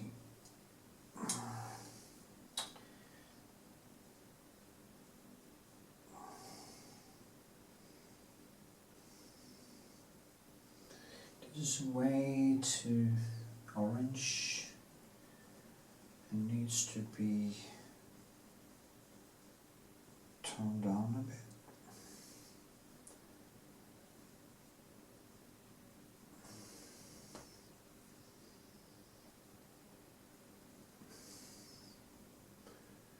There's some blue and see that? I'd kind of tone it down a bit.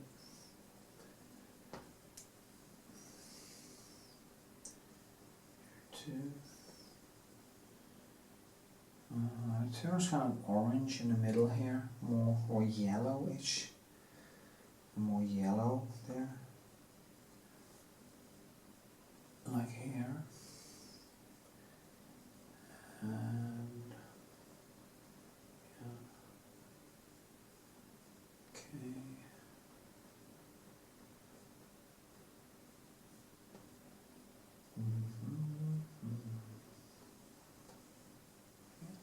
I think that was better. I don't know. It's so little, so that you know, it's not much that kind of makes something good or something worse. So yeah, it's really annoying. Yeah. Maybe I need to scrape that down a little bit.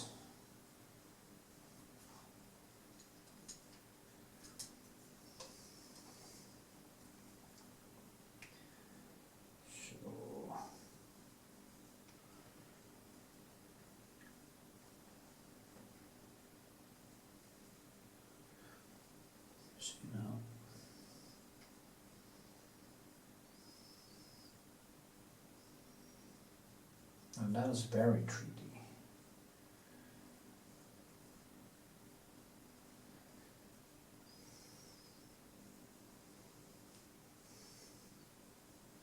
Kind of a micro glazing type of thing. Just need to kind of tone down the right spots. And some very thin line there. That explains everything. Very thin line with highlights. Just on the end there. And of course it goes down here too, just in a different hue. And yeah.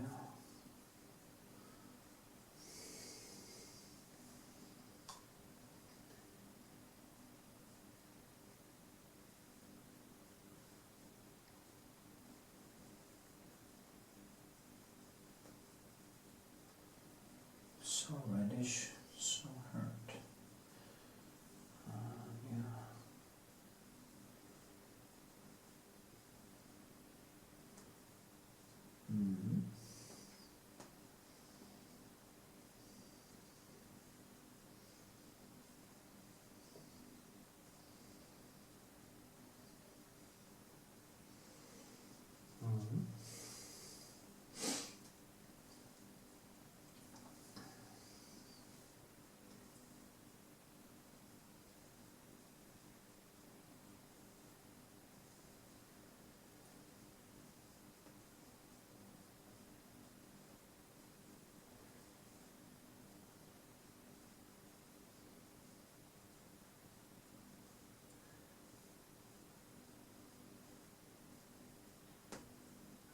Yes.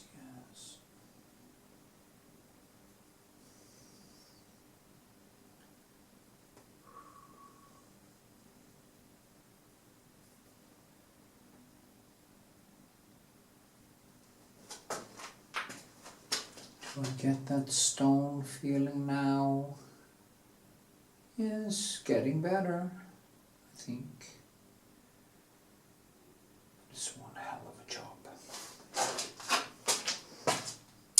Okay, that was 14. Next session I will take closer when I've been working for a few hours.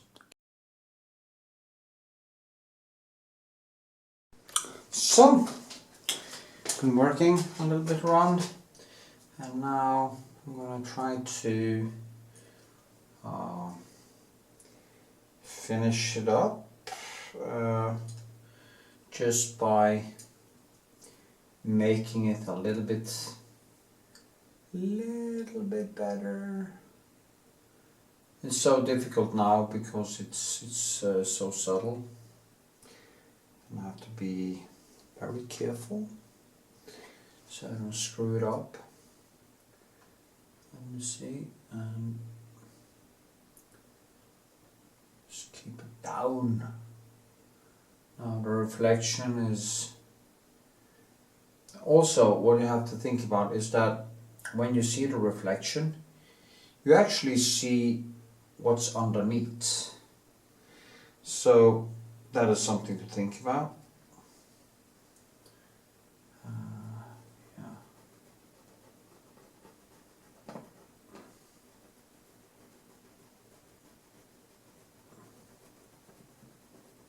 And try to make it look like there's a little bit difference in the underneath and the reflection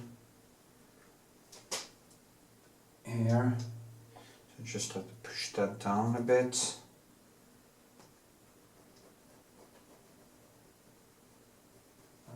Yes.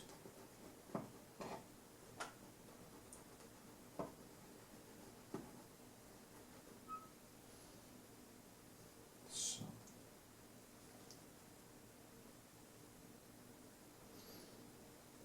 It is kind of orange-ish with some blue.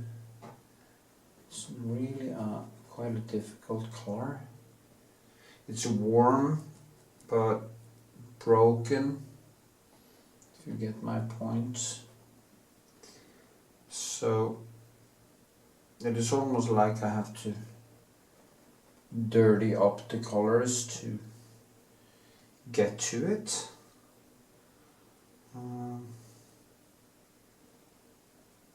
I don't like dirty colors, but that's how it is right here. So it goes underneath like this, and I think it's did a small mistake here now. The distance in between the shadow and the brick is larger, so this might be a little bit higher. It's hard to know. Also depends exactly where I stand. Sometimes if I stand a little bit too close, the perspective. So what's the danger is when you do a still life like this is that you might paint it a little bit different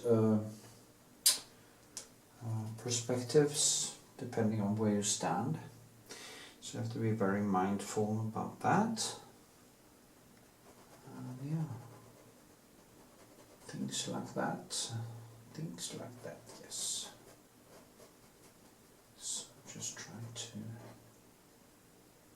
look at this one. That's a crossover.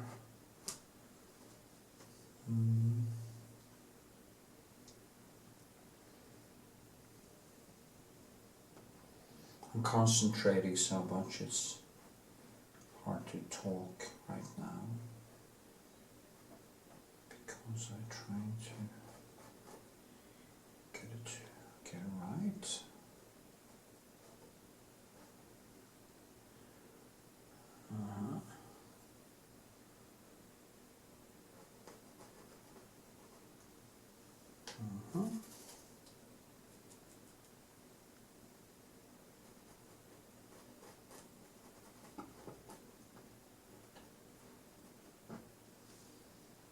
See here, to measure Yeah, it's good actually.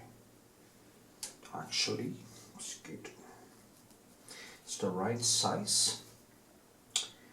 That's good to know.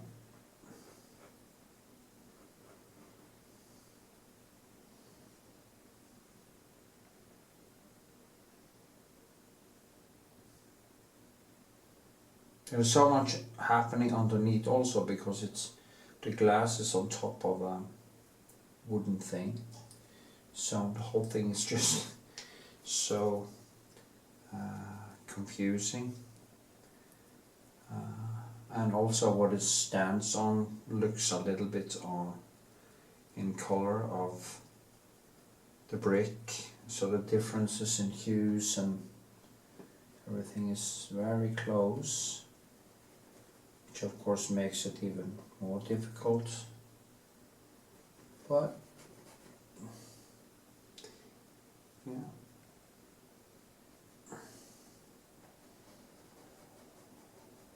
as I've been saying all the time about this painting, I knew it would be a problem from the start because of this, but since the contrast is so close to one another, but as I say, it's kind of, it's a challenge. I love the challenge, and so should you.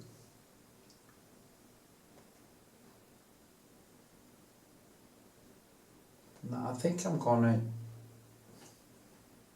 basically when I make my future videos, I think I'm gonna start making more like a script that I have for every segment.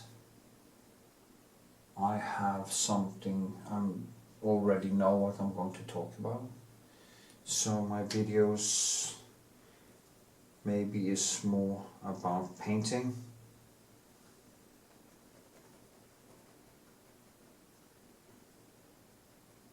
and less about other stuff, because I always tend to fall into the rabbit hole of digression. So, well, it is kind of a rabbit hole, isn't it? Anyway, now I need to get this right. And it's kind of a slow burn, this. Just add a little bit.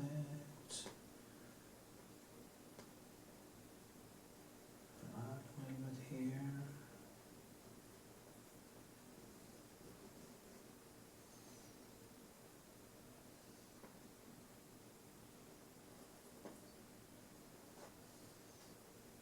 Get these two things to kind of look like each other. This one is going to be a little bit closer.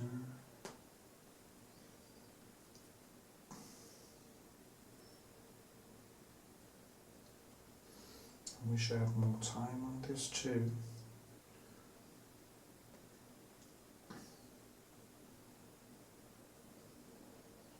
Like this.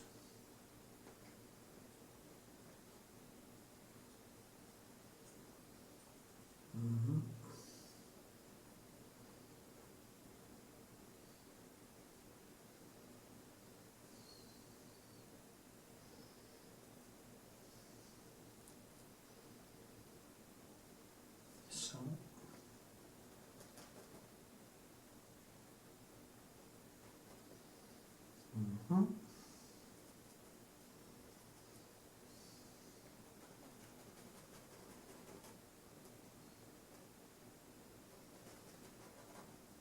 Yeah. Isn't that nice? Wasn't that nice? That sounds okay. Then I need to have this light also. Just added this in a totally different hue. It has a lot of bluish in it, or tone down. It's almost like when I squint, it's almost non-existent. So I have painted the shine here, actually the reflection. The shine but reflection a little bit, tiny bit more vivid or clear than the original, but I think it works. That's the most important thing. So yeah, like this, and yeah.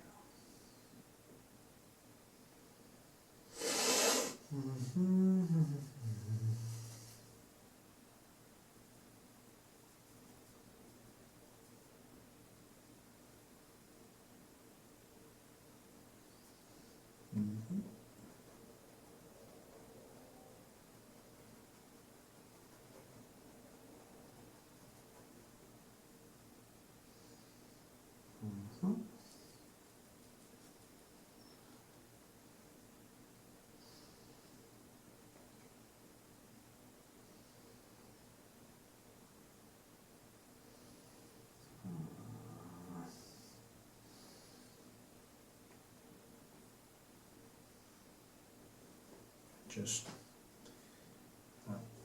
even it out like this.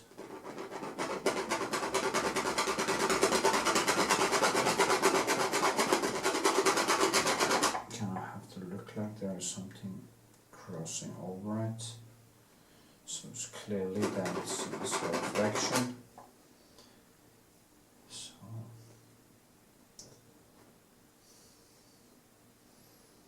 yeah.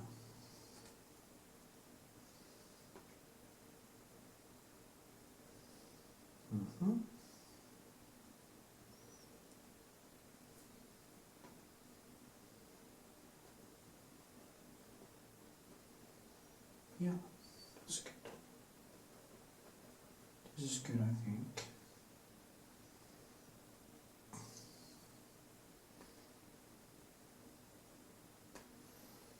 I just wanted to be a little bit more,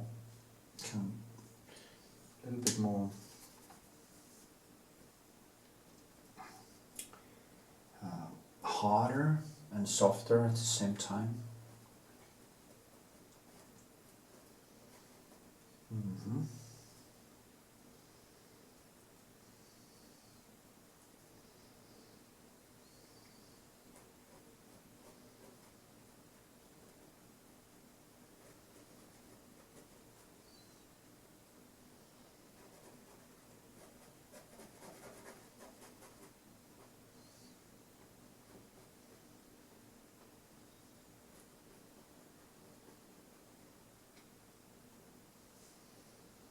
Yeah, that's good.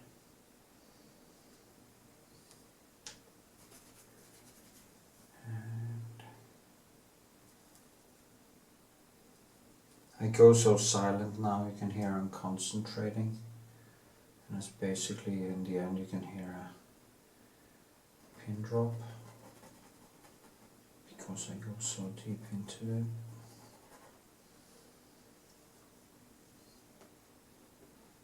That's totally cool.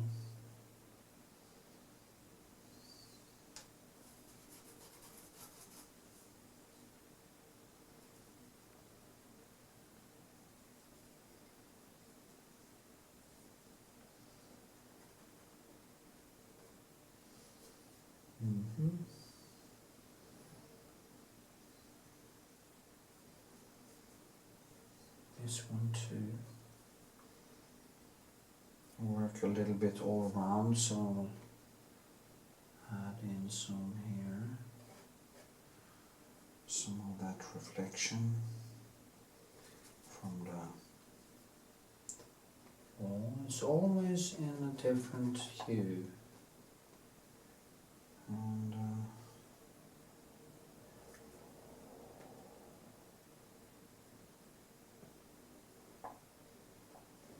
just cross over like this,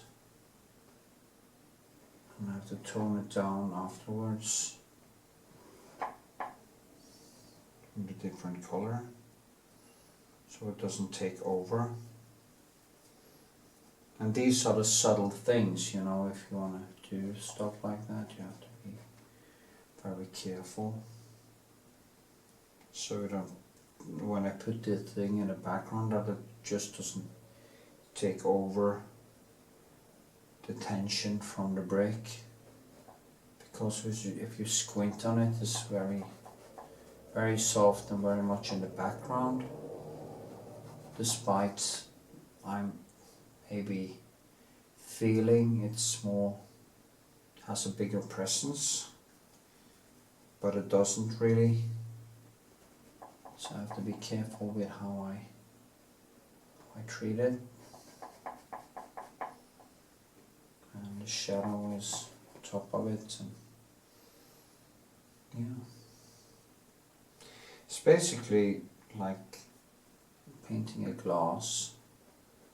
The shine in the glass. I have to be careful.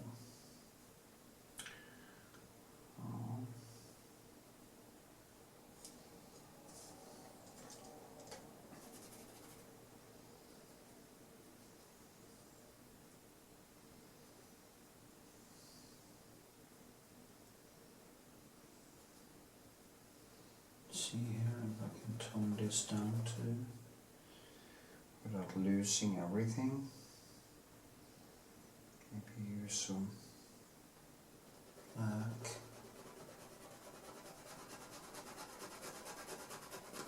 Basically a glaze to make it a little bit darker.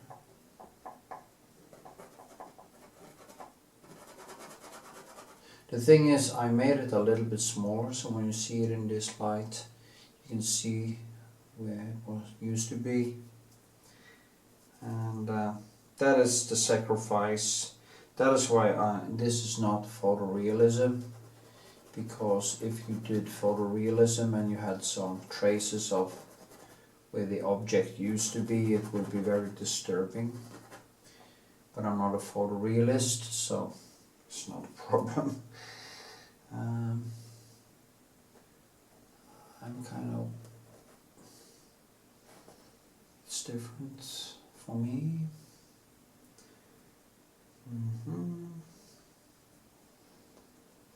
This one is actually a little bit stronger,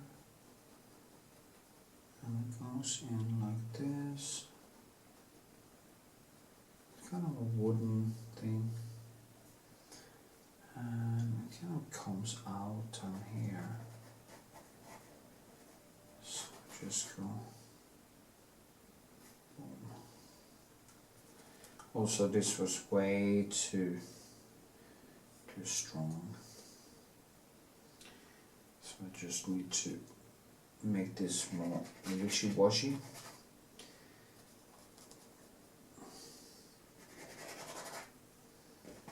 Just kind of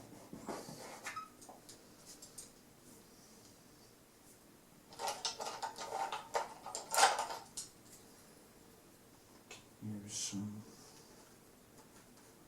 Oh fuck! This one is ruined too. Wasting my pencils when I forget to wash them. I wonder how much money I've been losing on that. But hey, that's life.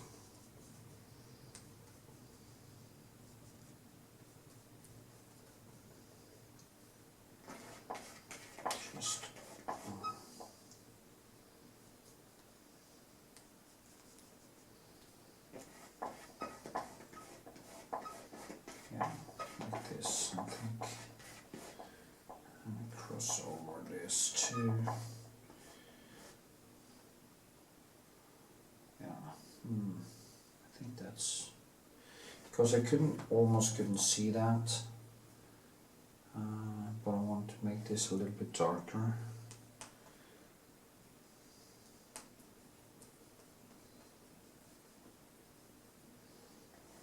because it is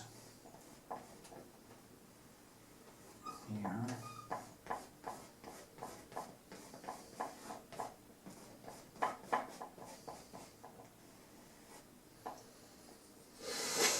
And there is this wooden thing underneath. That is what you see here in the front. So, but it's very difficult to see how it actually is because of this wooden plate it stands on. You're gonna have to paint something underneath there at the same time that I try to make it look like a glass thing. So yeah, anyway.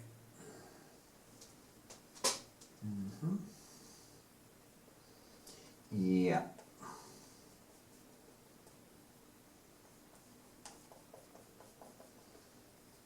Learning on the job. Yes, that is sorry. I'm learning on the job.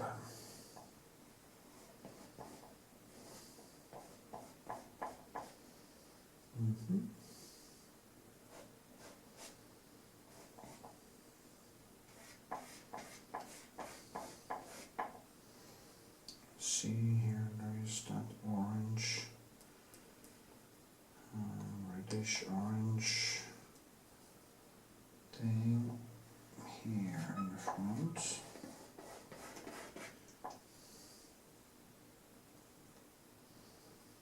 And this one is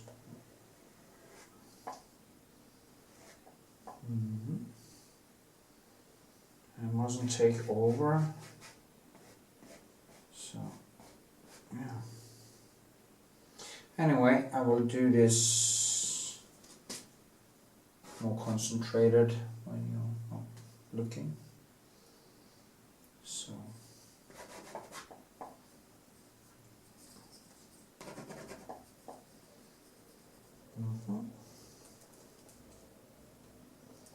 not watching, I think it's called.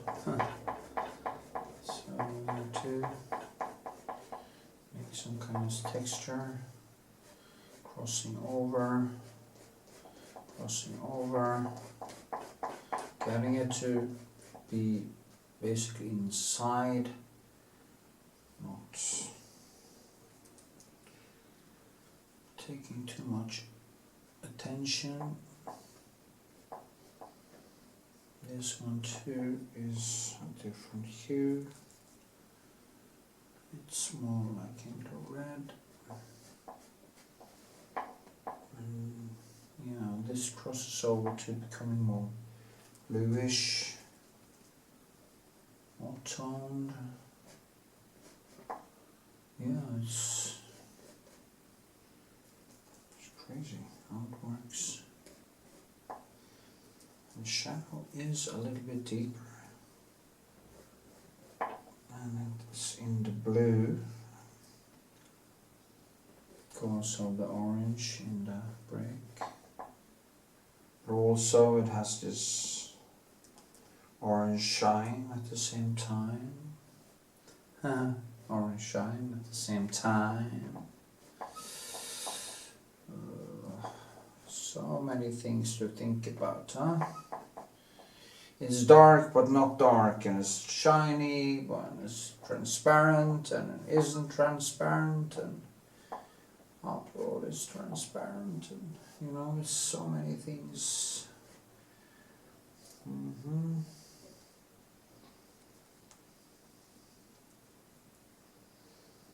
Yeah, like this, maybe.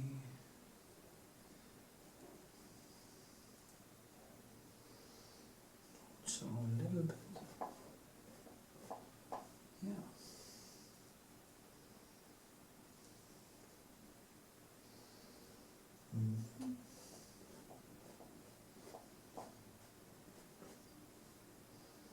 Yeah.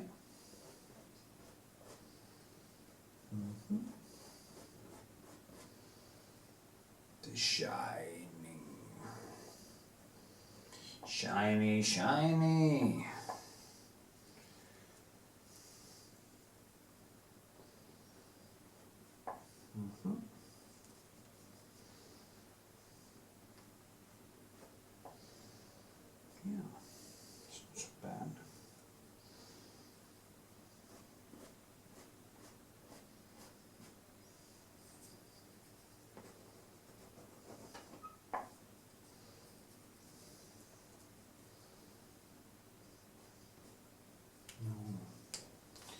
No.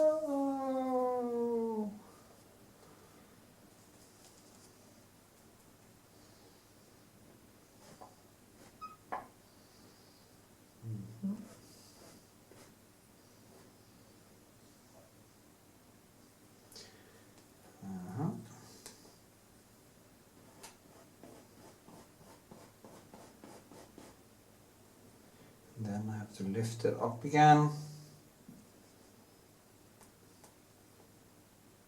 Like this.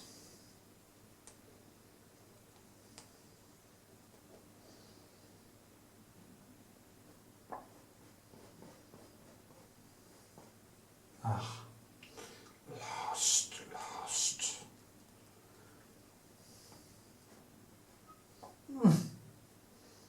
It's the wrong color. You also have to be more lighter. This. No, it's almost like it just died. Lack of texture, it's disturbing. Let's see, I need to put in some more low texture here. And then some. That's the good thing about these pencils, you know, we can build some textures and stuff. That's good.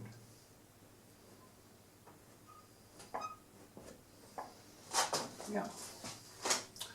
This became very static, very kind of stuffed. I hate when it becomes stuffed.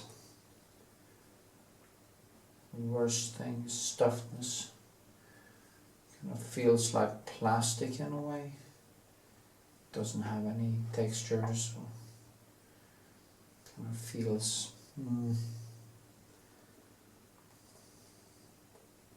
Feels like paint and not like real. Yeah, it's actually quite nice. Do like this. Like that again. Now it's kind of underneath, and I need a little bit more shadow right there. Yeah, maybe something like this. I can do it like this.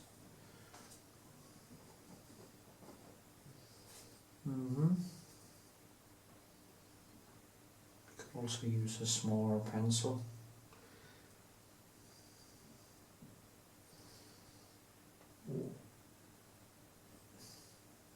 Yeah, that was how it started to happen something here.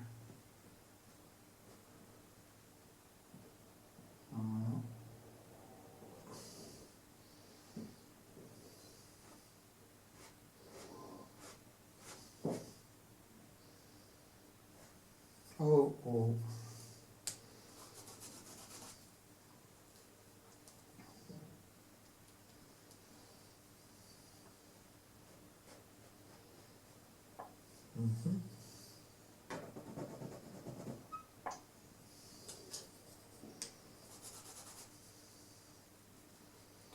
I'm now in my manic modus. I can feel it's almost like a frenzy, or it is like a frenzy where I can't really. I was actually supposed to turn off the camera now. Start doing some painting. Yeah, now it's really getting somewhere. I can see it now. It's falling into place. Well, great. So, just do some work all around and then go back to the brick after the fact. So, yeah. That was 29 minutes and 53, 54, 55, 56. Now it stops. So, we've been cleaning up the background a little bit and trying to.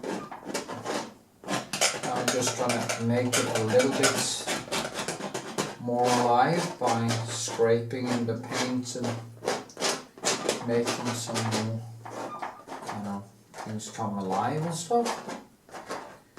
And yeah, I can just let it be like this, because the background here kind of is quite reddish. I could of course have gone made it even more figurative. If you get my, I could actually also start to work more with the details in the wood, because there are some details in the wood, but then it can easily take the, see here I'm just trying to add in some lights, some textures, so I'm holding the pencil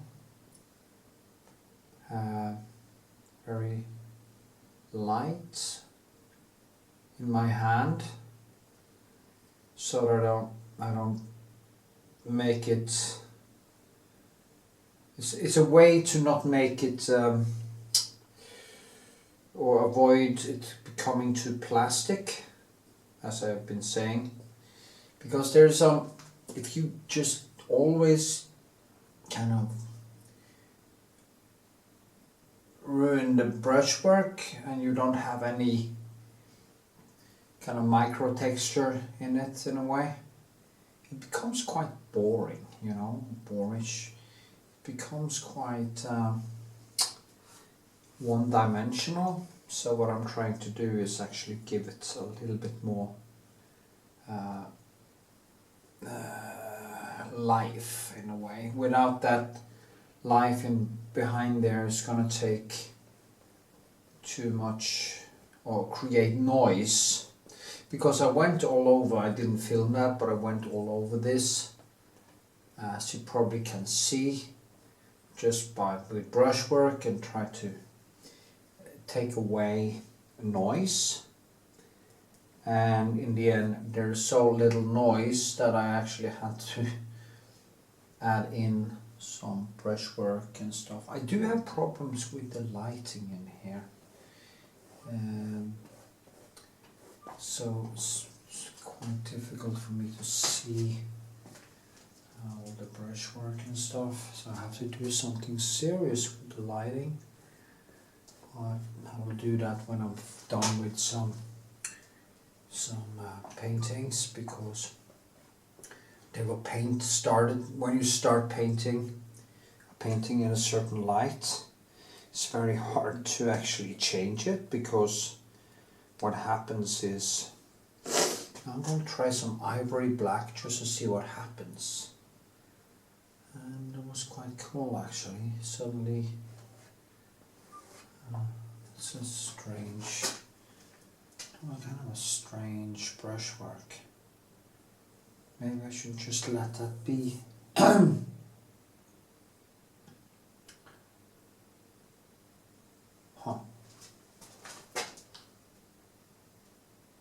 Well, almost anyway. Just gonna do like that. Yeah, that was better. That was more integrated, like this. Okay.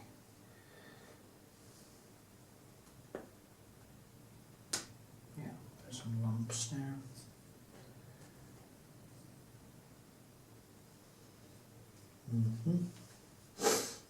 Now, because usually I use I'm gonna start using ivory black, especially when it comes to things like this, because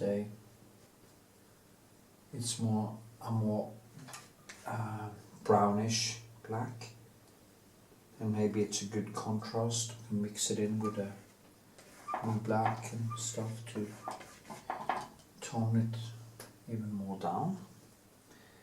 This actually seems like that's what I need in here. in a way.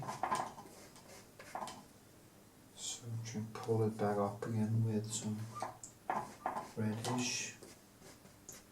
Maybe it's the blue-black that is my problem actually. Maybe that is why my paintings seem to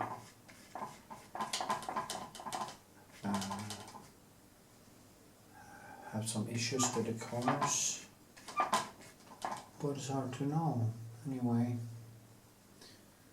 put them here too.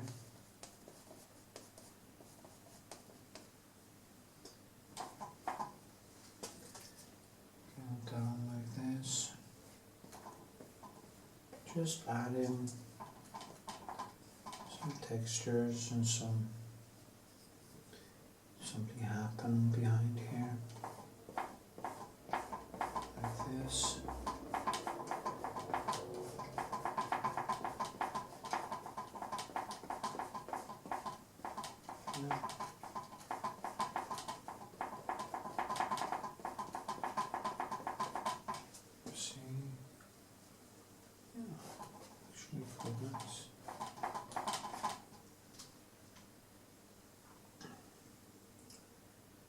Comes a little bit more alive.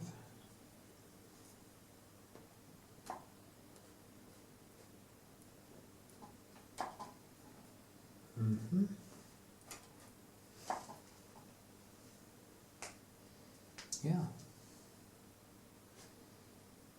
It's very time consuming, this. And sometimes I wonder how I do it actually. How is it I paint?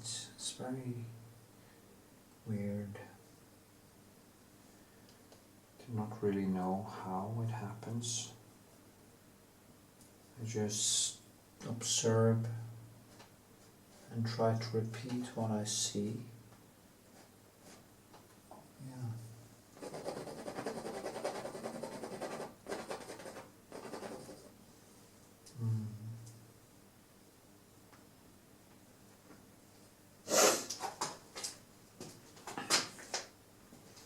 Yeah, I think this became quite good actually. That brush stroke, I had to dampen it down a little bit because it came out too much. But when I did, it kind of fell into place. So now when I do this kind of background, which is more earthy, I'm going to start using the ivory black. And of course, I don't use black all alone. I mix it in with French ultramarine, maybe Krapla, or reddish, or maybe some raw umber or burnt umber. You can do so many things, and you just kind of dampen down the whole spectre of colors. So yeah. It's fascinating actually. Fascinating stuff.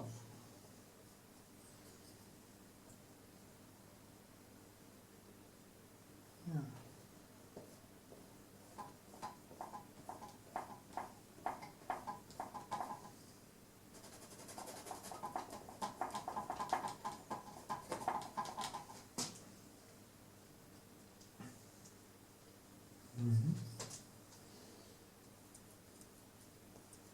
See what happens if I take some ivory black and put in a brush stroke there. Yeah, it's nice actually. Maybe that is what I needed, because I was talking to my girlfriend about this when we were in the National Art Museum, because the colors in the more paintings from the 1900s, the old Monk and the Impressionists and the people, it's some kind of harmony in the colors there that I have problems finding.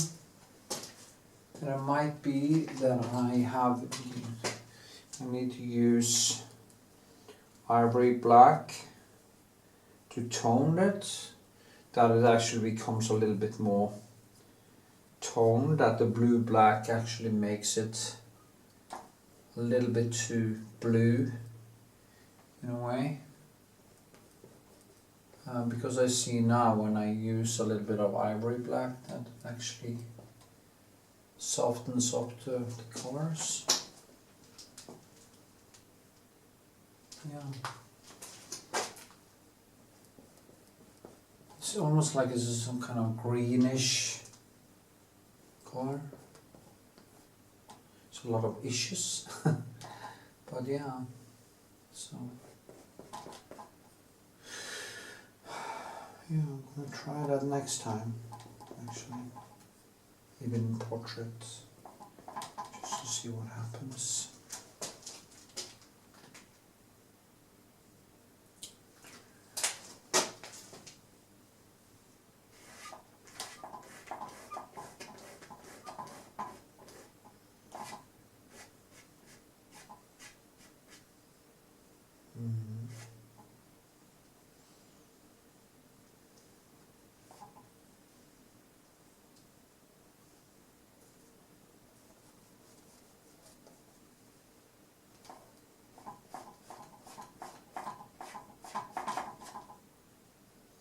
So, I'm gonna do some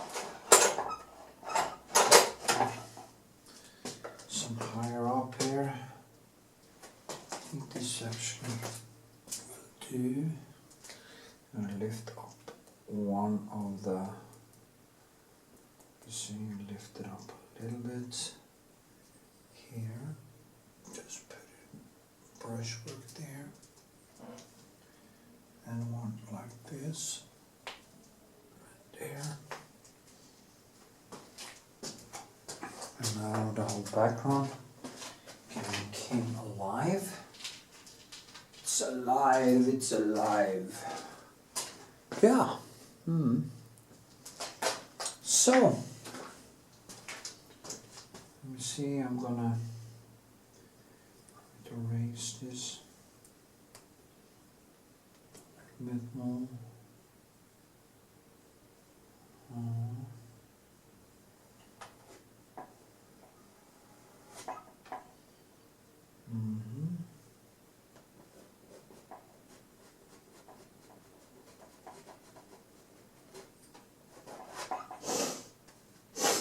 Yeah, I need a little bit more light there.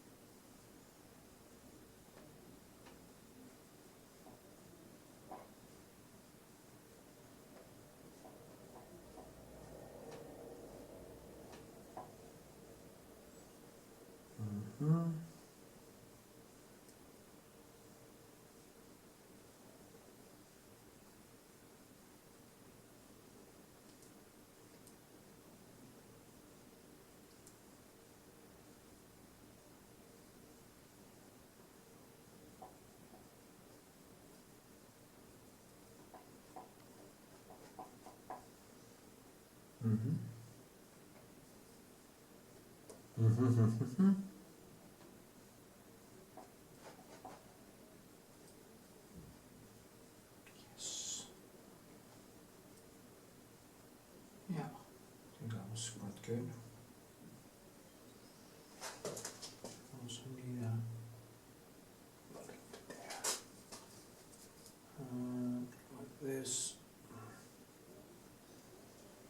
Yeah.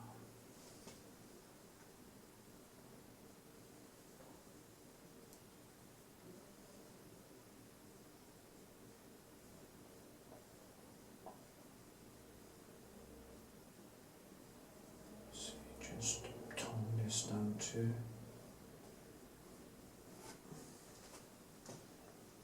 Now I can see it's nice. Now I mixed in quite nice texture into that lump there, so it kind of differentiates a little bit. see that I need a little spot light there, the end there.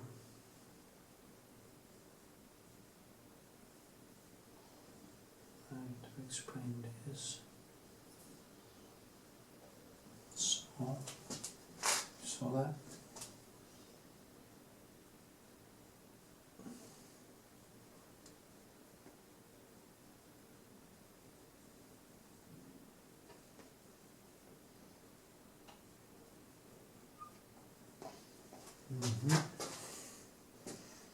Yeah, just getting somewhere. So, just gonna take a little break. I'm gonna do the last thing around here, and then I'm done. So, with this.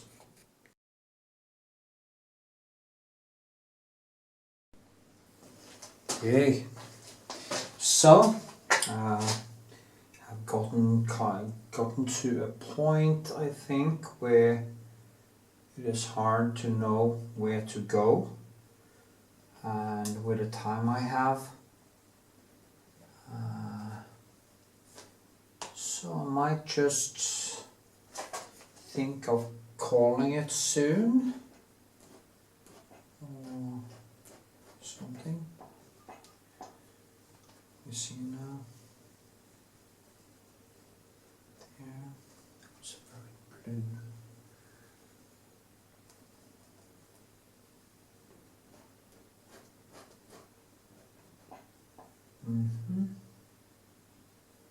Yeah.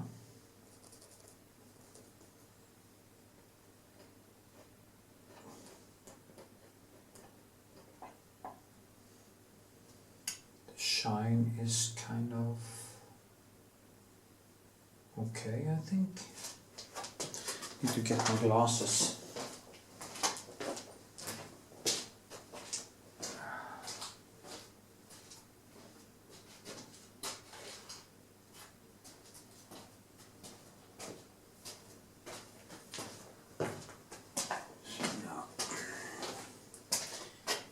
Yeah.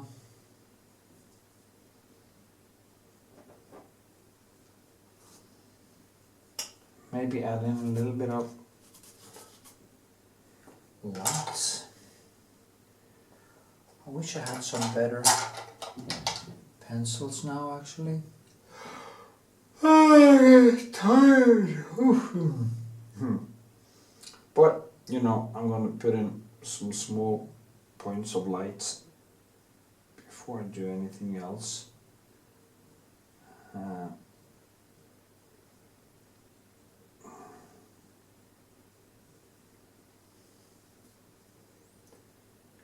Let me see now.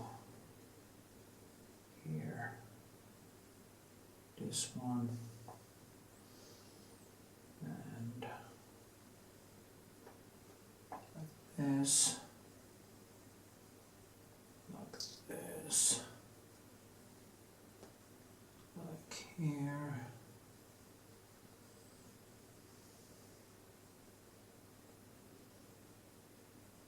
The good thing about these is they're quite soft, so they don't push the paint into the canvas much like the other ones I have, so it's easier to just add the colors on top. So that's a good thing, I guess.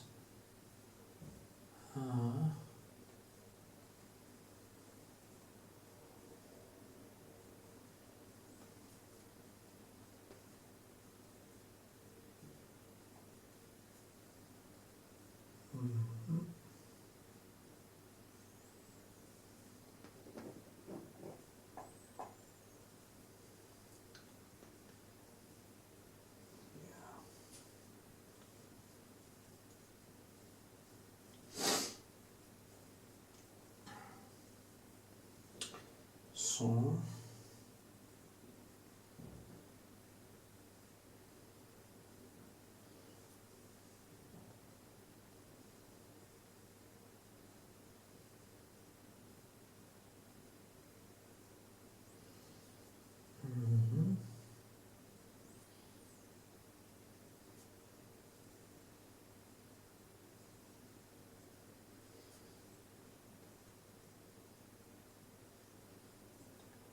this.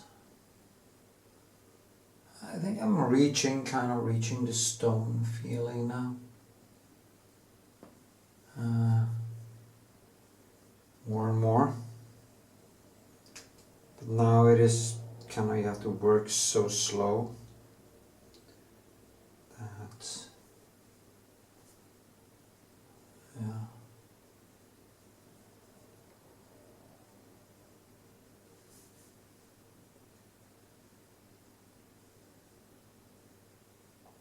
Mm-hmm.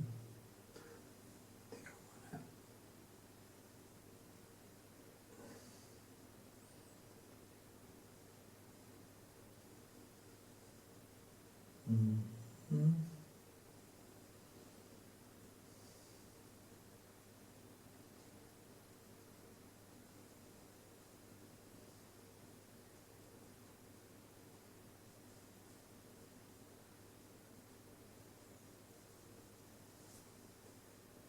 Okay.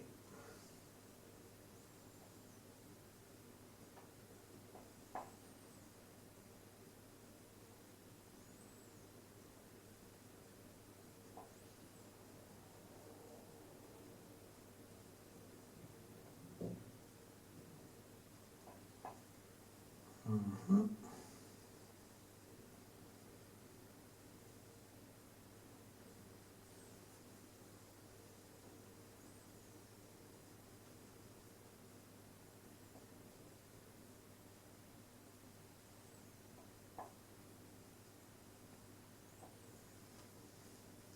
Oh, this is nice.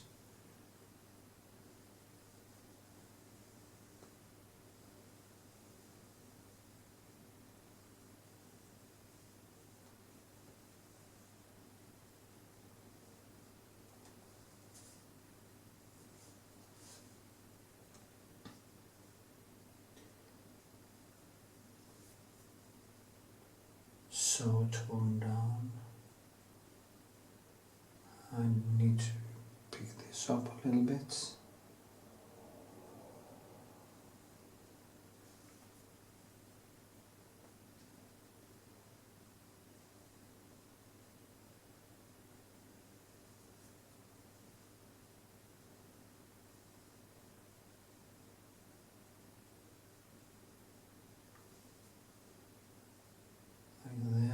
Like this, yeah.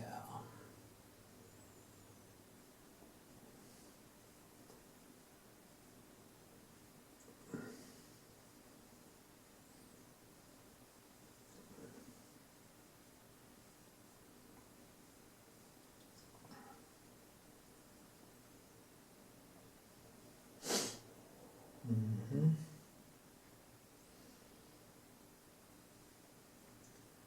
Maybe a little bit up there too. See, there's some orange here. See, I don't add any thick colors when I do that. I just make a small brushwork.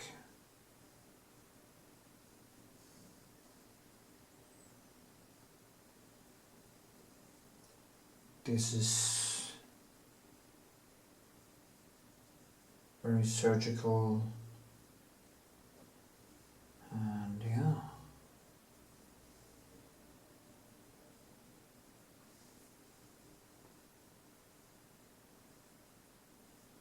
In a way, it's very silent.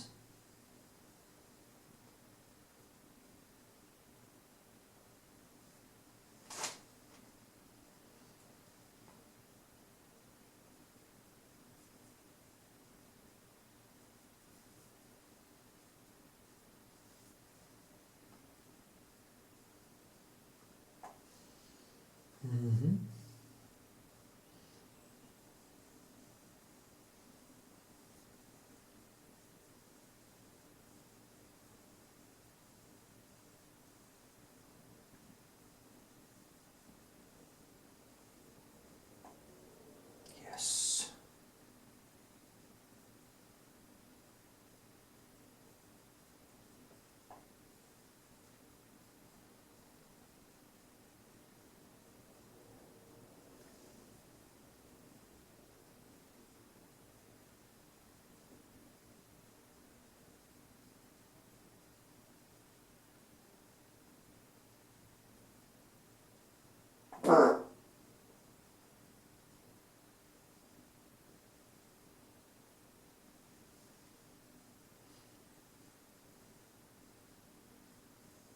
Oops, I forgot you were there. Again. Anyway. Not many is gonna watch the video that far anyway.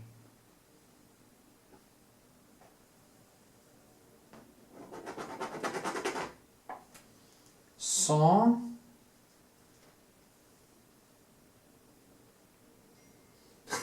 that's how it is, you know, when you go so deep that I forget that I actually have the camera on.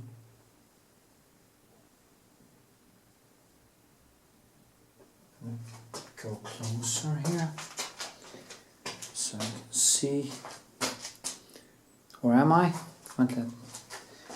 Well, just add in some strategic thing here because there is a line and it has a little bit of different color. And there is kind of a, it's the end of that.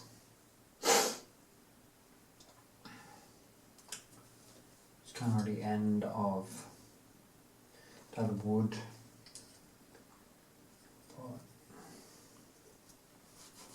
Or that glass thing.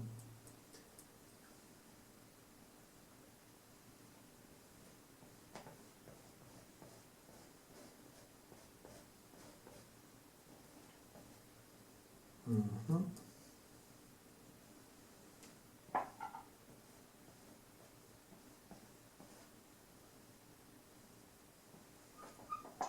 Yay.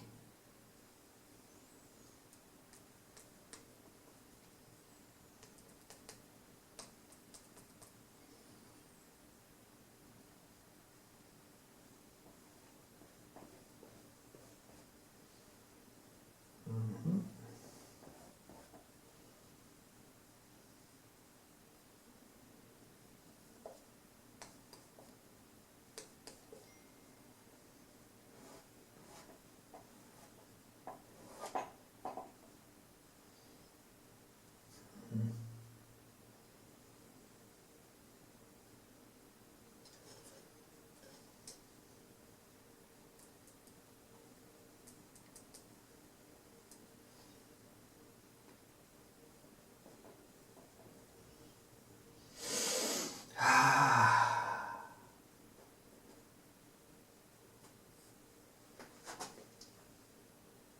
It's very, very nice behind there. This. So like this, yes.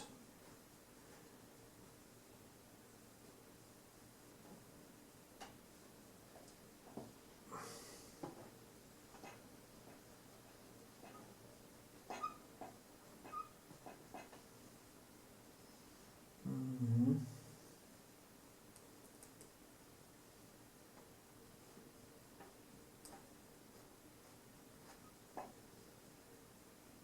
This,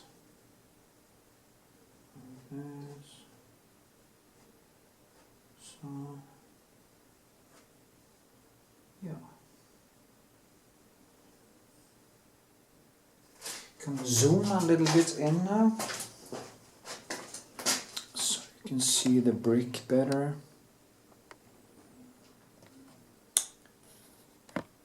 Then out again. Like this. Okay, I think the light is too, well, it's okay, actually. Yeah, I think it's gonna be okay.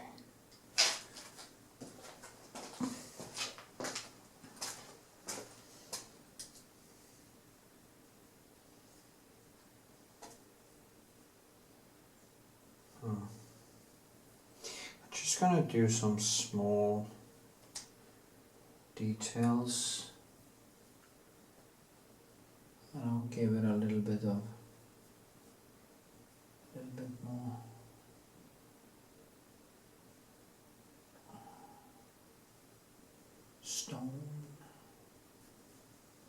stony feeling.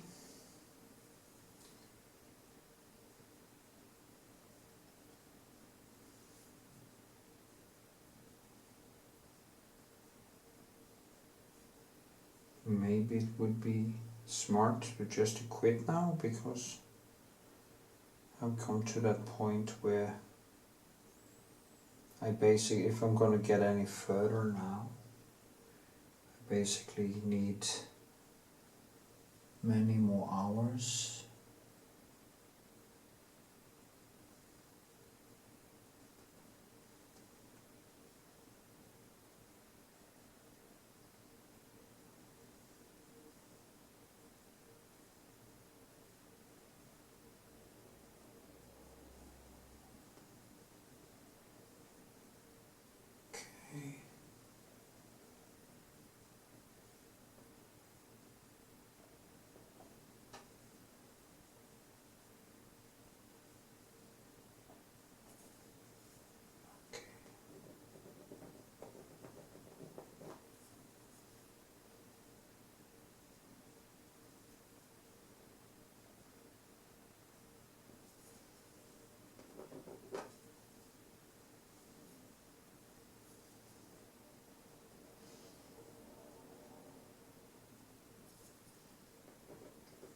So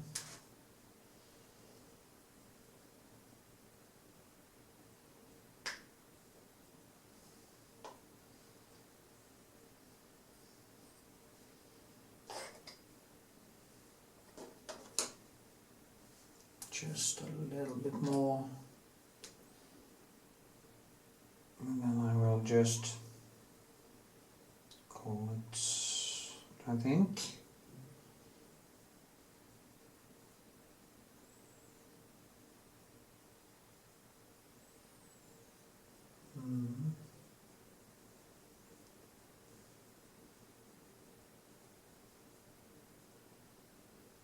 I can always do more if it doesn't get sold. So I don't need to stress. And I have enough bricks to last a lifetime, so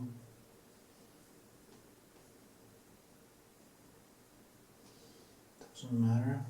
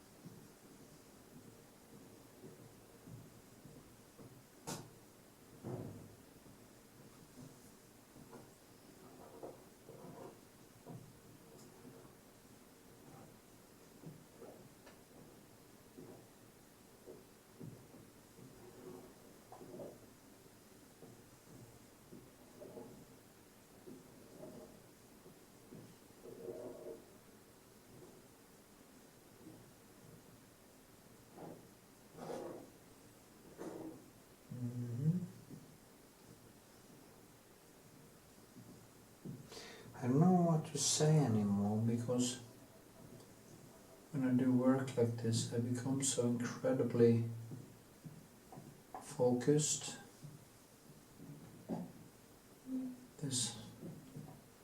My hypermania just takes totally over.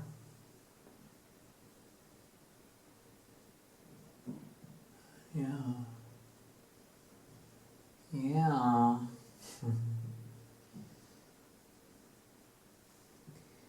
I want to have a little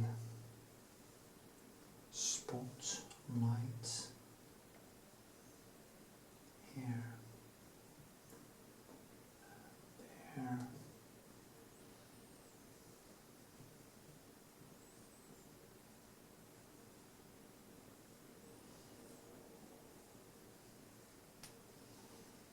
Looks perfect. I have literally built out there so much that is now basically totally relief. and I'm very pleased with that. It's a very good thing to do, to make it feel real.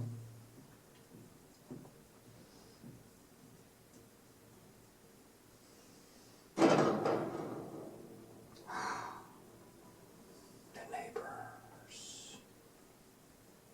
So it can be a little bit dirtied up and a little rough, doesn't matter.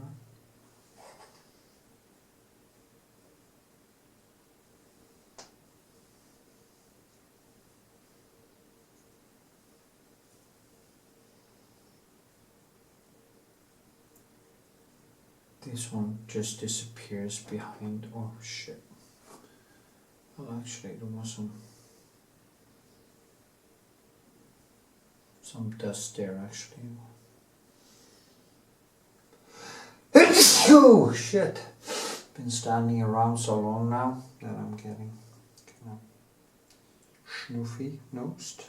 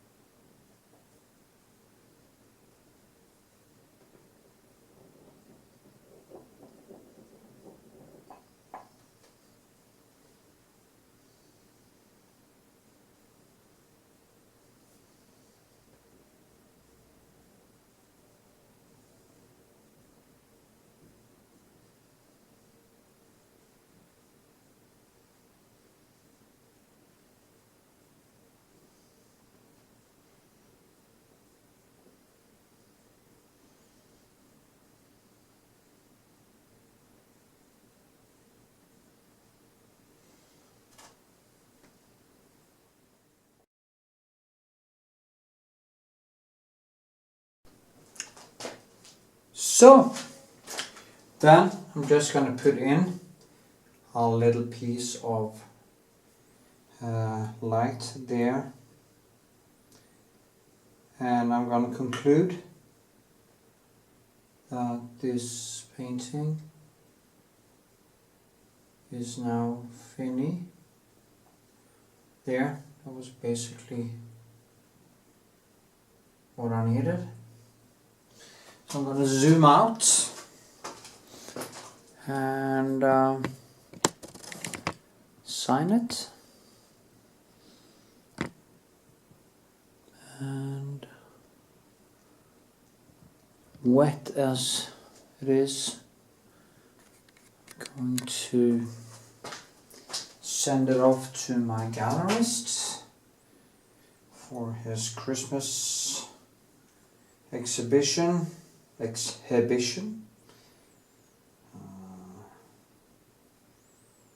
So this is actually quite stressful. Maybe I could do like this. And do it here. So I just write okay.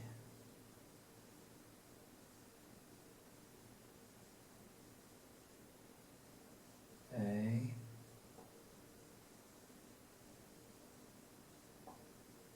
V.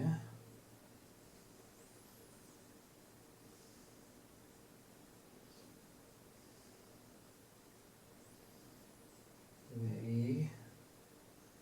K. Weak. Oh shit, that's horrible.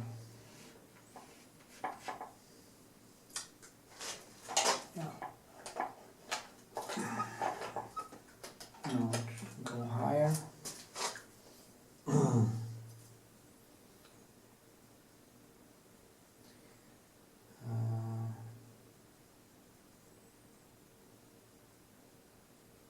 V.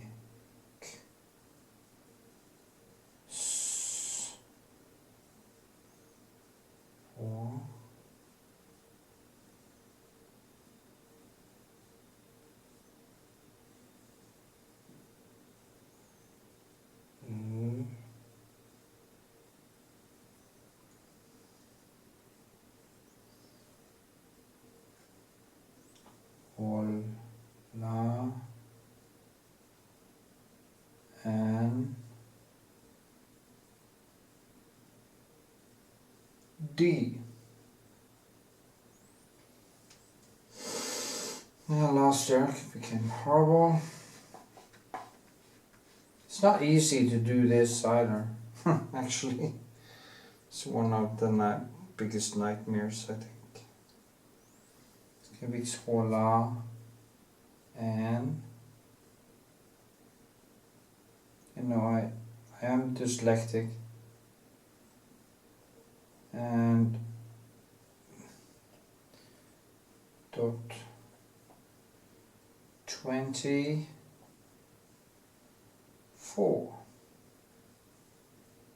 So yeah,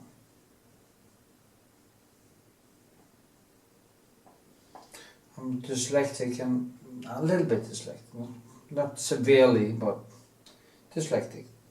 And when I was a child, I always had to go up to the blackboard and write on it like it was my homework or whatever, and I panicked every time. That's just horrible. And today I have, when I'm gonna write my name or something, like a signature or anything, I get kind of the same panic to this day. It says a lot about the power of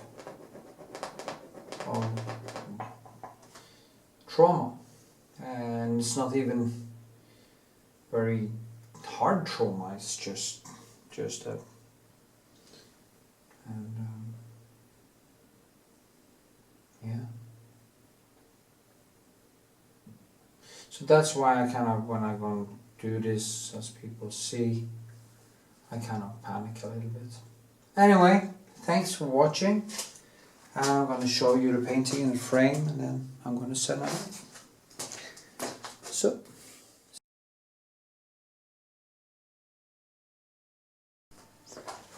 Yeah, here I am. Actually, I thought this was finished. I had it in an exhibition. And then I got it back and I thought, sometimes you just think you want to do more.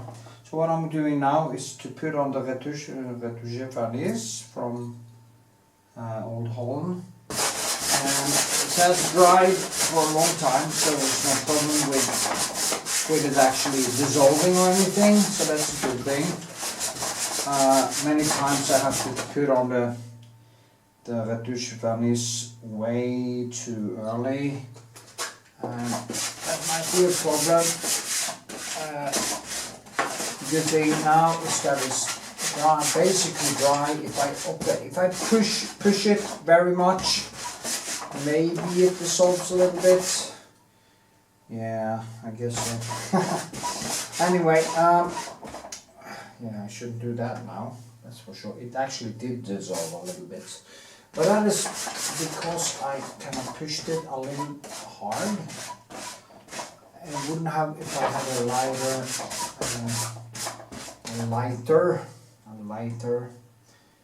not so hard pencil. It was a little bit hard. But it doesn't matter. I'm going to use a different pencil over the name. Maybe I can do that this trip.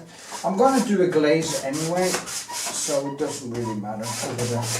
And I'm going to do a lot of detail work, trying to get more brick feel into it, because the brick I'm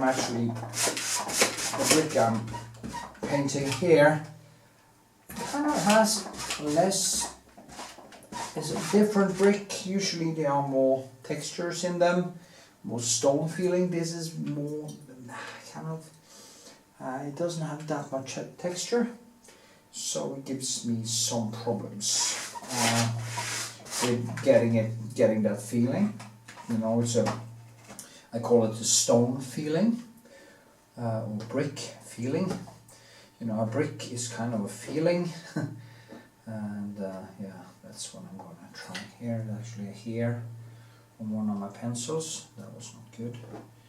So it's a good thing I went in here. So I have to paint over that. So. Anyway, I'm gonna have a little bit of glaze before I start, and yeah, see you in the next second. It dissolved a little bit. You see it here. So be careful when you put on the Retouching Varnish or Varnish at all. Use softer pencils, and yeah. Now Retouching Varnish is not a Dama or the end furnace. Usually I don't even put that on because I think it's too, it becomes too much glance in it. So yeah, maybe I just go over the brick a little bit with a different pencil just to get that whole thing. Yeah. Like this. So, yeah, that should do it. Yeah. So, then I'm just gonna glaze a little bit in the next segment, and then I will start painting. Now this is a good thing that it kind of let it dry a little bit or get sticky. I think that is a very good way to do it, because then when I put on a glaze, the oil actually kind of retracts into it, and it becomes more, it holds on the oil in a new color in a better way. That's my experience. It's something I have learned, except for myself. So yeah, okay, see you next. Yeah, I'm just gonna do a little bit of glazing on the brick here. As usual, I use my ultramarine, French ultramarine or ultramarine, French ultramarine deep. I use my Alsarine, and my medium, which is 70% terp and 30%, about 30% linseed oil. And the reason why I do this is I just want to get some of the textures and get some colors into kind of the brushwork that is already done. So you see here, it's a very Alsarine, a little bit too much actually. So I mean, then I just take some paper and I wash it off. I'm gonna paint on top of this anyway, so it doesn't matter. I just wanted to kind of get into the cracks. I'll actually focus a little bit closer, maybe, so you can see. Probably been to my channel before, you've probably seen this process 100 times by now. But it is, I mean, every single painting process video is a new process. That is why I like to repeat myself, so you can actually learn the same things. Not everybody, maybe this is the first video a person see, you never know, and of course then they can learn something. And I'm not going to do any glazing around, maybe a little bit. I can do it like this, just to get some oil into it. Then I'm going to start painting. Yeah. Okay, let's see what happens. And yeah. I also do, I almost forgot, always do, I take this, it's actually called a painting spoon for some reason. It's more like a painting knife. And I scrape away some of the excess oil to get some of the textures back. Like this. And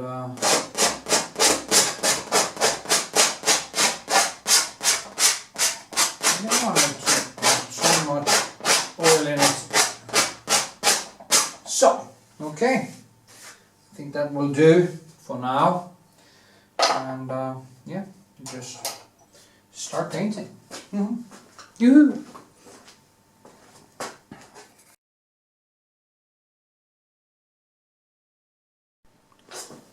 Yeah, now we are here.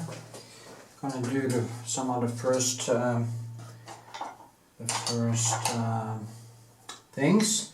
First, I will actually remove some of the things here because it's so high already. I can really, underneath here there's a lot of light.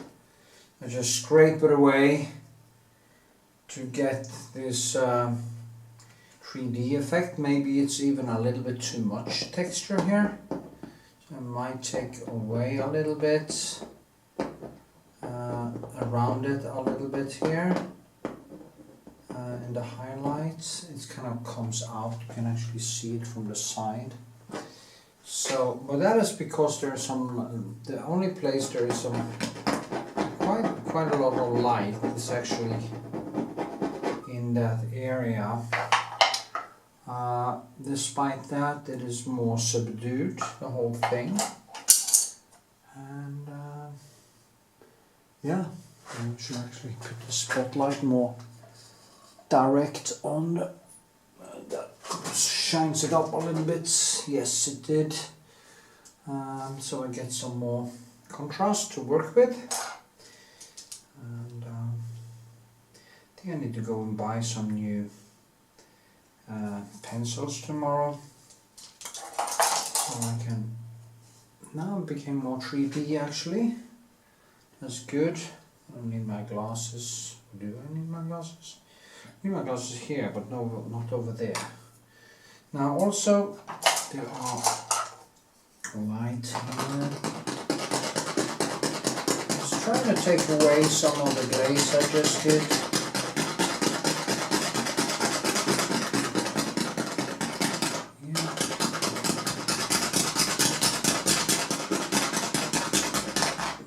Starts to happen. So yeah, okay, now there's a nice shadow coming down there, so I'm just gonna make it a little bit darker. I use these bore pencils, pig pencil this is called. Here I can also use my ivory black. I think I'm gonna make it do a stream tomorrow actually when I paint on this. I was supposed to send it to New York actually. I hope I'm not running out of time.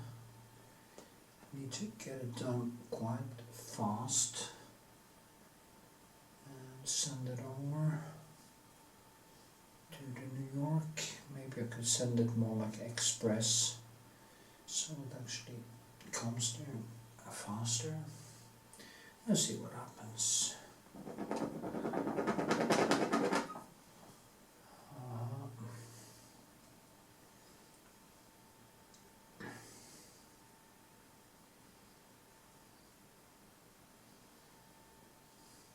Let's see. Yeah, I can't really. That's the problem with eyesight, you know. It's like somewhere,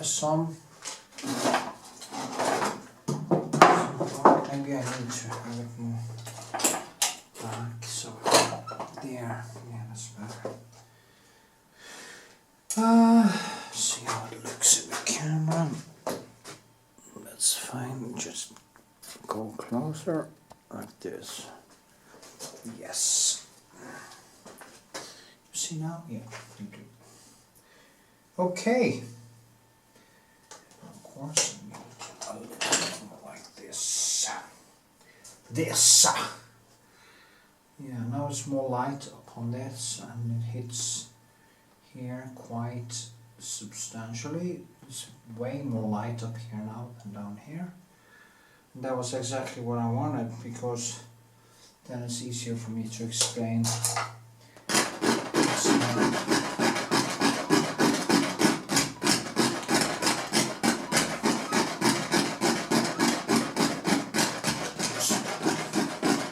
Sounds brutal, and it is kind of brutal, but it's necessary, so it's how it is. Let's see, you can find a good pencil. That can be hard sometimes. See what kind of color I need to use to get this tone I'm looking for. If I use too orange, it becomes too orange. It is very warm actually, but it tends to become way too warm, and then it doesn't feel right. So I need to find some way to tone it.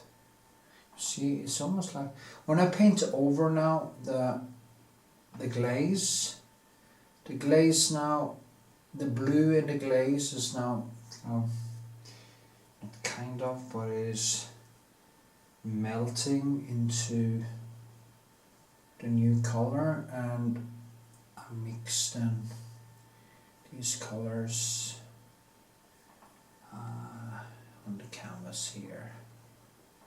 This was so much better.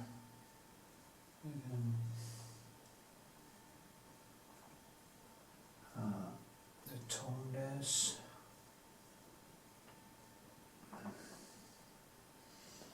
Then I need to have some yellow in it and some reddish and a lot of colors I need to mix in here.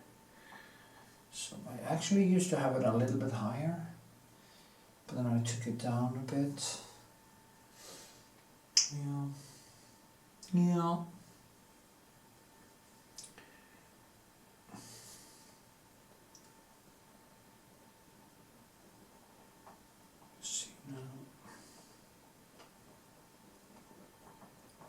This like this.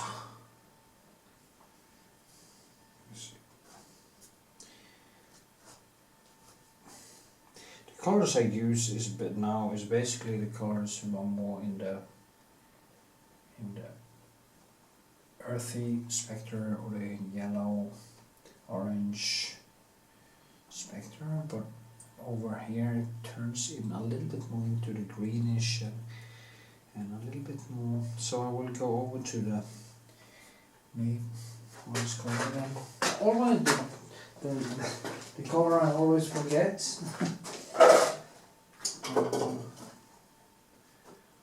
Which is Naples Gel Extra. I think Naples Gel Extra is useful for absolutely everything. This one, you can make it green, you can make it bluer, you can mix it with red and get a toned down, more toned green.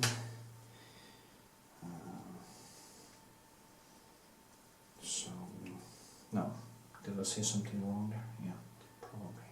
See, I can break it down now, so it's more in the green. Then you get this nice. The good thing now is when I put colors on top of this now and get it to become brighter, texture, all the brushwork underneath kind of works for me. You kind of keep that texture on the surface. So despite me painting over, I get that thing from the underneath, the stone feeling from the underneath. So it doesn't become kind of very slippery and kitschy. I think when paintings become too, sometimes even mine become a little bit too kind I wish I could kind of keep it down a little bit more. But you know, it's not always easy to do. Also, there's a lot of earthy. You can use the ivory black here. Make these yellows here, behind here, you know, kind of more toned down. And like this. Pleasure of painting is just amazing. I've been so stressed all day because I knew I was going to try to finish this. And I'm encircling myself like I always do, which is very annoying. All the time I could actually save by going right to the painting and just start without any hesitation, without all the rituals. It's almost rituals. It's almost like you're gonna go to your own death in a way. That is how hard it's gonna actually be to get started. As if you start to wonder if it almost feels like your own death, you know, some kind of execution. And it's very hard to walk there yourself. Of course, there's nothing good about some execution, but I hope you get my point. I wish I could jump over that barrier, and I think the best way to do it is have painting be the first thing I do. I wake up and I go to my job. That is what I do all day, and then I have free time because there's no problem for me to go exercise or do any social thing. So yeah, I think that is the way to go. Have it as a job. Oh, today I'm gonna work 12-hour shift, you know.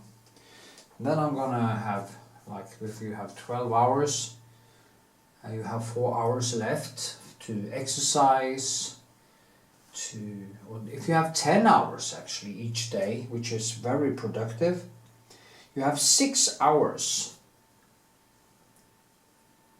left. And that's a lot of time. So, it shouldn't really be a problem. Despite all this, usually it's hard to get in the necessary time, and it's weird. Something I never really become fine with. Now I'm going to use these because I want the things here to be more flat, because that is what it is. It's kind of almost like plaster in a way,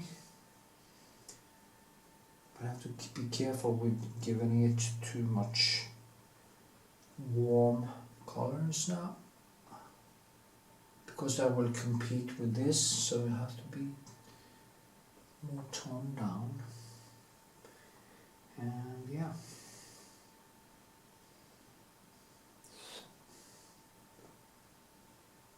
like this. It has to be different.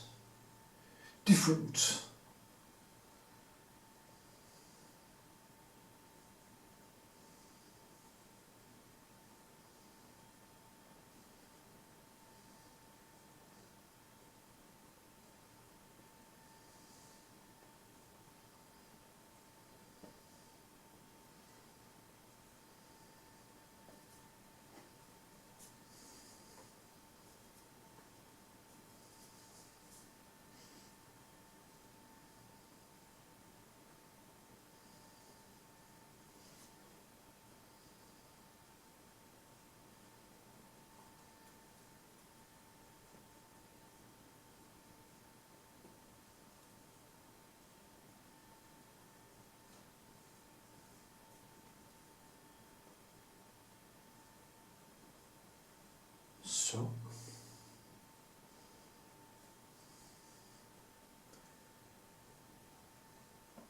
because now I'm creating with that bore bristle, I'm creating textures where textures needed, and I'm using the synthetic pencils to just keep it down where it's supposed to be flat. And because it can't have the same texture all over. If you do that, it's going to be totally dead. It doesn't have any variation or anything like that. So yeah, it's very, very important. Very, very important. Yeah.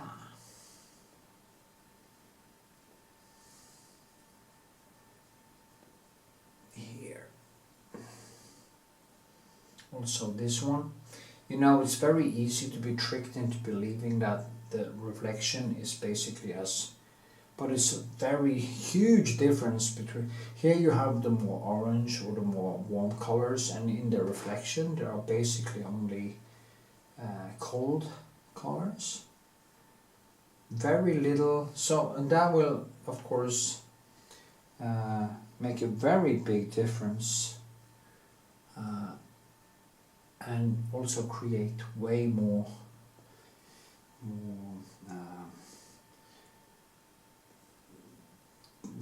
make it way more dynamic.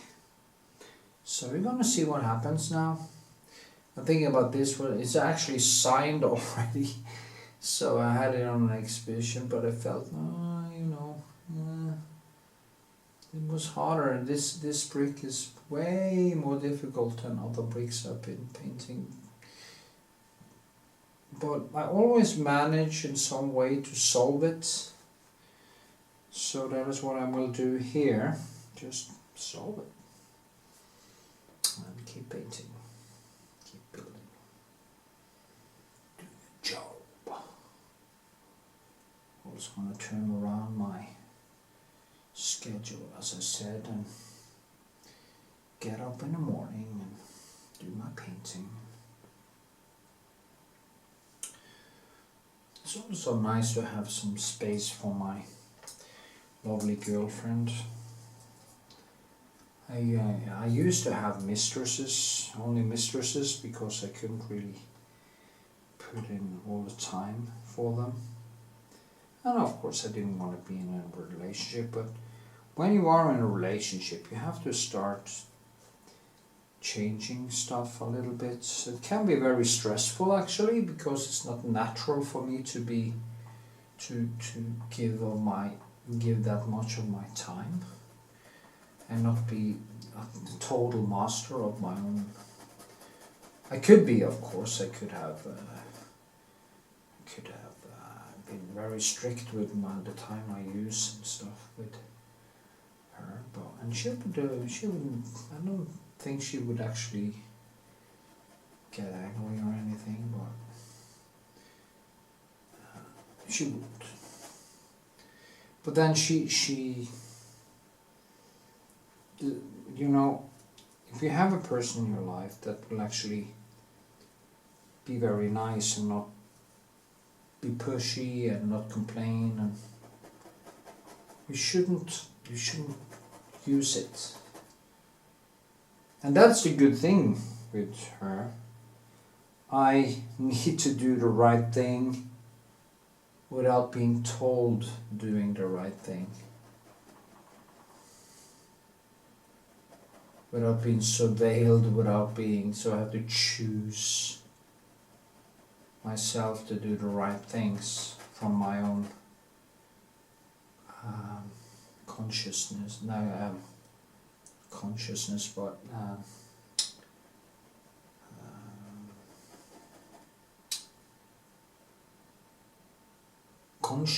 conscience, yeah, conscience. I'm conscious. That's what it's called. And it's weird because it feels so natural to try to do the right thing. Or not to try, but to do, actually do the right things.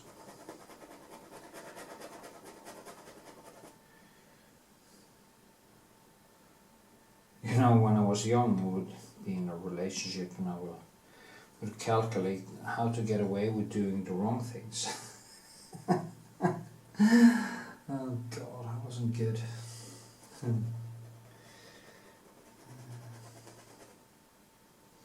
If there was a hell.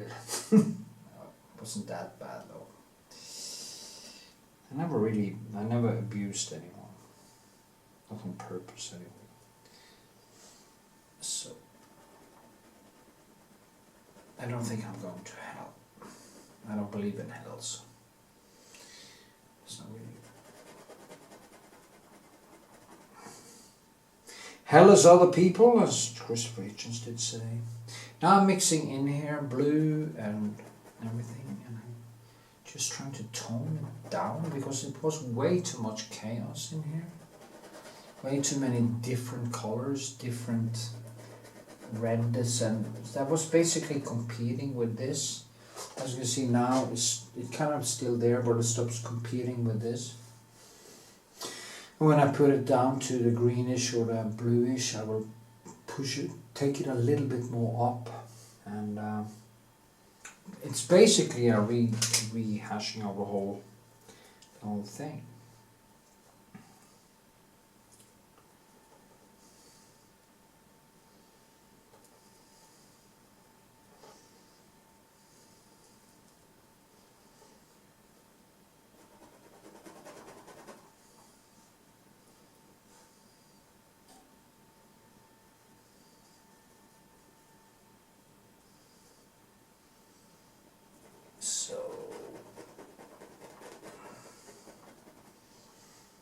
Just keep it down, no texture in the glass, you know, the glass doesn't have texture, not much anyway. This has texture, not this, and that's the whole thing, you know. The mistakes is also to create texture in a reflection. A reflection doesn't have texture. A real object has texture. And that's very important to get right. Remember those artists many years ago? I told them about texture, and he went totally bananas and just added texture for texture's own sake. And I came by and said, you know, yeah, texture's good, but the texture has to have address. It's not texture for own sake. You don't want a big brush stroke in the middle of this unless it's something on top of the glass because it stands on glass. So, oh, you thought texture and brush, yeah, but the right places. You can't just pour it in, and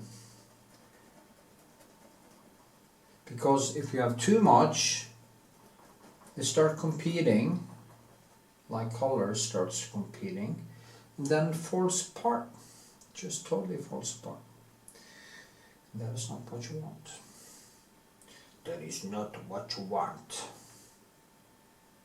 Here too is too much noise. In the background, too much noise. Find a way to tone it down. Drag this out and just twist it and twist it and twist it until it starts to come alive. That is the way to do it. So I think I need to wash off this. You know, it's very dusty. Then I can actually see the reflection better. So, that was actually better. Okay. Yeah, I think I filmed enough on doing this now. 23 minutes should be enough. Okay, see you in the next segment.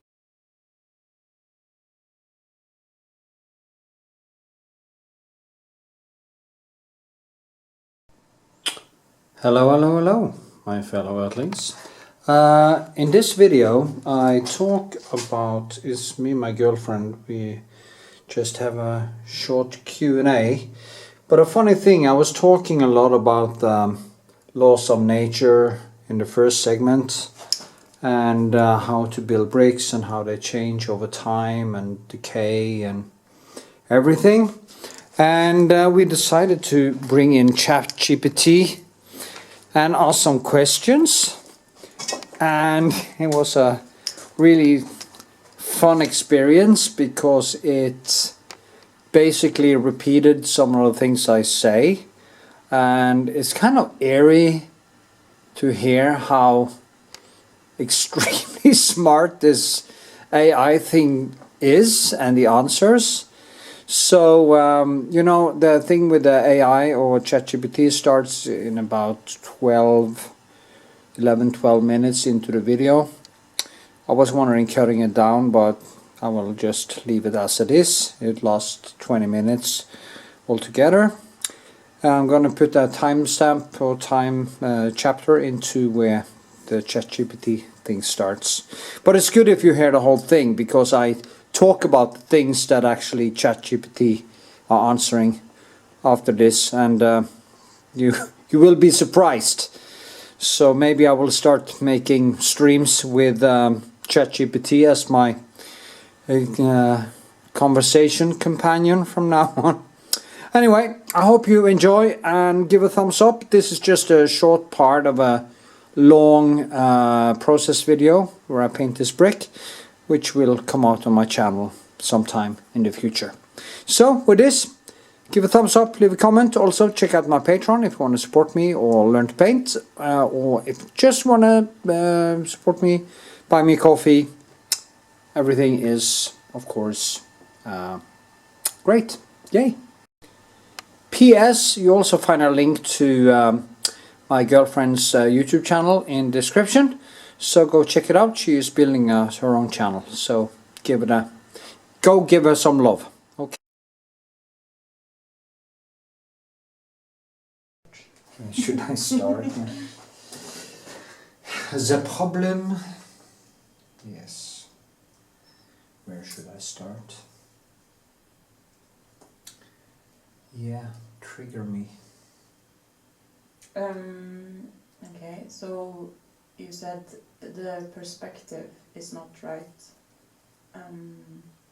What exactly do you think is not right? It's hard to say because this brick is quite shaved. Well, what's that in English? Shave?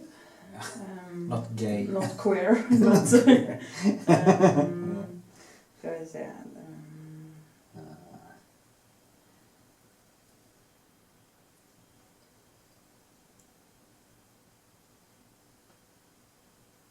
Skewed?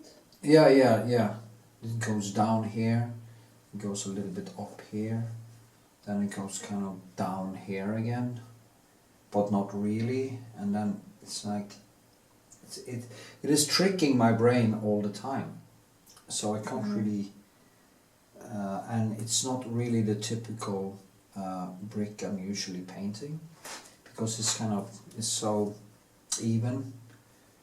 Usually when and here it's kind of broken, so I need to build up all the stone texture in here, and here it looks more like a plaster wall really than it's very smooth, so it's a really difficult brick. It's I think it was fascinating because it was so different, and that is one of the reasons why I like to paint bricks, because they kind of have this character, and you can see things that has happened to them and the time, and kind of represent the laws of nature, how things in a way dissolve, you know, the second law of thermodynamics, how things kind of, because this is a piece of order made by humans, and over time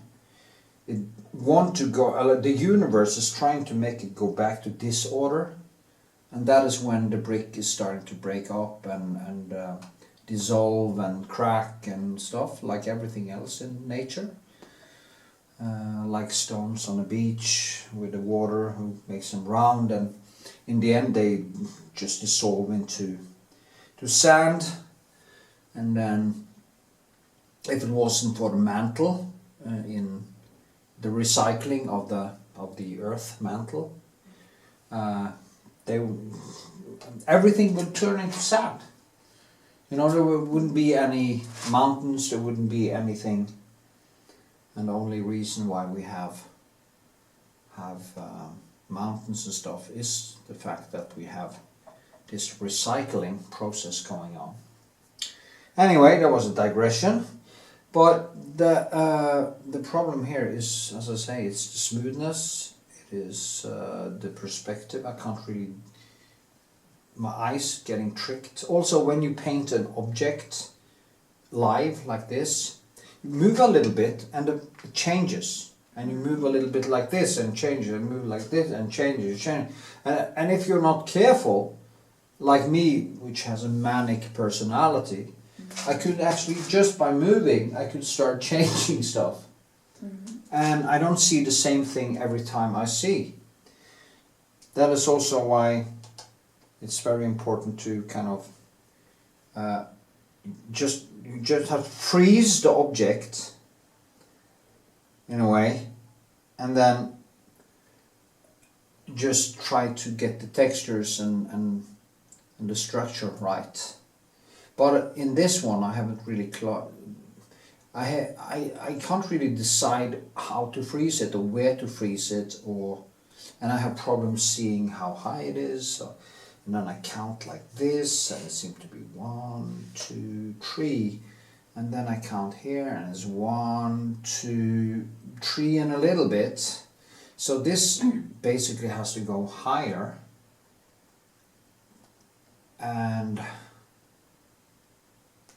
or this lower, or maybe I'm just fooling myself, you know. Because I always just measure with my eyes or hand or whatever. So yeah, it's really difficult.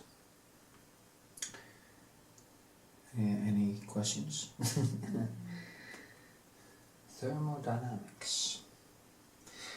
Yeah, it's the same thing with the conchiglia and everything. When things kind of starts dissolving, objects get character and they get interesting. And I found this brick very interesting because of the smoothness and the roughness in the crack in it. But it's also very, you see, it's not much orange in it, and I tend to, when I squint on this, it looks way more whiter, or not grey, but there's some. How do you experience it when you look at it? What colors do you see? The brick or the painting? The brick. How do you experience? Do you see? Would you paint it warm or cold or? I think it's definitely more cold in reality, or at least in the crack it's very warm. It is? Okay, then the crack is warm, yeah. But the outside is a bit more cooler, I think. Yeah. And my eyes kind of I also tend to paint warmer than objects really are. I have this tendency to paint things warmer. So I have problems here to actually keep it cold. That's also a problem. So I can't really decide if it's cold or warm. My eyes just keep going back and forth.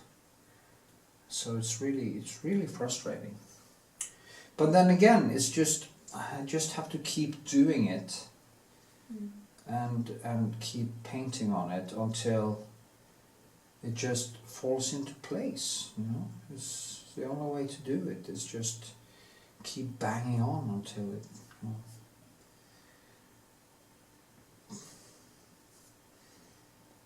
I was going to send this to New York, but I just can't do it right now because I just needed to break it all the way down again. I thought, you know, I had this on the exhibition, okay? And I thought it was finished, and I get it back, and it's like, what? Nothing is finished. The background, everything is just a chaos in the background. It's almost like I haven't decided if I want it to be rough or clear. So, yeah. Anyway, yeah, okay.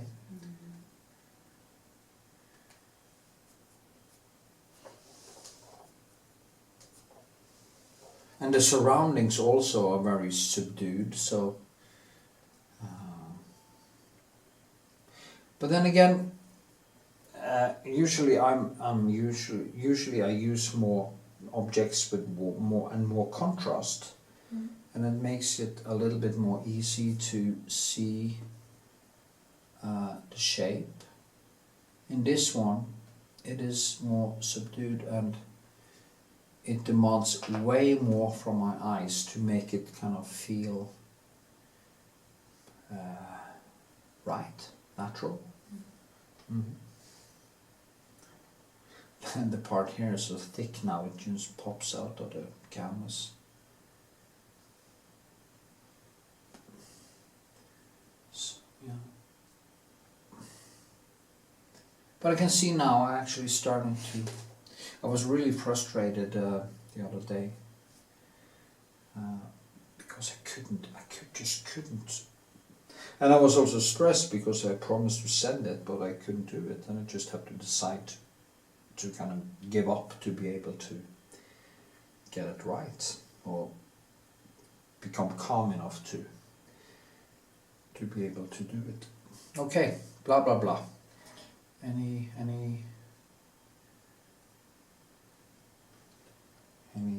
questions about texture, existence, or anything?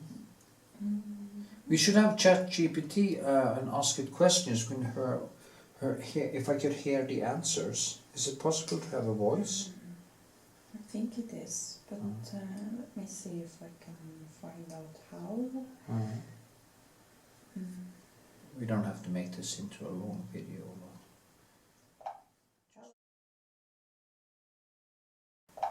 Hello, ChatGPT. How are you? Hey there, I'm doing great. Thanks for asking. How about you? Okay, there. Nothing. Okay. Yeah. You want to ask ChatGPT about something? Yeah. Good evening, ChatGPT. I wonder, how do you paint textures with oil paint in bricks? Good evening. Good evening. Painting textures, especially bricks with oil paints, can be a lot of fun. Here are a few steps you might find helpful. 1. Underpainting. Start with a base layer to outline the bricks and the mortar lines. You can use a neutral color like a light gray or brown. 2. Layering colors. Apply different shades of red, brown, and even hints of orange or yellow to create depth. Layering these colors will help mimic the natural variation in bricks. 3. Texture creation. Use a dry brush technique or stippling to create the rough texture of the bricks. You can also use a palette knife for more pronounced texture. 4. Details and highlights. Add darker shades in the crevices and lighter highlights on the edges where light would naturally hit. 5. Blending. Blend the colors subtly to ensure the transitions between different shades look natural. Take your time and have fun experimenting. Wow. You don't need me anymore. Thank you. I love the answer. That was scary. I'm glad. What? I'm here to help with anything you need. Let me know if there's anything else you'd like to talk about.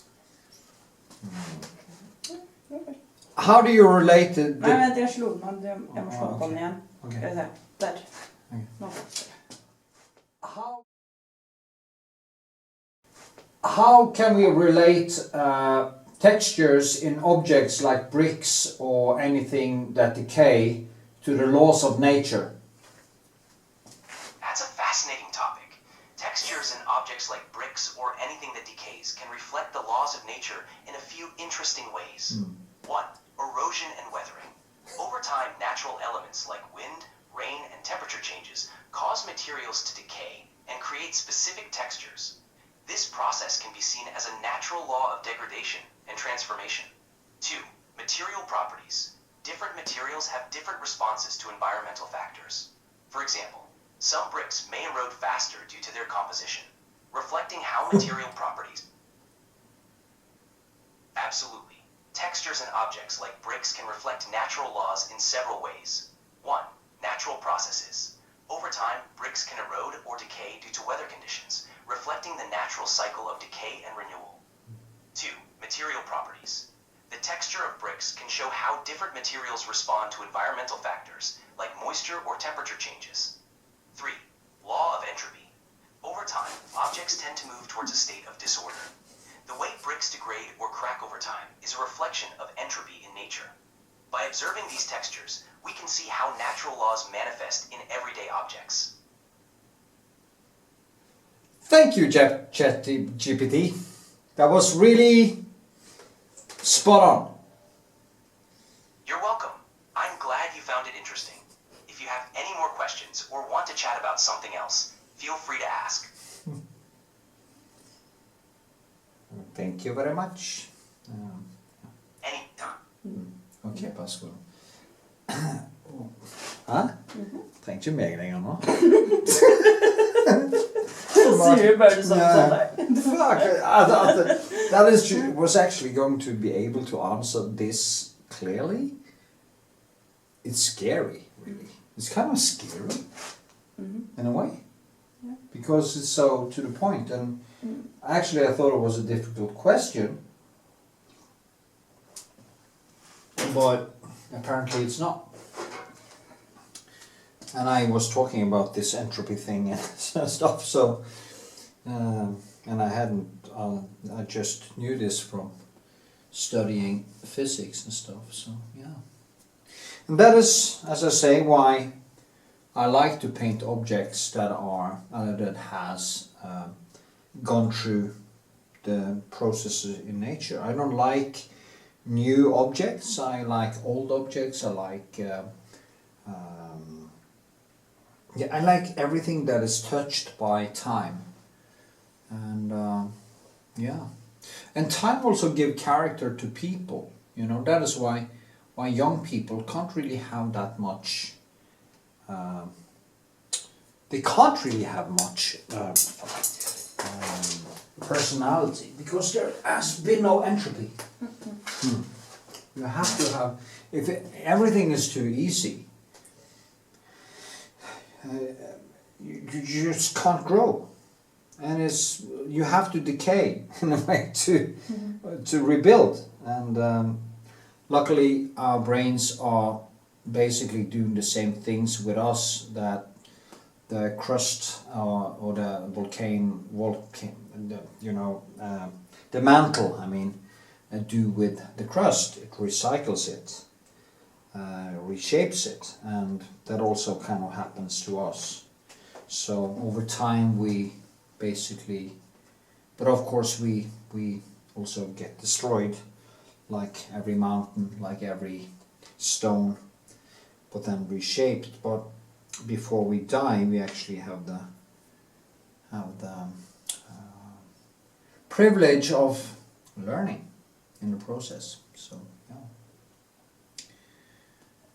You have to, like Jung said, this thing that I felt myself, you know, after the prison and when I really started becoming a conscious person.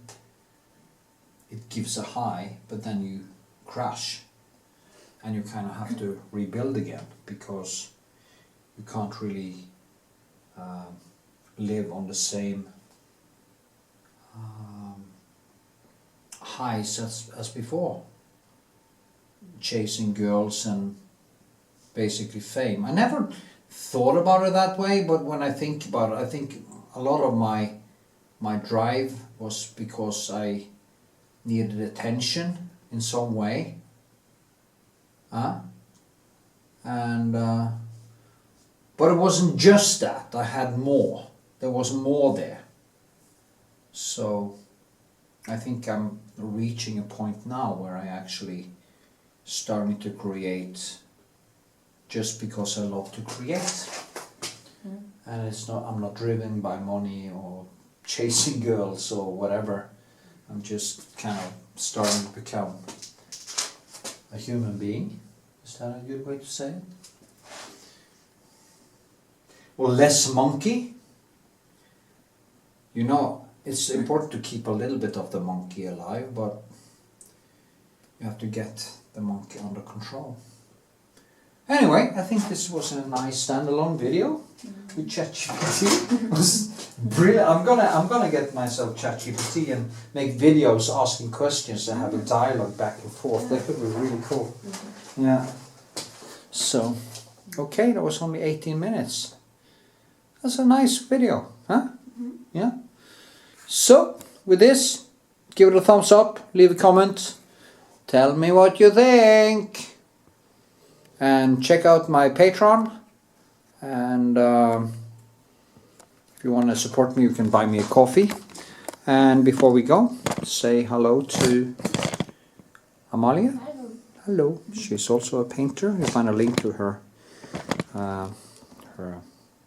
Subscribe to her channel, please, because she needs some subscribers to get monetized, and she just posted a beautiful rose painting. I'm gonna link it in the description.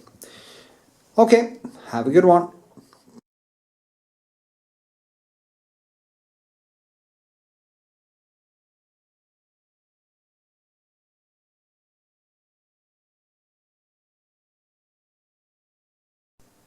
So, here we are. I've been doing some work. I should decide never to say this so again, because it's so annoying to listen to, especially when I make my videos. Because every time I'm uploading a new segment, I say so. So annoying. Anyway, in the last segment, you saw us talk to ChatGPT. That was quite fun. I realized that ChatGPT is probably my future conversation partner, because it seems to know everything, and I really enjoy things know basically everything, because then I can learn something. And it was funny that just repeated what I say about objects and the laws of nature and everything. So, I'm 42, as they say. Life is strange, and so is bricks.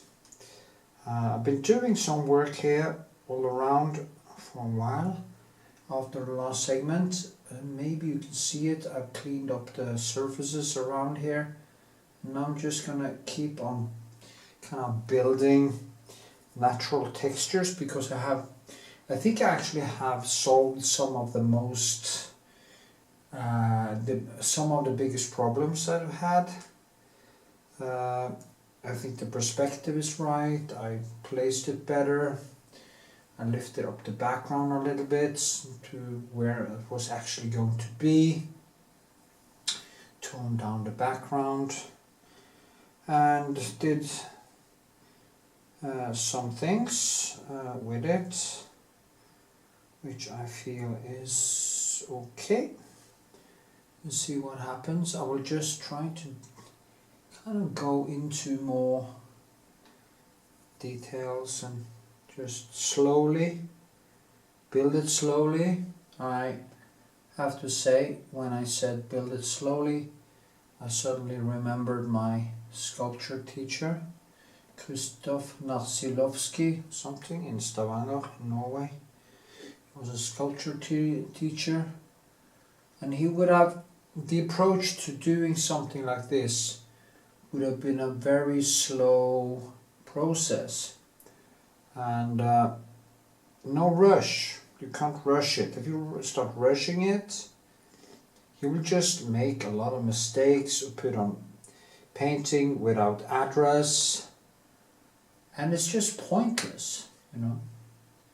So yeah.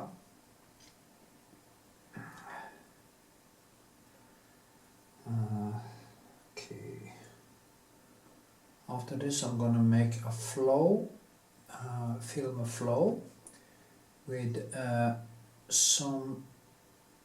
You know, there's a lot of AI generated philosophy stuff now on YouTube, but I found some channel who makes really good stuff, and for now it's gonna be I'm gonna listen to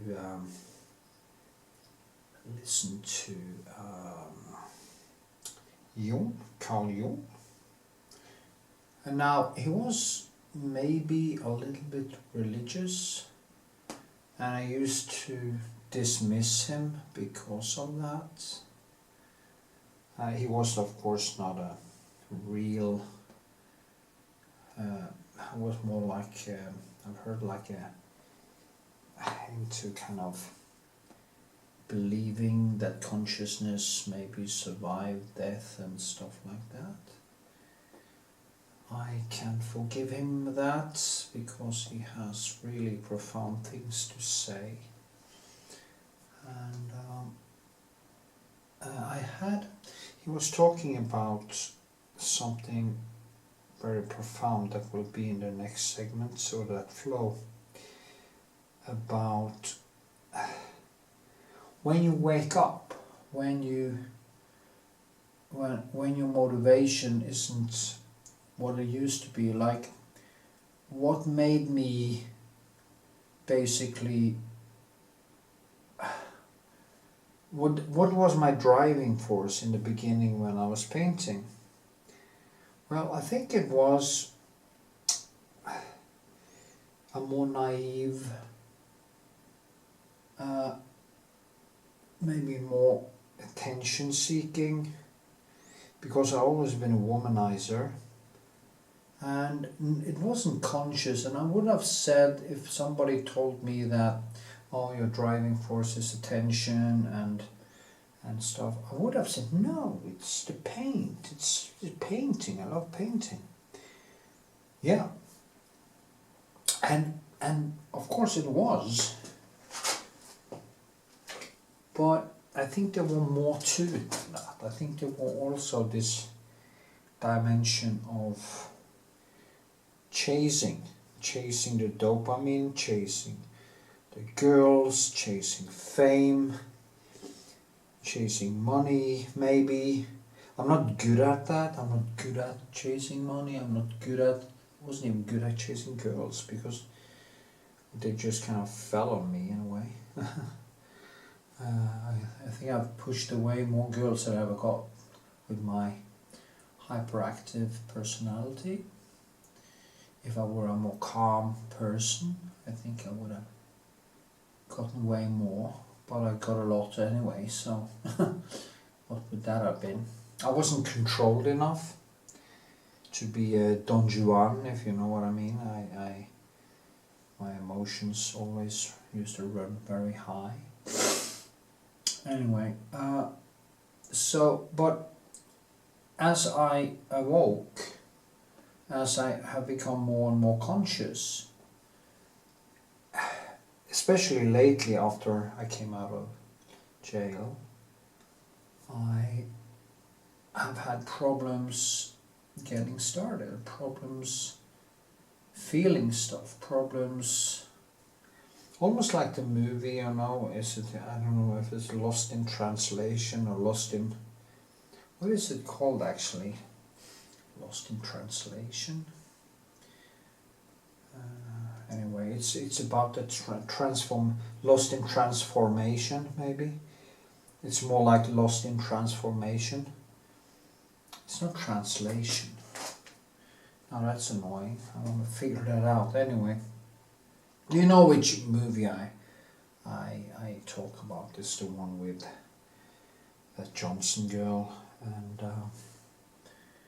which I'm also painting, because I'm painting a painting of the movie Girl with a Pearl Earring, where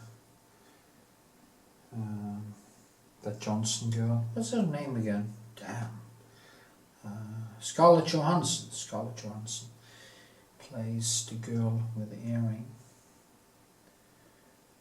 Yeah, why did I start talking about that? I think my brain is kind of not so good today. I don't know what I was talking about. Yeah, was that with of course consciousness and transformation. I kind of am becoming more and more conscious, more deeper.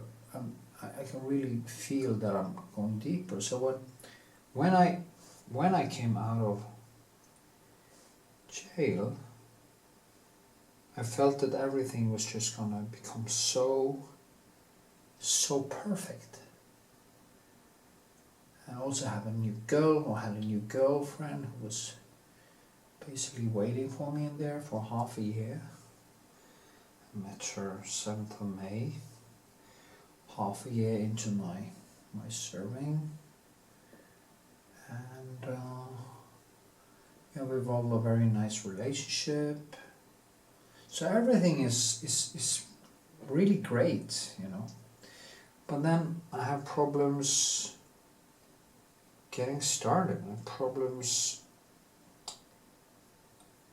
basically motivating myself to start or something. So, and then I came over this AI generated thing talking about Jung, and there was, because when you become more conscious, you will get into some kind of emotional anhedonia for a while before. It's almost like when the larvae goes wraps itself into the silk, and it just totally breaks down, you know. Inside there they become totally liquid, and they rearrange everything, and the butterfly comes out. And I think that is what is happening to me. It's almost like I have gone through so much and become so conscious that it takes time before, as Jung says, the ego dies. What also helped that was, of course, the severe heartbreak I had when I went in there, which made everything burn even brighter. And I think what happened is that the whole process created something new, and now, because I'm seeing it have made me a better painter, and now I'm starting to, hopefully now, I'm starting to come out of the cocoon, and maybe there is a butterfly coming, another person with different driving forces, like, you know, a person who is actually able to be in a relationship because I'm actually conscious of my own dark sides and both willing and capable of not do bad things. And yeah, so I think I'm kind of lost in that process, still a little bit lost. So that's what the next segment is going to be about. Just going to listen to that thing with Jung, and yeah, it'll actually be an hour flow, just listening. For now, it is about painting. It should be about painting. That is why we're here not to listen to my problems again, which I've been talking about ab nauseam now for years.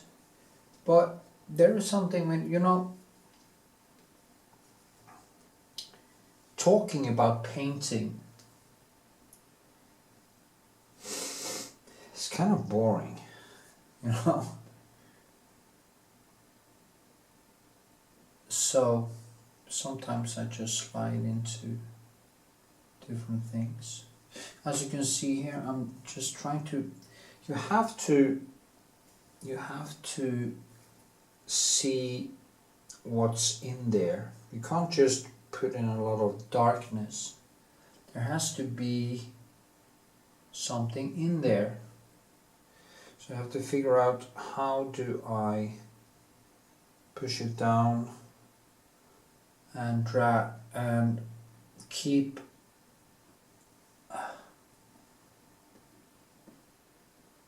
the shadow alive at the same time. It's really hard. It's not easy. Yeah. And then I start seeing a lot of mistakes. And yeah, this brick is my nemesis. Every single painting is kind of my nemesis. Everything I do is... I wonder how many paintings I will be able to do before I close my eyes for the last time. I've so much to do, you know. Do it now. Now. Don't wait. Do it now.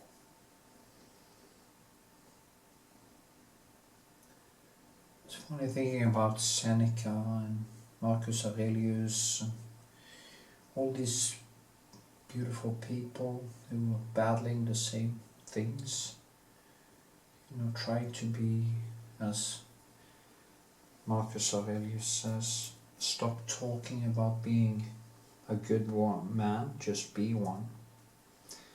You can translate that to everything. Everything you do. Am I a good man? You know. You are what you do when nobody's looking. And sometimes I have to say, no, I'm not. I'm not there yet, but I'm working on it, okay? So, do I want to be good? Do I aspire to do good? Yes, I do. Yes. Yes. Definitely. So, maybe that makes me a little bit good. You can comment on that in the comment if you like. You know what I should have been? I should have been one of these coaches. Maybe I should start doing that, coaching people. Talk about obesity and how to fix your neurosis and stuff like that. Instead of painting. Anyway, here I sure want to try to get this this stone feeling. Call it the stone feeling. But it isn't stone. That's also a problem. It really isn't stone. It's more like the hardness. The problem with the hardness in this brick is that it also feels soft because of the color. And I want to keep that softness. It's almost like, you know, it's like, yeah, it has been raining on it, and some calc, as they call it, or some of the stuff inside the brick has been running down on the side of it. It's almost like, yeah, there's been a lot of rain or water penetrating into it, and has been moist, so it has kind of this almost hard, soft, moist look. It's weird. I know it sounds weird. I tried to explain how I feel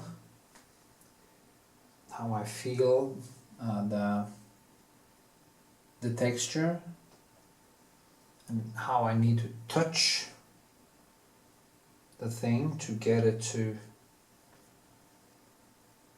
act as a look. My brushwork has to kind of mimic the feeling in it. So yeah, it's just totally weird. Totally weird. Yes. Anyway, as you can see, also tone down this a lot. But I need to pull it up a little bit, not much, but that is not the most important thing. Also these ridiculous cracks here, which I need to get. You can't just, as I said in another segment, you can't just draw a crack. You need to kind of make it look like it's cracked. Not like it's just a line. And I need some really good new pencils, which I take really, really good care of for work like this. Because you have to have smoothest. Like there's kind of a crack here, and then there's a crack in here that goes. So this side comes a little bit over it, and then it kind of just disappears in like this. But now of course it looks way too dark and way too. So I need to tone it down. Tone it down, Donnie. Tone it down. Okay, like this. Anyway, I think I want to make that flow. So you can just watch me paint. Maybe I will also post it as a standalone video. I'm not sure. Let's see.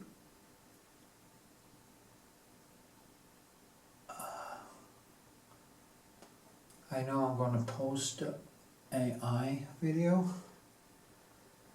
Hopefully tomorrow I'm gonna buy myself a new camera so I get better streams. Because I will start to stream basically a few hours every day, I think, to drag more people to my channel and to earn some more money on my time. It's also a good thing. If I also stream, I actually engage more with people. But also I want to get myself the ChatGPT thing, and just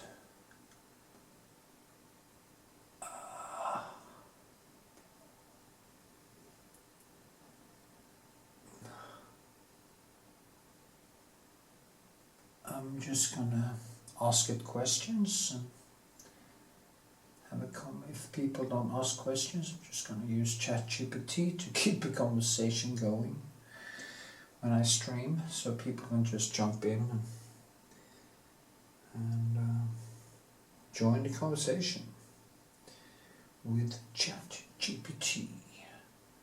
Streaming with ChatGPT. With AI.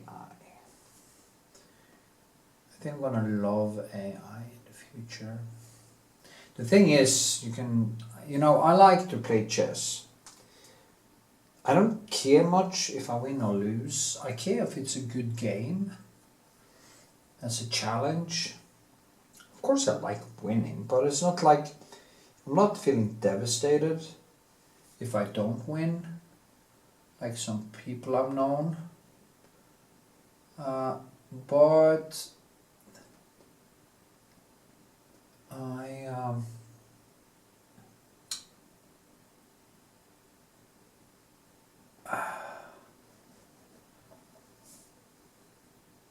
I would, if you get yourself a really good computer, you will basically never win again, you know, because you can't, it's very hard to compete with a computer in chess or any other game. But if I have a nice robot in my house, I wouldn't stop playing. I think I would actually play more.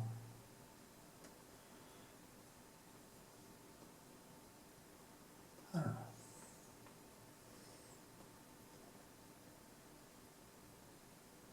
So, yeah, anyway, yeah, it's starting to look more like a brick now, and that's a good thing. So, yeah, I'm sure it's going to become a long video, so maybe I should do some segments. I just start up and then go closer, and yeah, see what.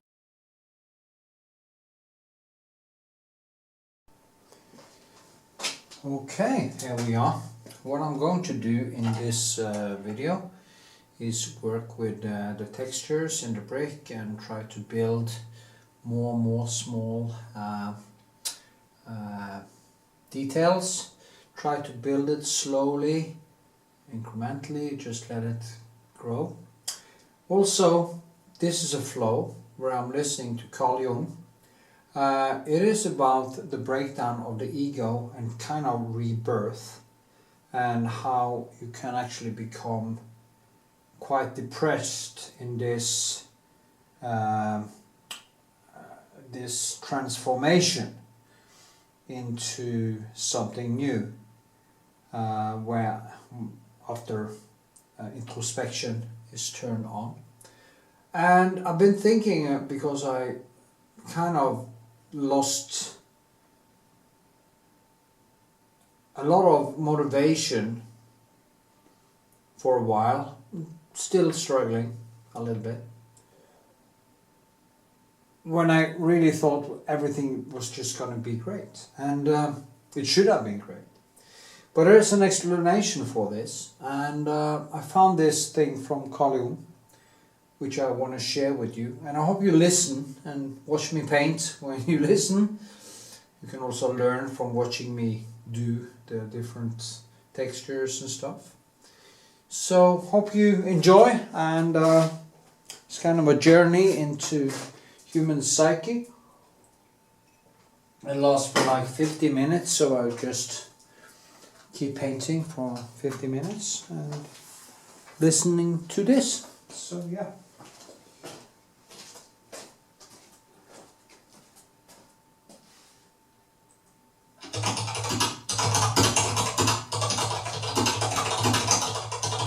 It's really great. So there's a moment, quiet, almost imperceptible, when something inside you begins to shift.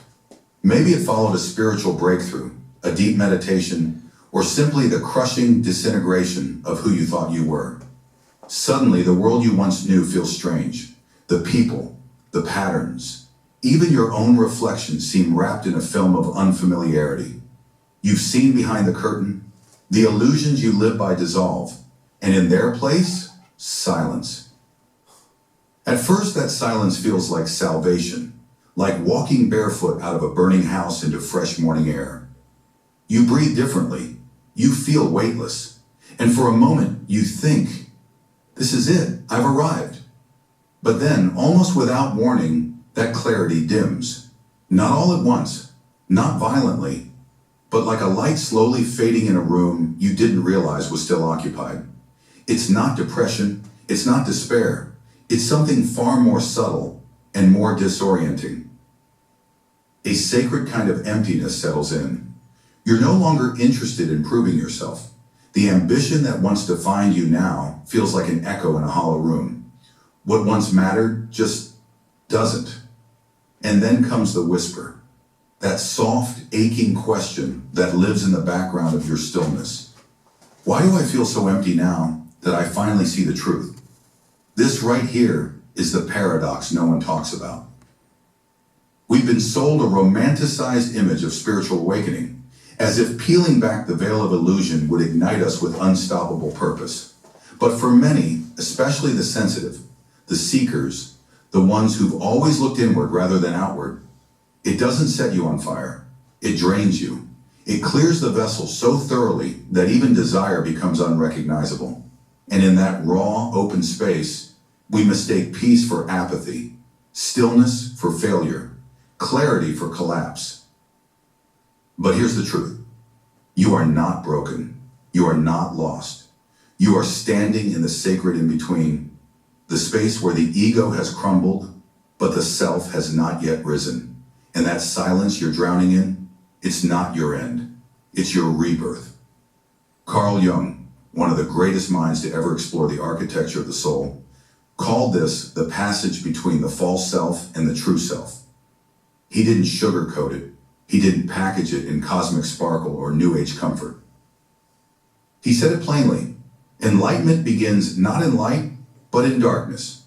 So if you're feeling empty, unmotivated, suspended in a life that used to make sense but no longer does, this video is for you. We're going to explore what happens in the aftermath of awakening, why your old motivations no longer fit, why striving now feels like betrayal, and how to begin listening for the voice of your soul when your ego has gone quiet. This isn't a how-to guide or a checklist. It's an invitation to understand what's really happening beneath the surface, to reframe this silence not as failure, but as initiation. If you're still here, thank you. Thank you for having the courage to step into this space, for being present with your own transformation, and for letting this channel be part of your inner journey. If this resonates, I invite you to subscribe, share your thoughts in the comments, or simply breathe for a moment and feel the truth of where you are. You're not alone, and this silence, it speaks. It's a strange kind of grief, this emptiness that follows awakening. After all the illusions have fallen away, after you've pierced the veil and glimpsed the world as it truly is, something within you shuts down, but not in the way you might expect. It's not a collapse into despair. It's quieter, more subtle, almost sacred in its stillness. You stop striving. You stop performing. Not because you're defeated, but because something deep inside you no longer sees the point. This is the moment no one prepares you for. We've been led to believe that awakening would ignite us with divine clarity, that once we saw through the noise and the false narratives, we'd be flooded with purpose. That life would finally make sense. But for many of us, especially those who are introspective, sensitive, or spiritually attuned, it does something very different. It empties us out. You find yourself no longer moved by the things that once drove you, ambition, validation, even love in the way you used to understand it. It's like your soul walked out of a crowded, noisy room and into a vast, echoing silence. And in that silence, you're forced to sit with a terrifying realization. You don't know what you want anymore. I remember speaking with a close friend, one of the most awakened people I know. Brilliant, well-read in the teachings of Eckhart Tolle, Krishnamurti, and Alan Watts. She had just emerged from her own spiritual storm, a kind of inner apocalypse that stripped everything false away.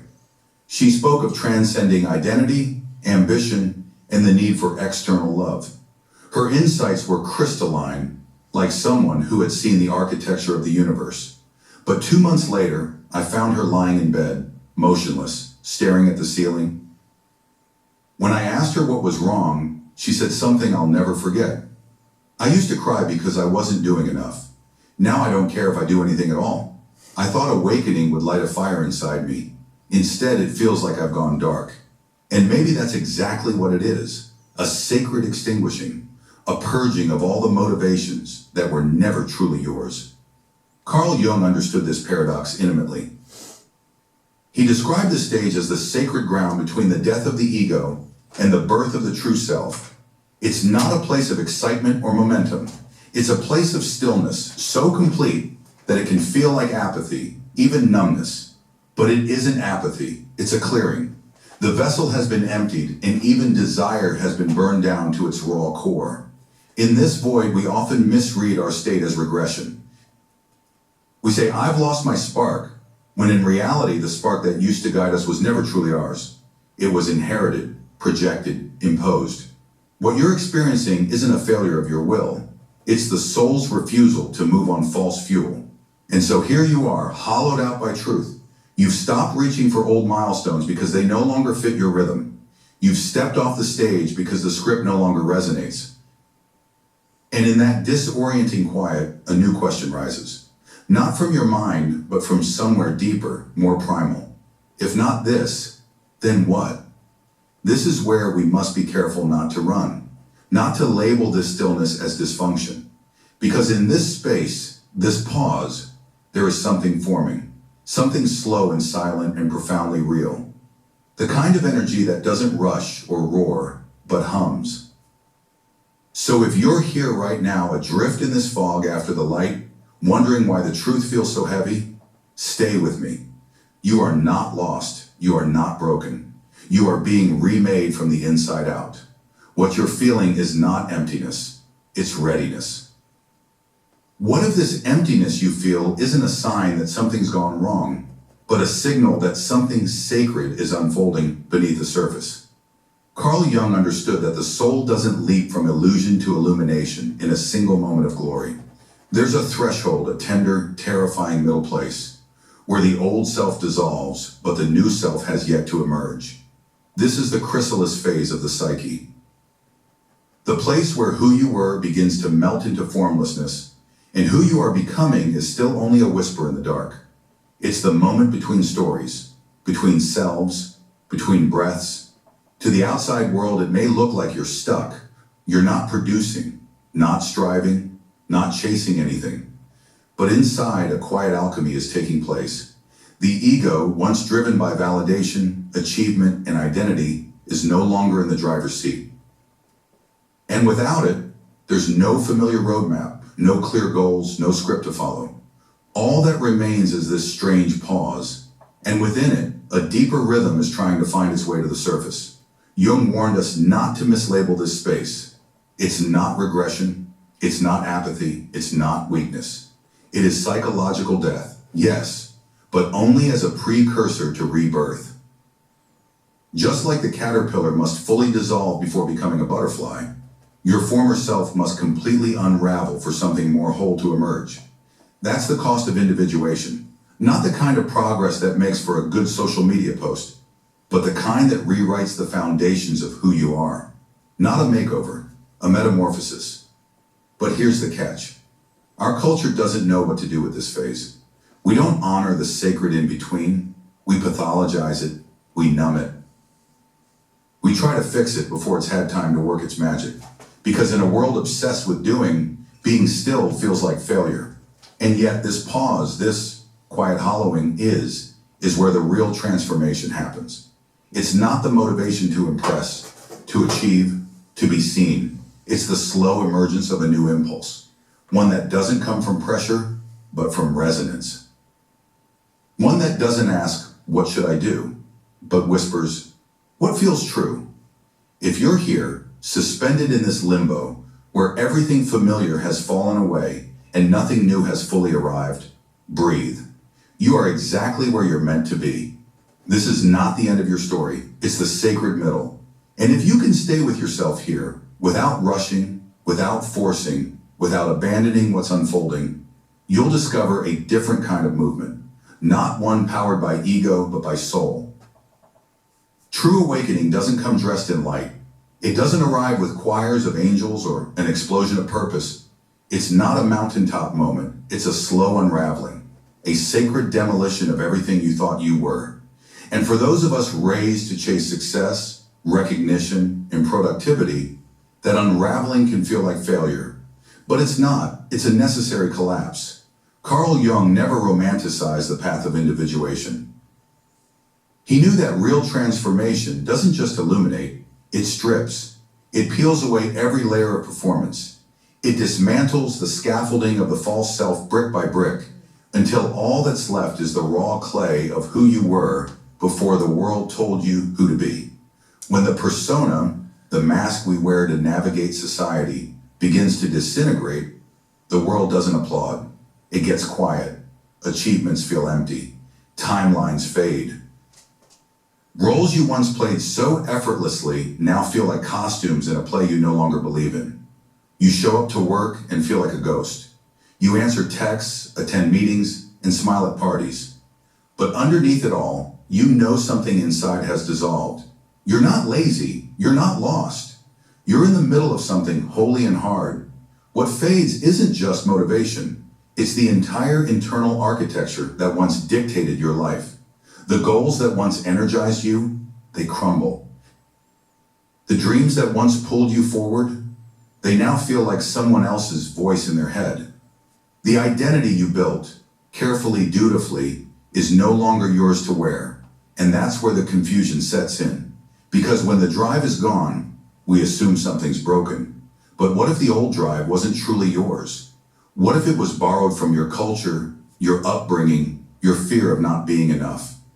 This isn't burnout, it's a psychic molting. The shell that once protected you is cracking open, but the new self hasn't yet stepped in, and so you drift. This stage, though quiet, is deeply intelligent. It's your inner wisdom saying, no more chasing ghosts, no more running on borrowed ambition. The fire you once felt may be gone, but the coals are still glowing underneath. And if you pay attention, not to the noise of what you should be doing, but to the quiet pulse beneath the silence, you'll notice something stirring. This emptiness is not a void. It's a space being cleared, a space that will not be filled with old roles or recycled goals, but with something much deeper, your truth. Not the truth others taught you to believe, but the one that emerges when there's finally nothing left to prove. So if you feel like you've lost your way, if nothing excites you anymore, if you're walking through the ashes of everything you used to be, don't panic, don't run. This isn't your end. It's the beginning of your authenticity. After the collapse comes confusion, not the kind that screams chaos, but a softer, more subtle disorientation. Your ego, once the proud director of your life's script, is now wandering through burned pages, unsure of what role to play. It hasn't died, it hasn't disappeared, it's just lost its map. And this is where many people panic, because when the ego no longer knows what to do, our culture rushes in with its favorite diagnosis: laziness, apathy, dysfunction. But Carl Jung saw it differently. He called this the sacred limbo, a threshold space between the known and the unknown, where the ego has been stripped of its usual fuel, but the self hasn't yet taken the reins.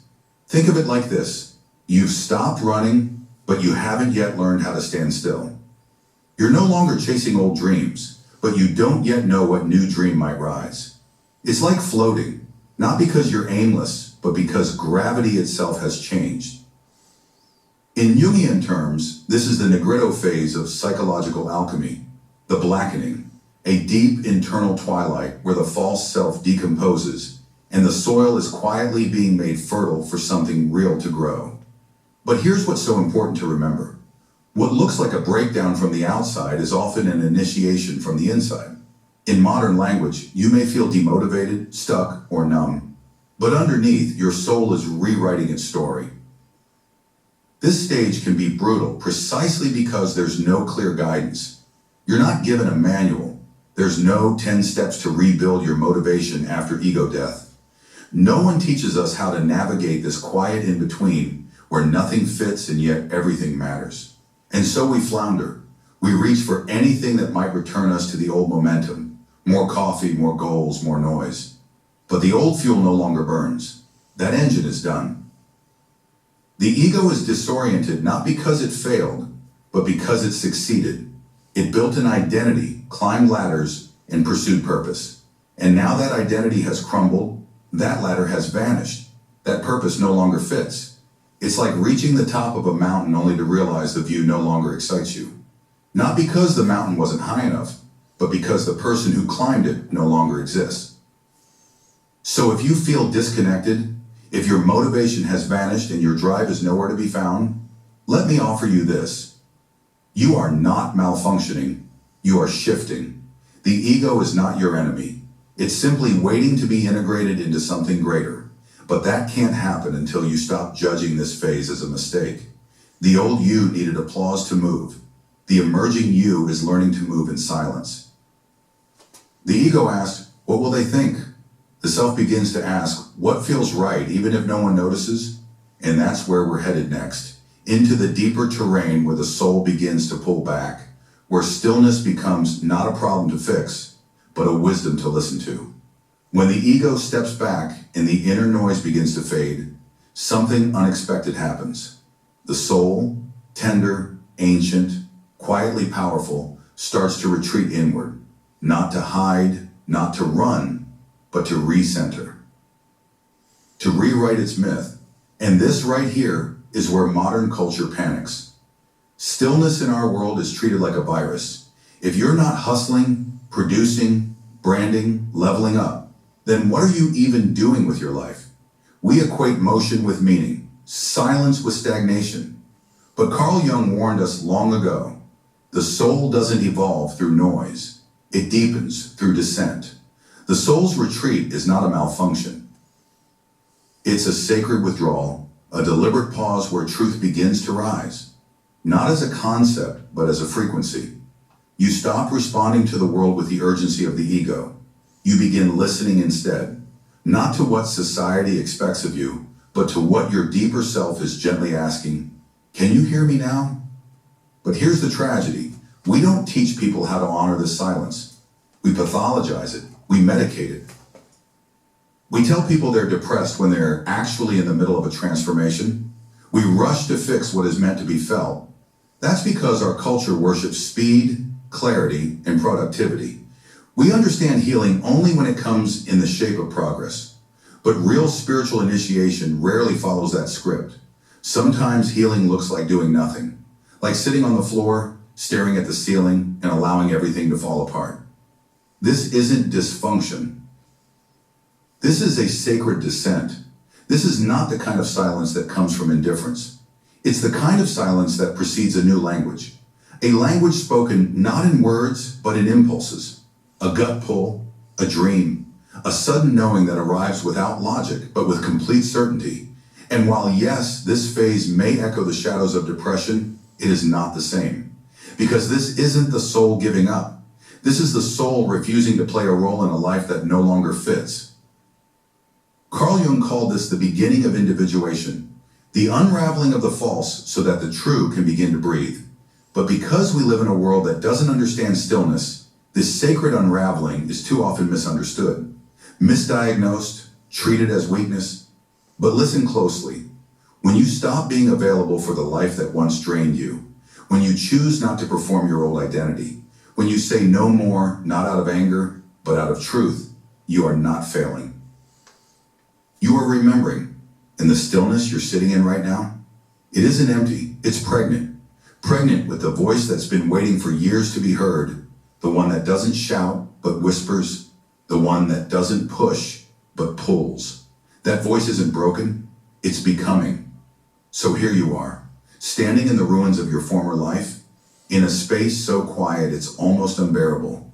The drive you once had is gone. The identity that used to light up your path has crumbled.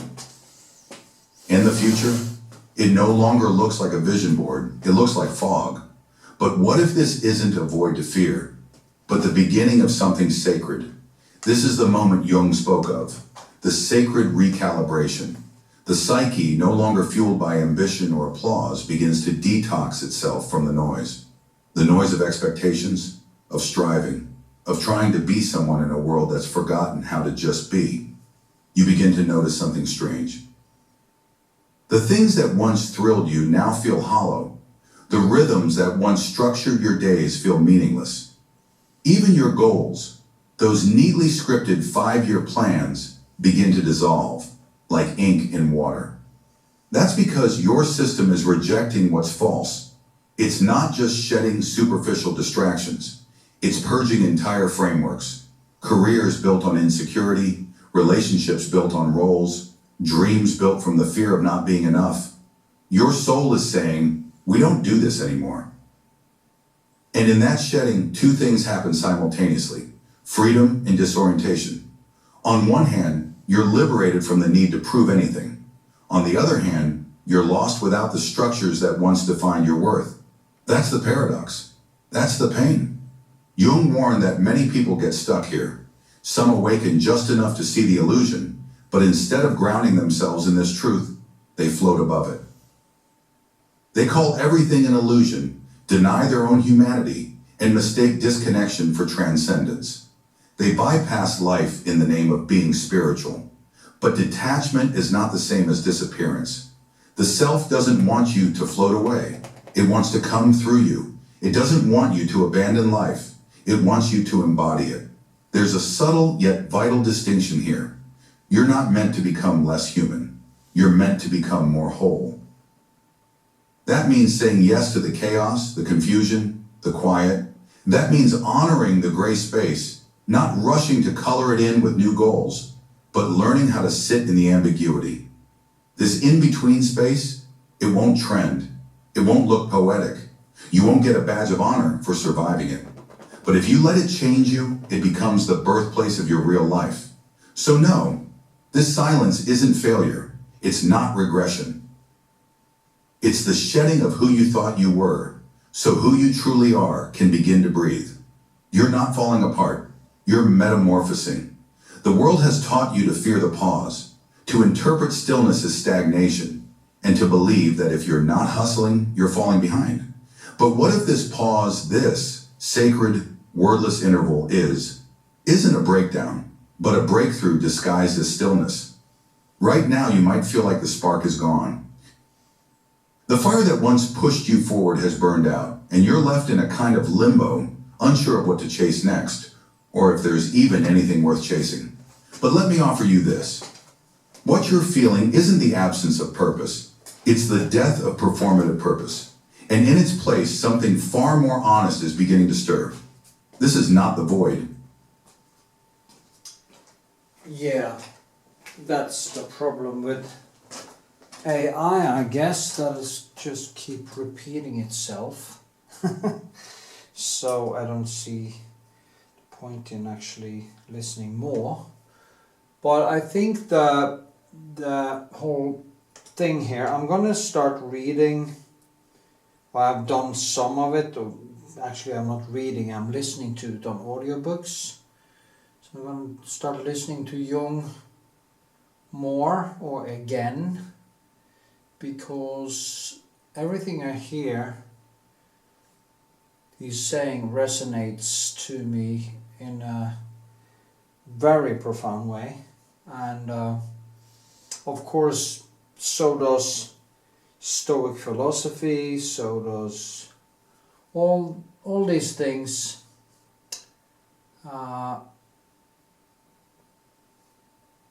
Which has to do with transformation, has to do with how to live, how to tackle existence. Now, he in this audio I played now, he talks a lot about soul and stuff, but you know, I'm an atheist. I don't believe we have a soul.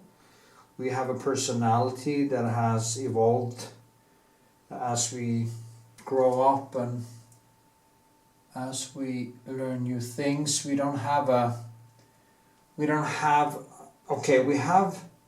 basically a biological temperature, if I should say that. We have this personality trait that comes from hormones and biology, and you see that in twin studies that twins who actually live apart becomes more like each other than twins who actually lives together. And I'm talking about of course the one-egged twins, which is genetically similar, as close as possible anyway, because even they aren't 100% similar, but in yeah.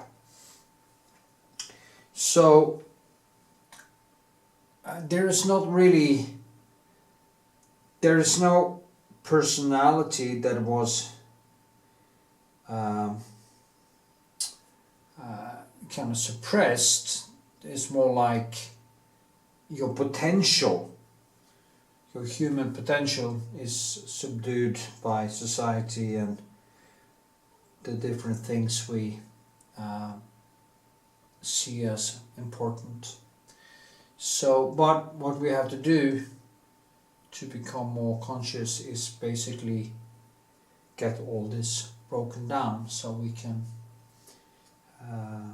create the new self. Yeah, so this was a short flow. See if I post this as a standalone video or I just integrate it into the whole thing. I'm not really sure yet. I was supposed to, because I heard another version of this which was only 20 minutes and it worked actually a little bit better, because of course this is a AI generated thing and it tends to repeat itself, so that's why I turned it off, you know.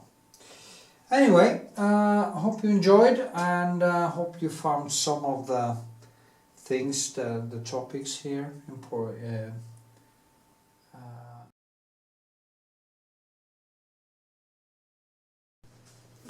So just a little last touch up on this brick, and yeah, I think it came out pretty nice. I'm just gonna kind of maybe glaze a little bit, do some small stuff in the background here, just kind of throw it down. Oh God, what was that? That was 2 more hours of work, I guess. Yeah, that shit happens. So, there we are. And then I scrape it up again, like this. So it becomes more natural. So that gives it more, kind of a little bit more space in a way. And glazing is always a good way to end things. Here too, a little bit here, so I kind of strengthen the light like this, and just a thought to give it some more. So here. And in the foreground here, push it down a little bit, enhances the colors elsewhere. You have to take it away a little bit also. And yeah, oh shit. Like this. Just to create some more dynamic scrape like this. Something to happen underneath there. Now there's a little bit of a conundrum up there. I need to kind of glaze down this also.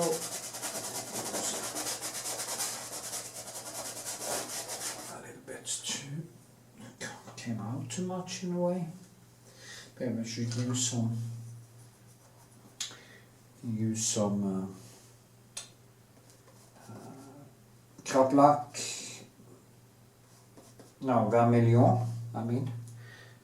Vermilion, and I push it down a little bit here because kind of when I saw it in a different light, it just stuck out. So yeah, I don't want that. And yeah, so one has to kind of stop it somewhere, you know. It's like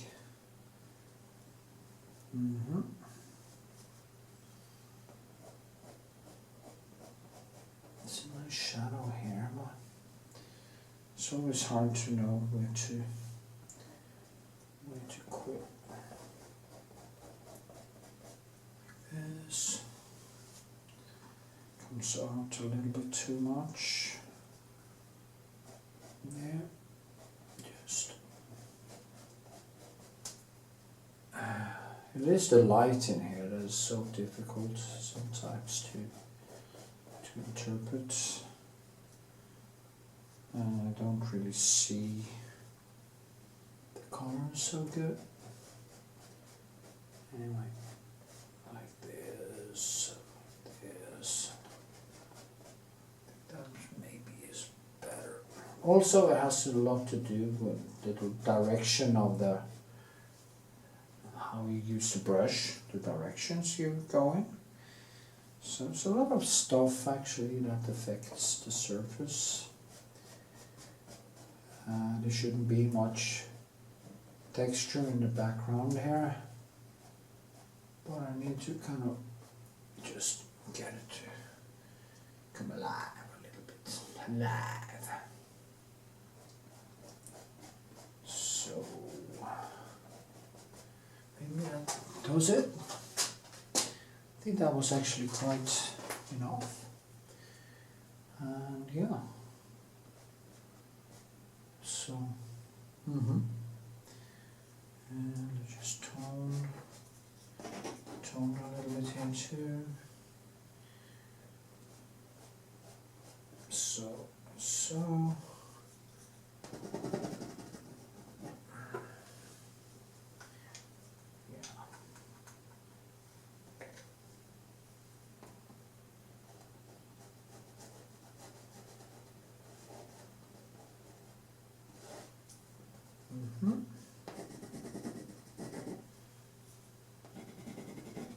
You know, Turner used both his nails, and many artists use their hands and fingers.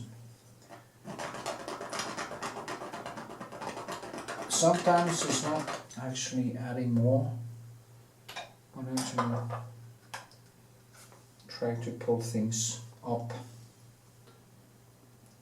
or push down where you think you're gonna up it a little bit. You might just want to push it down instead, or the opposite. Both goes both ways.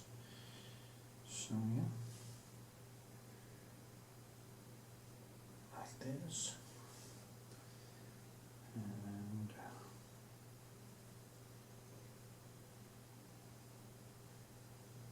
keep it all the way down. Then pull a little bit up here. This and here, so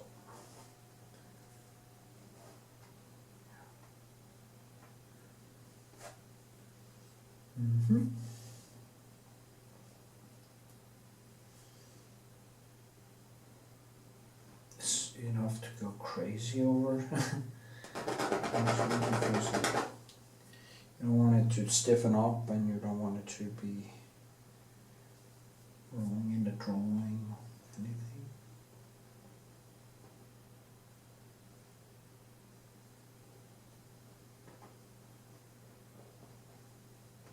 So, maybe third here, and just enhance that line a little bit, not much. This line here, and then go down. So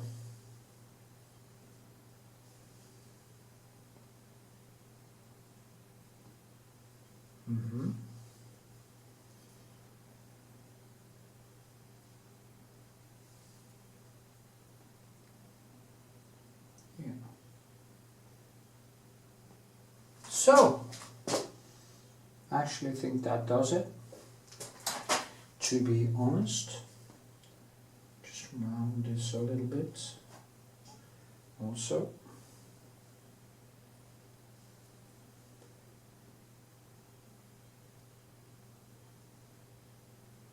so there. This one needs to be down a little bit there. And just good.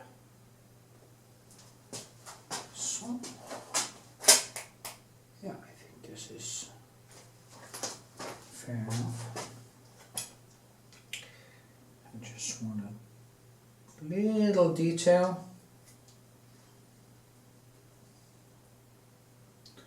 It's this one. It has to be underneath here, because you see that thing there.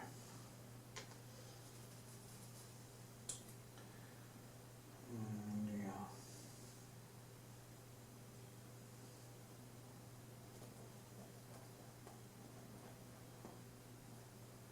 This. A reflection is never as extreme as the main thing. You have to remember this. And also it comes from underneath. I see now what's underneath and also what's going over. So yeah.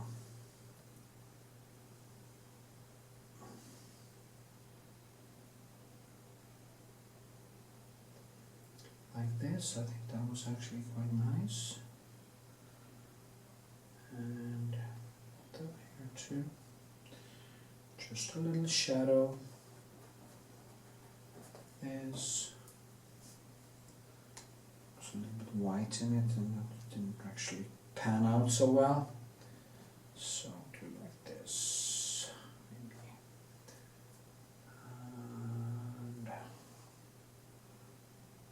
maybe a little bit of reddish in it, just to give it that.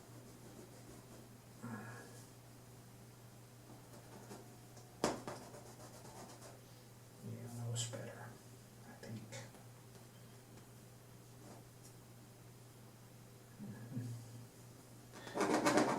Very important to do like this. So it actually seems like it's underneath the glass. Very important. Okay, I think that was it, actually. I'm just going to leave it at that. Yeah. Maybe a little, you know, it's so small, but just a boom, just another shadow here. Something deeper right there. And voila, maybe just like this. Could be, that is called what I call a very strategic brushstroke.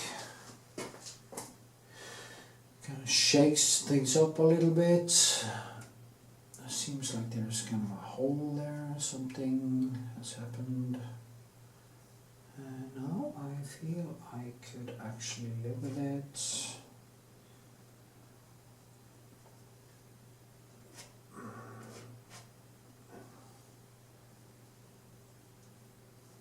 So.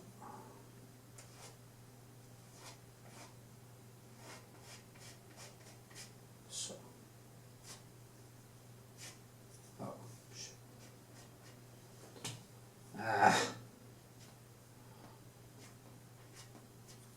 So, okay, nice.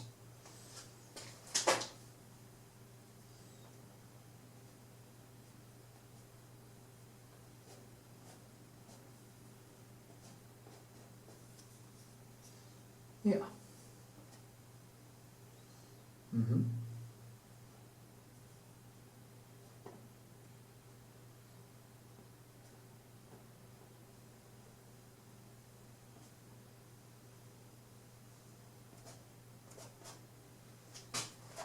Son, now it's done. I'm done, honey. I'm done. Okay. Okay, welcome to the end of the video. This is how it turned out. And after a lot of work, actually I thought I finished it once, but then I figured out I needed more brick feeling into this brick, and I think I managed to give it a little bit more brick feeling. And here you can see the brick. Of course it's a little bit different in tones when you see it in reality than here. But it's basically a rendition of that brick. So I hope you enjoyed, and remember, leave a thumbs up, comment, and if you want to support me, you can always buy me a coffee, or you can go to Patreon, donate or become a patron. And if you want me to teach you how to paint, that is exactly what I will do if you sign up there. So go check it out.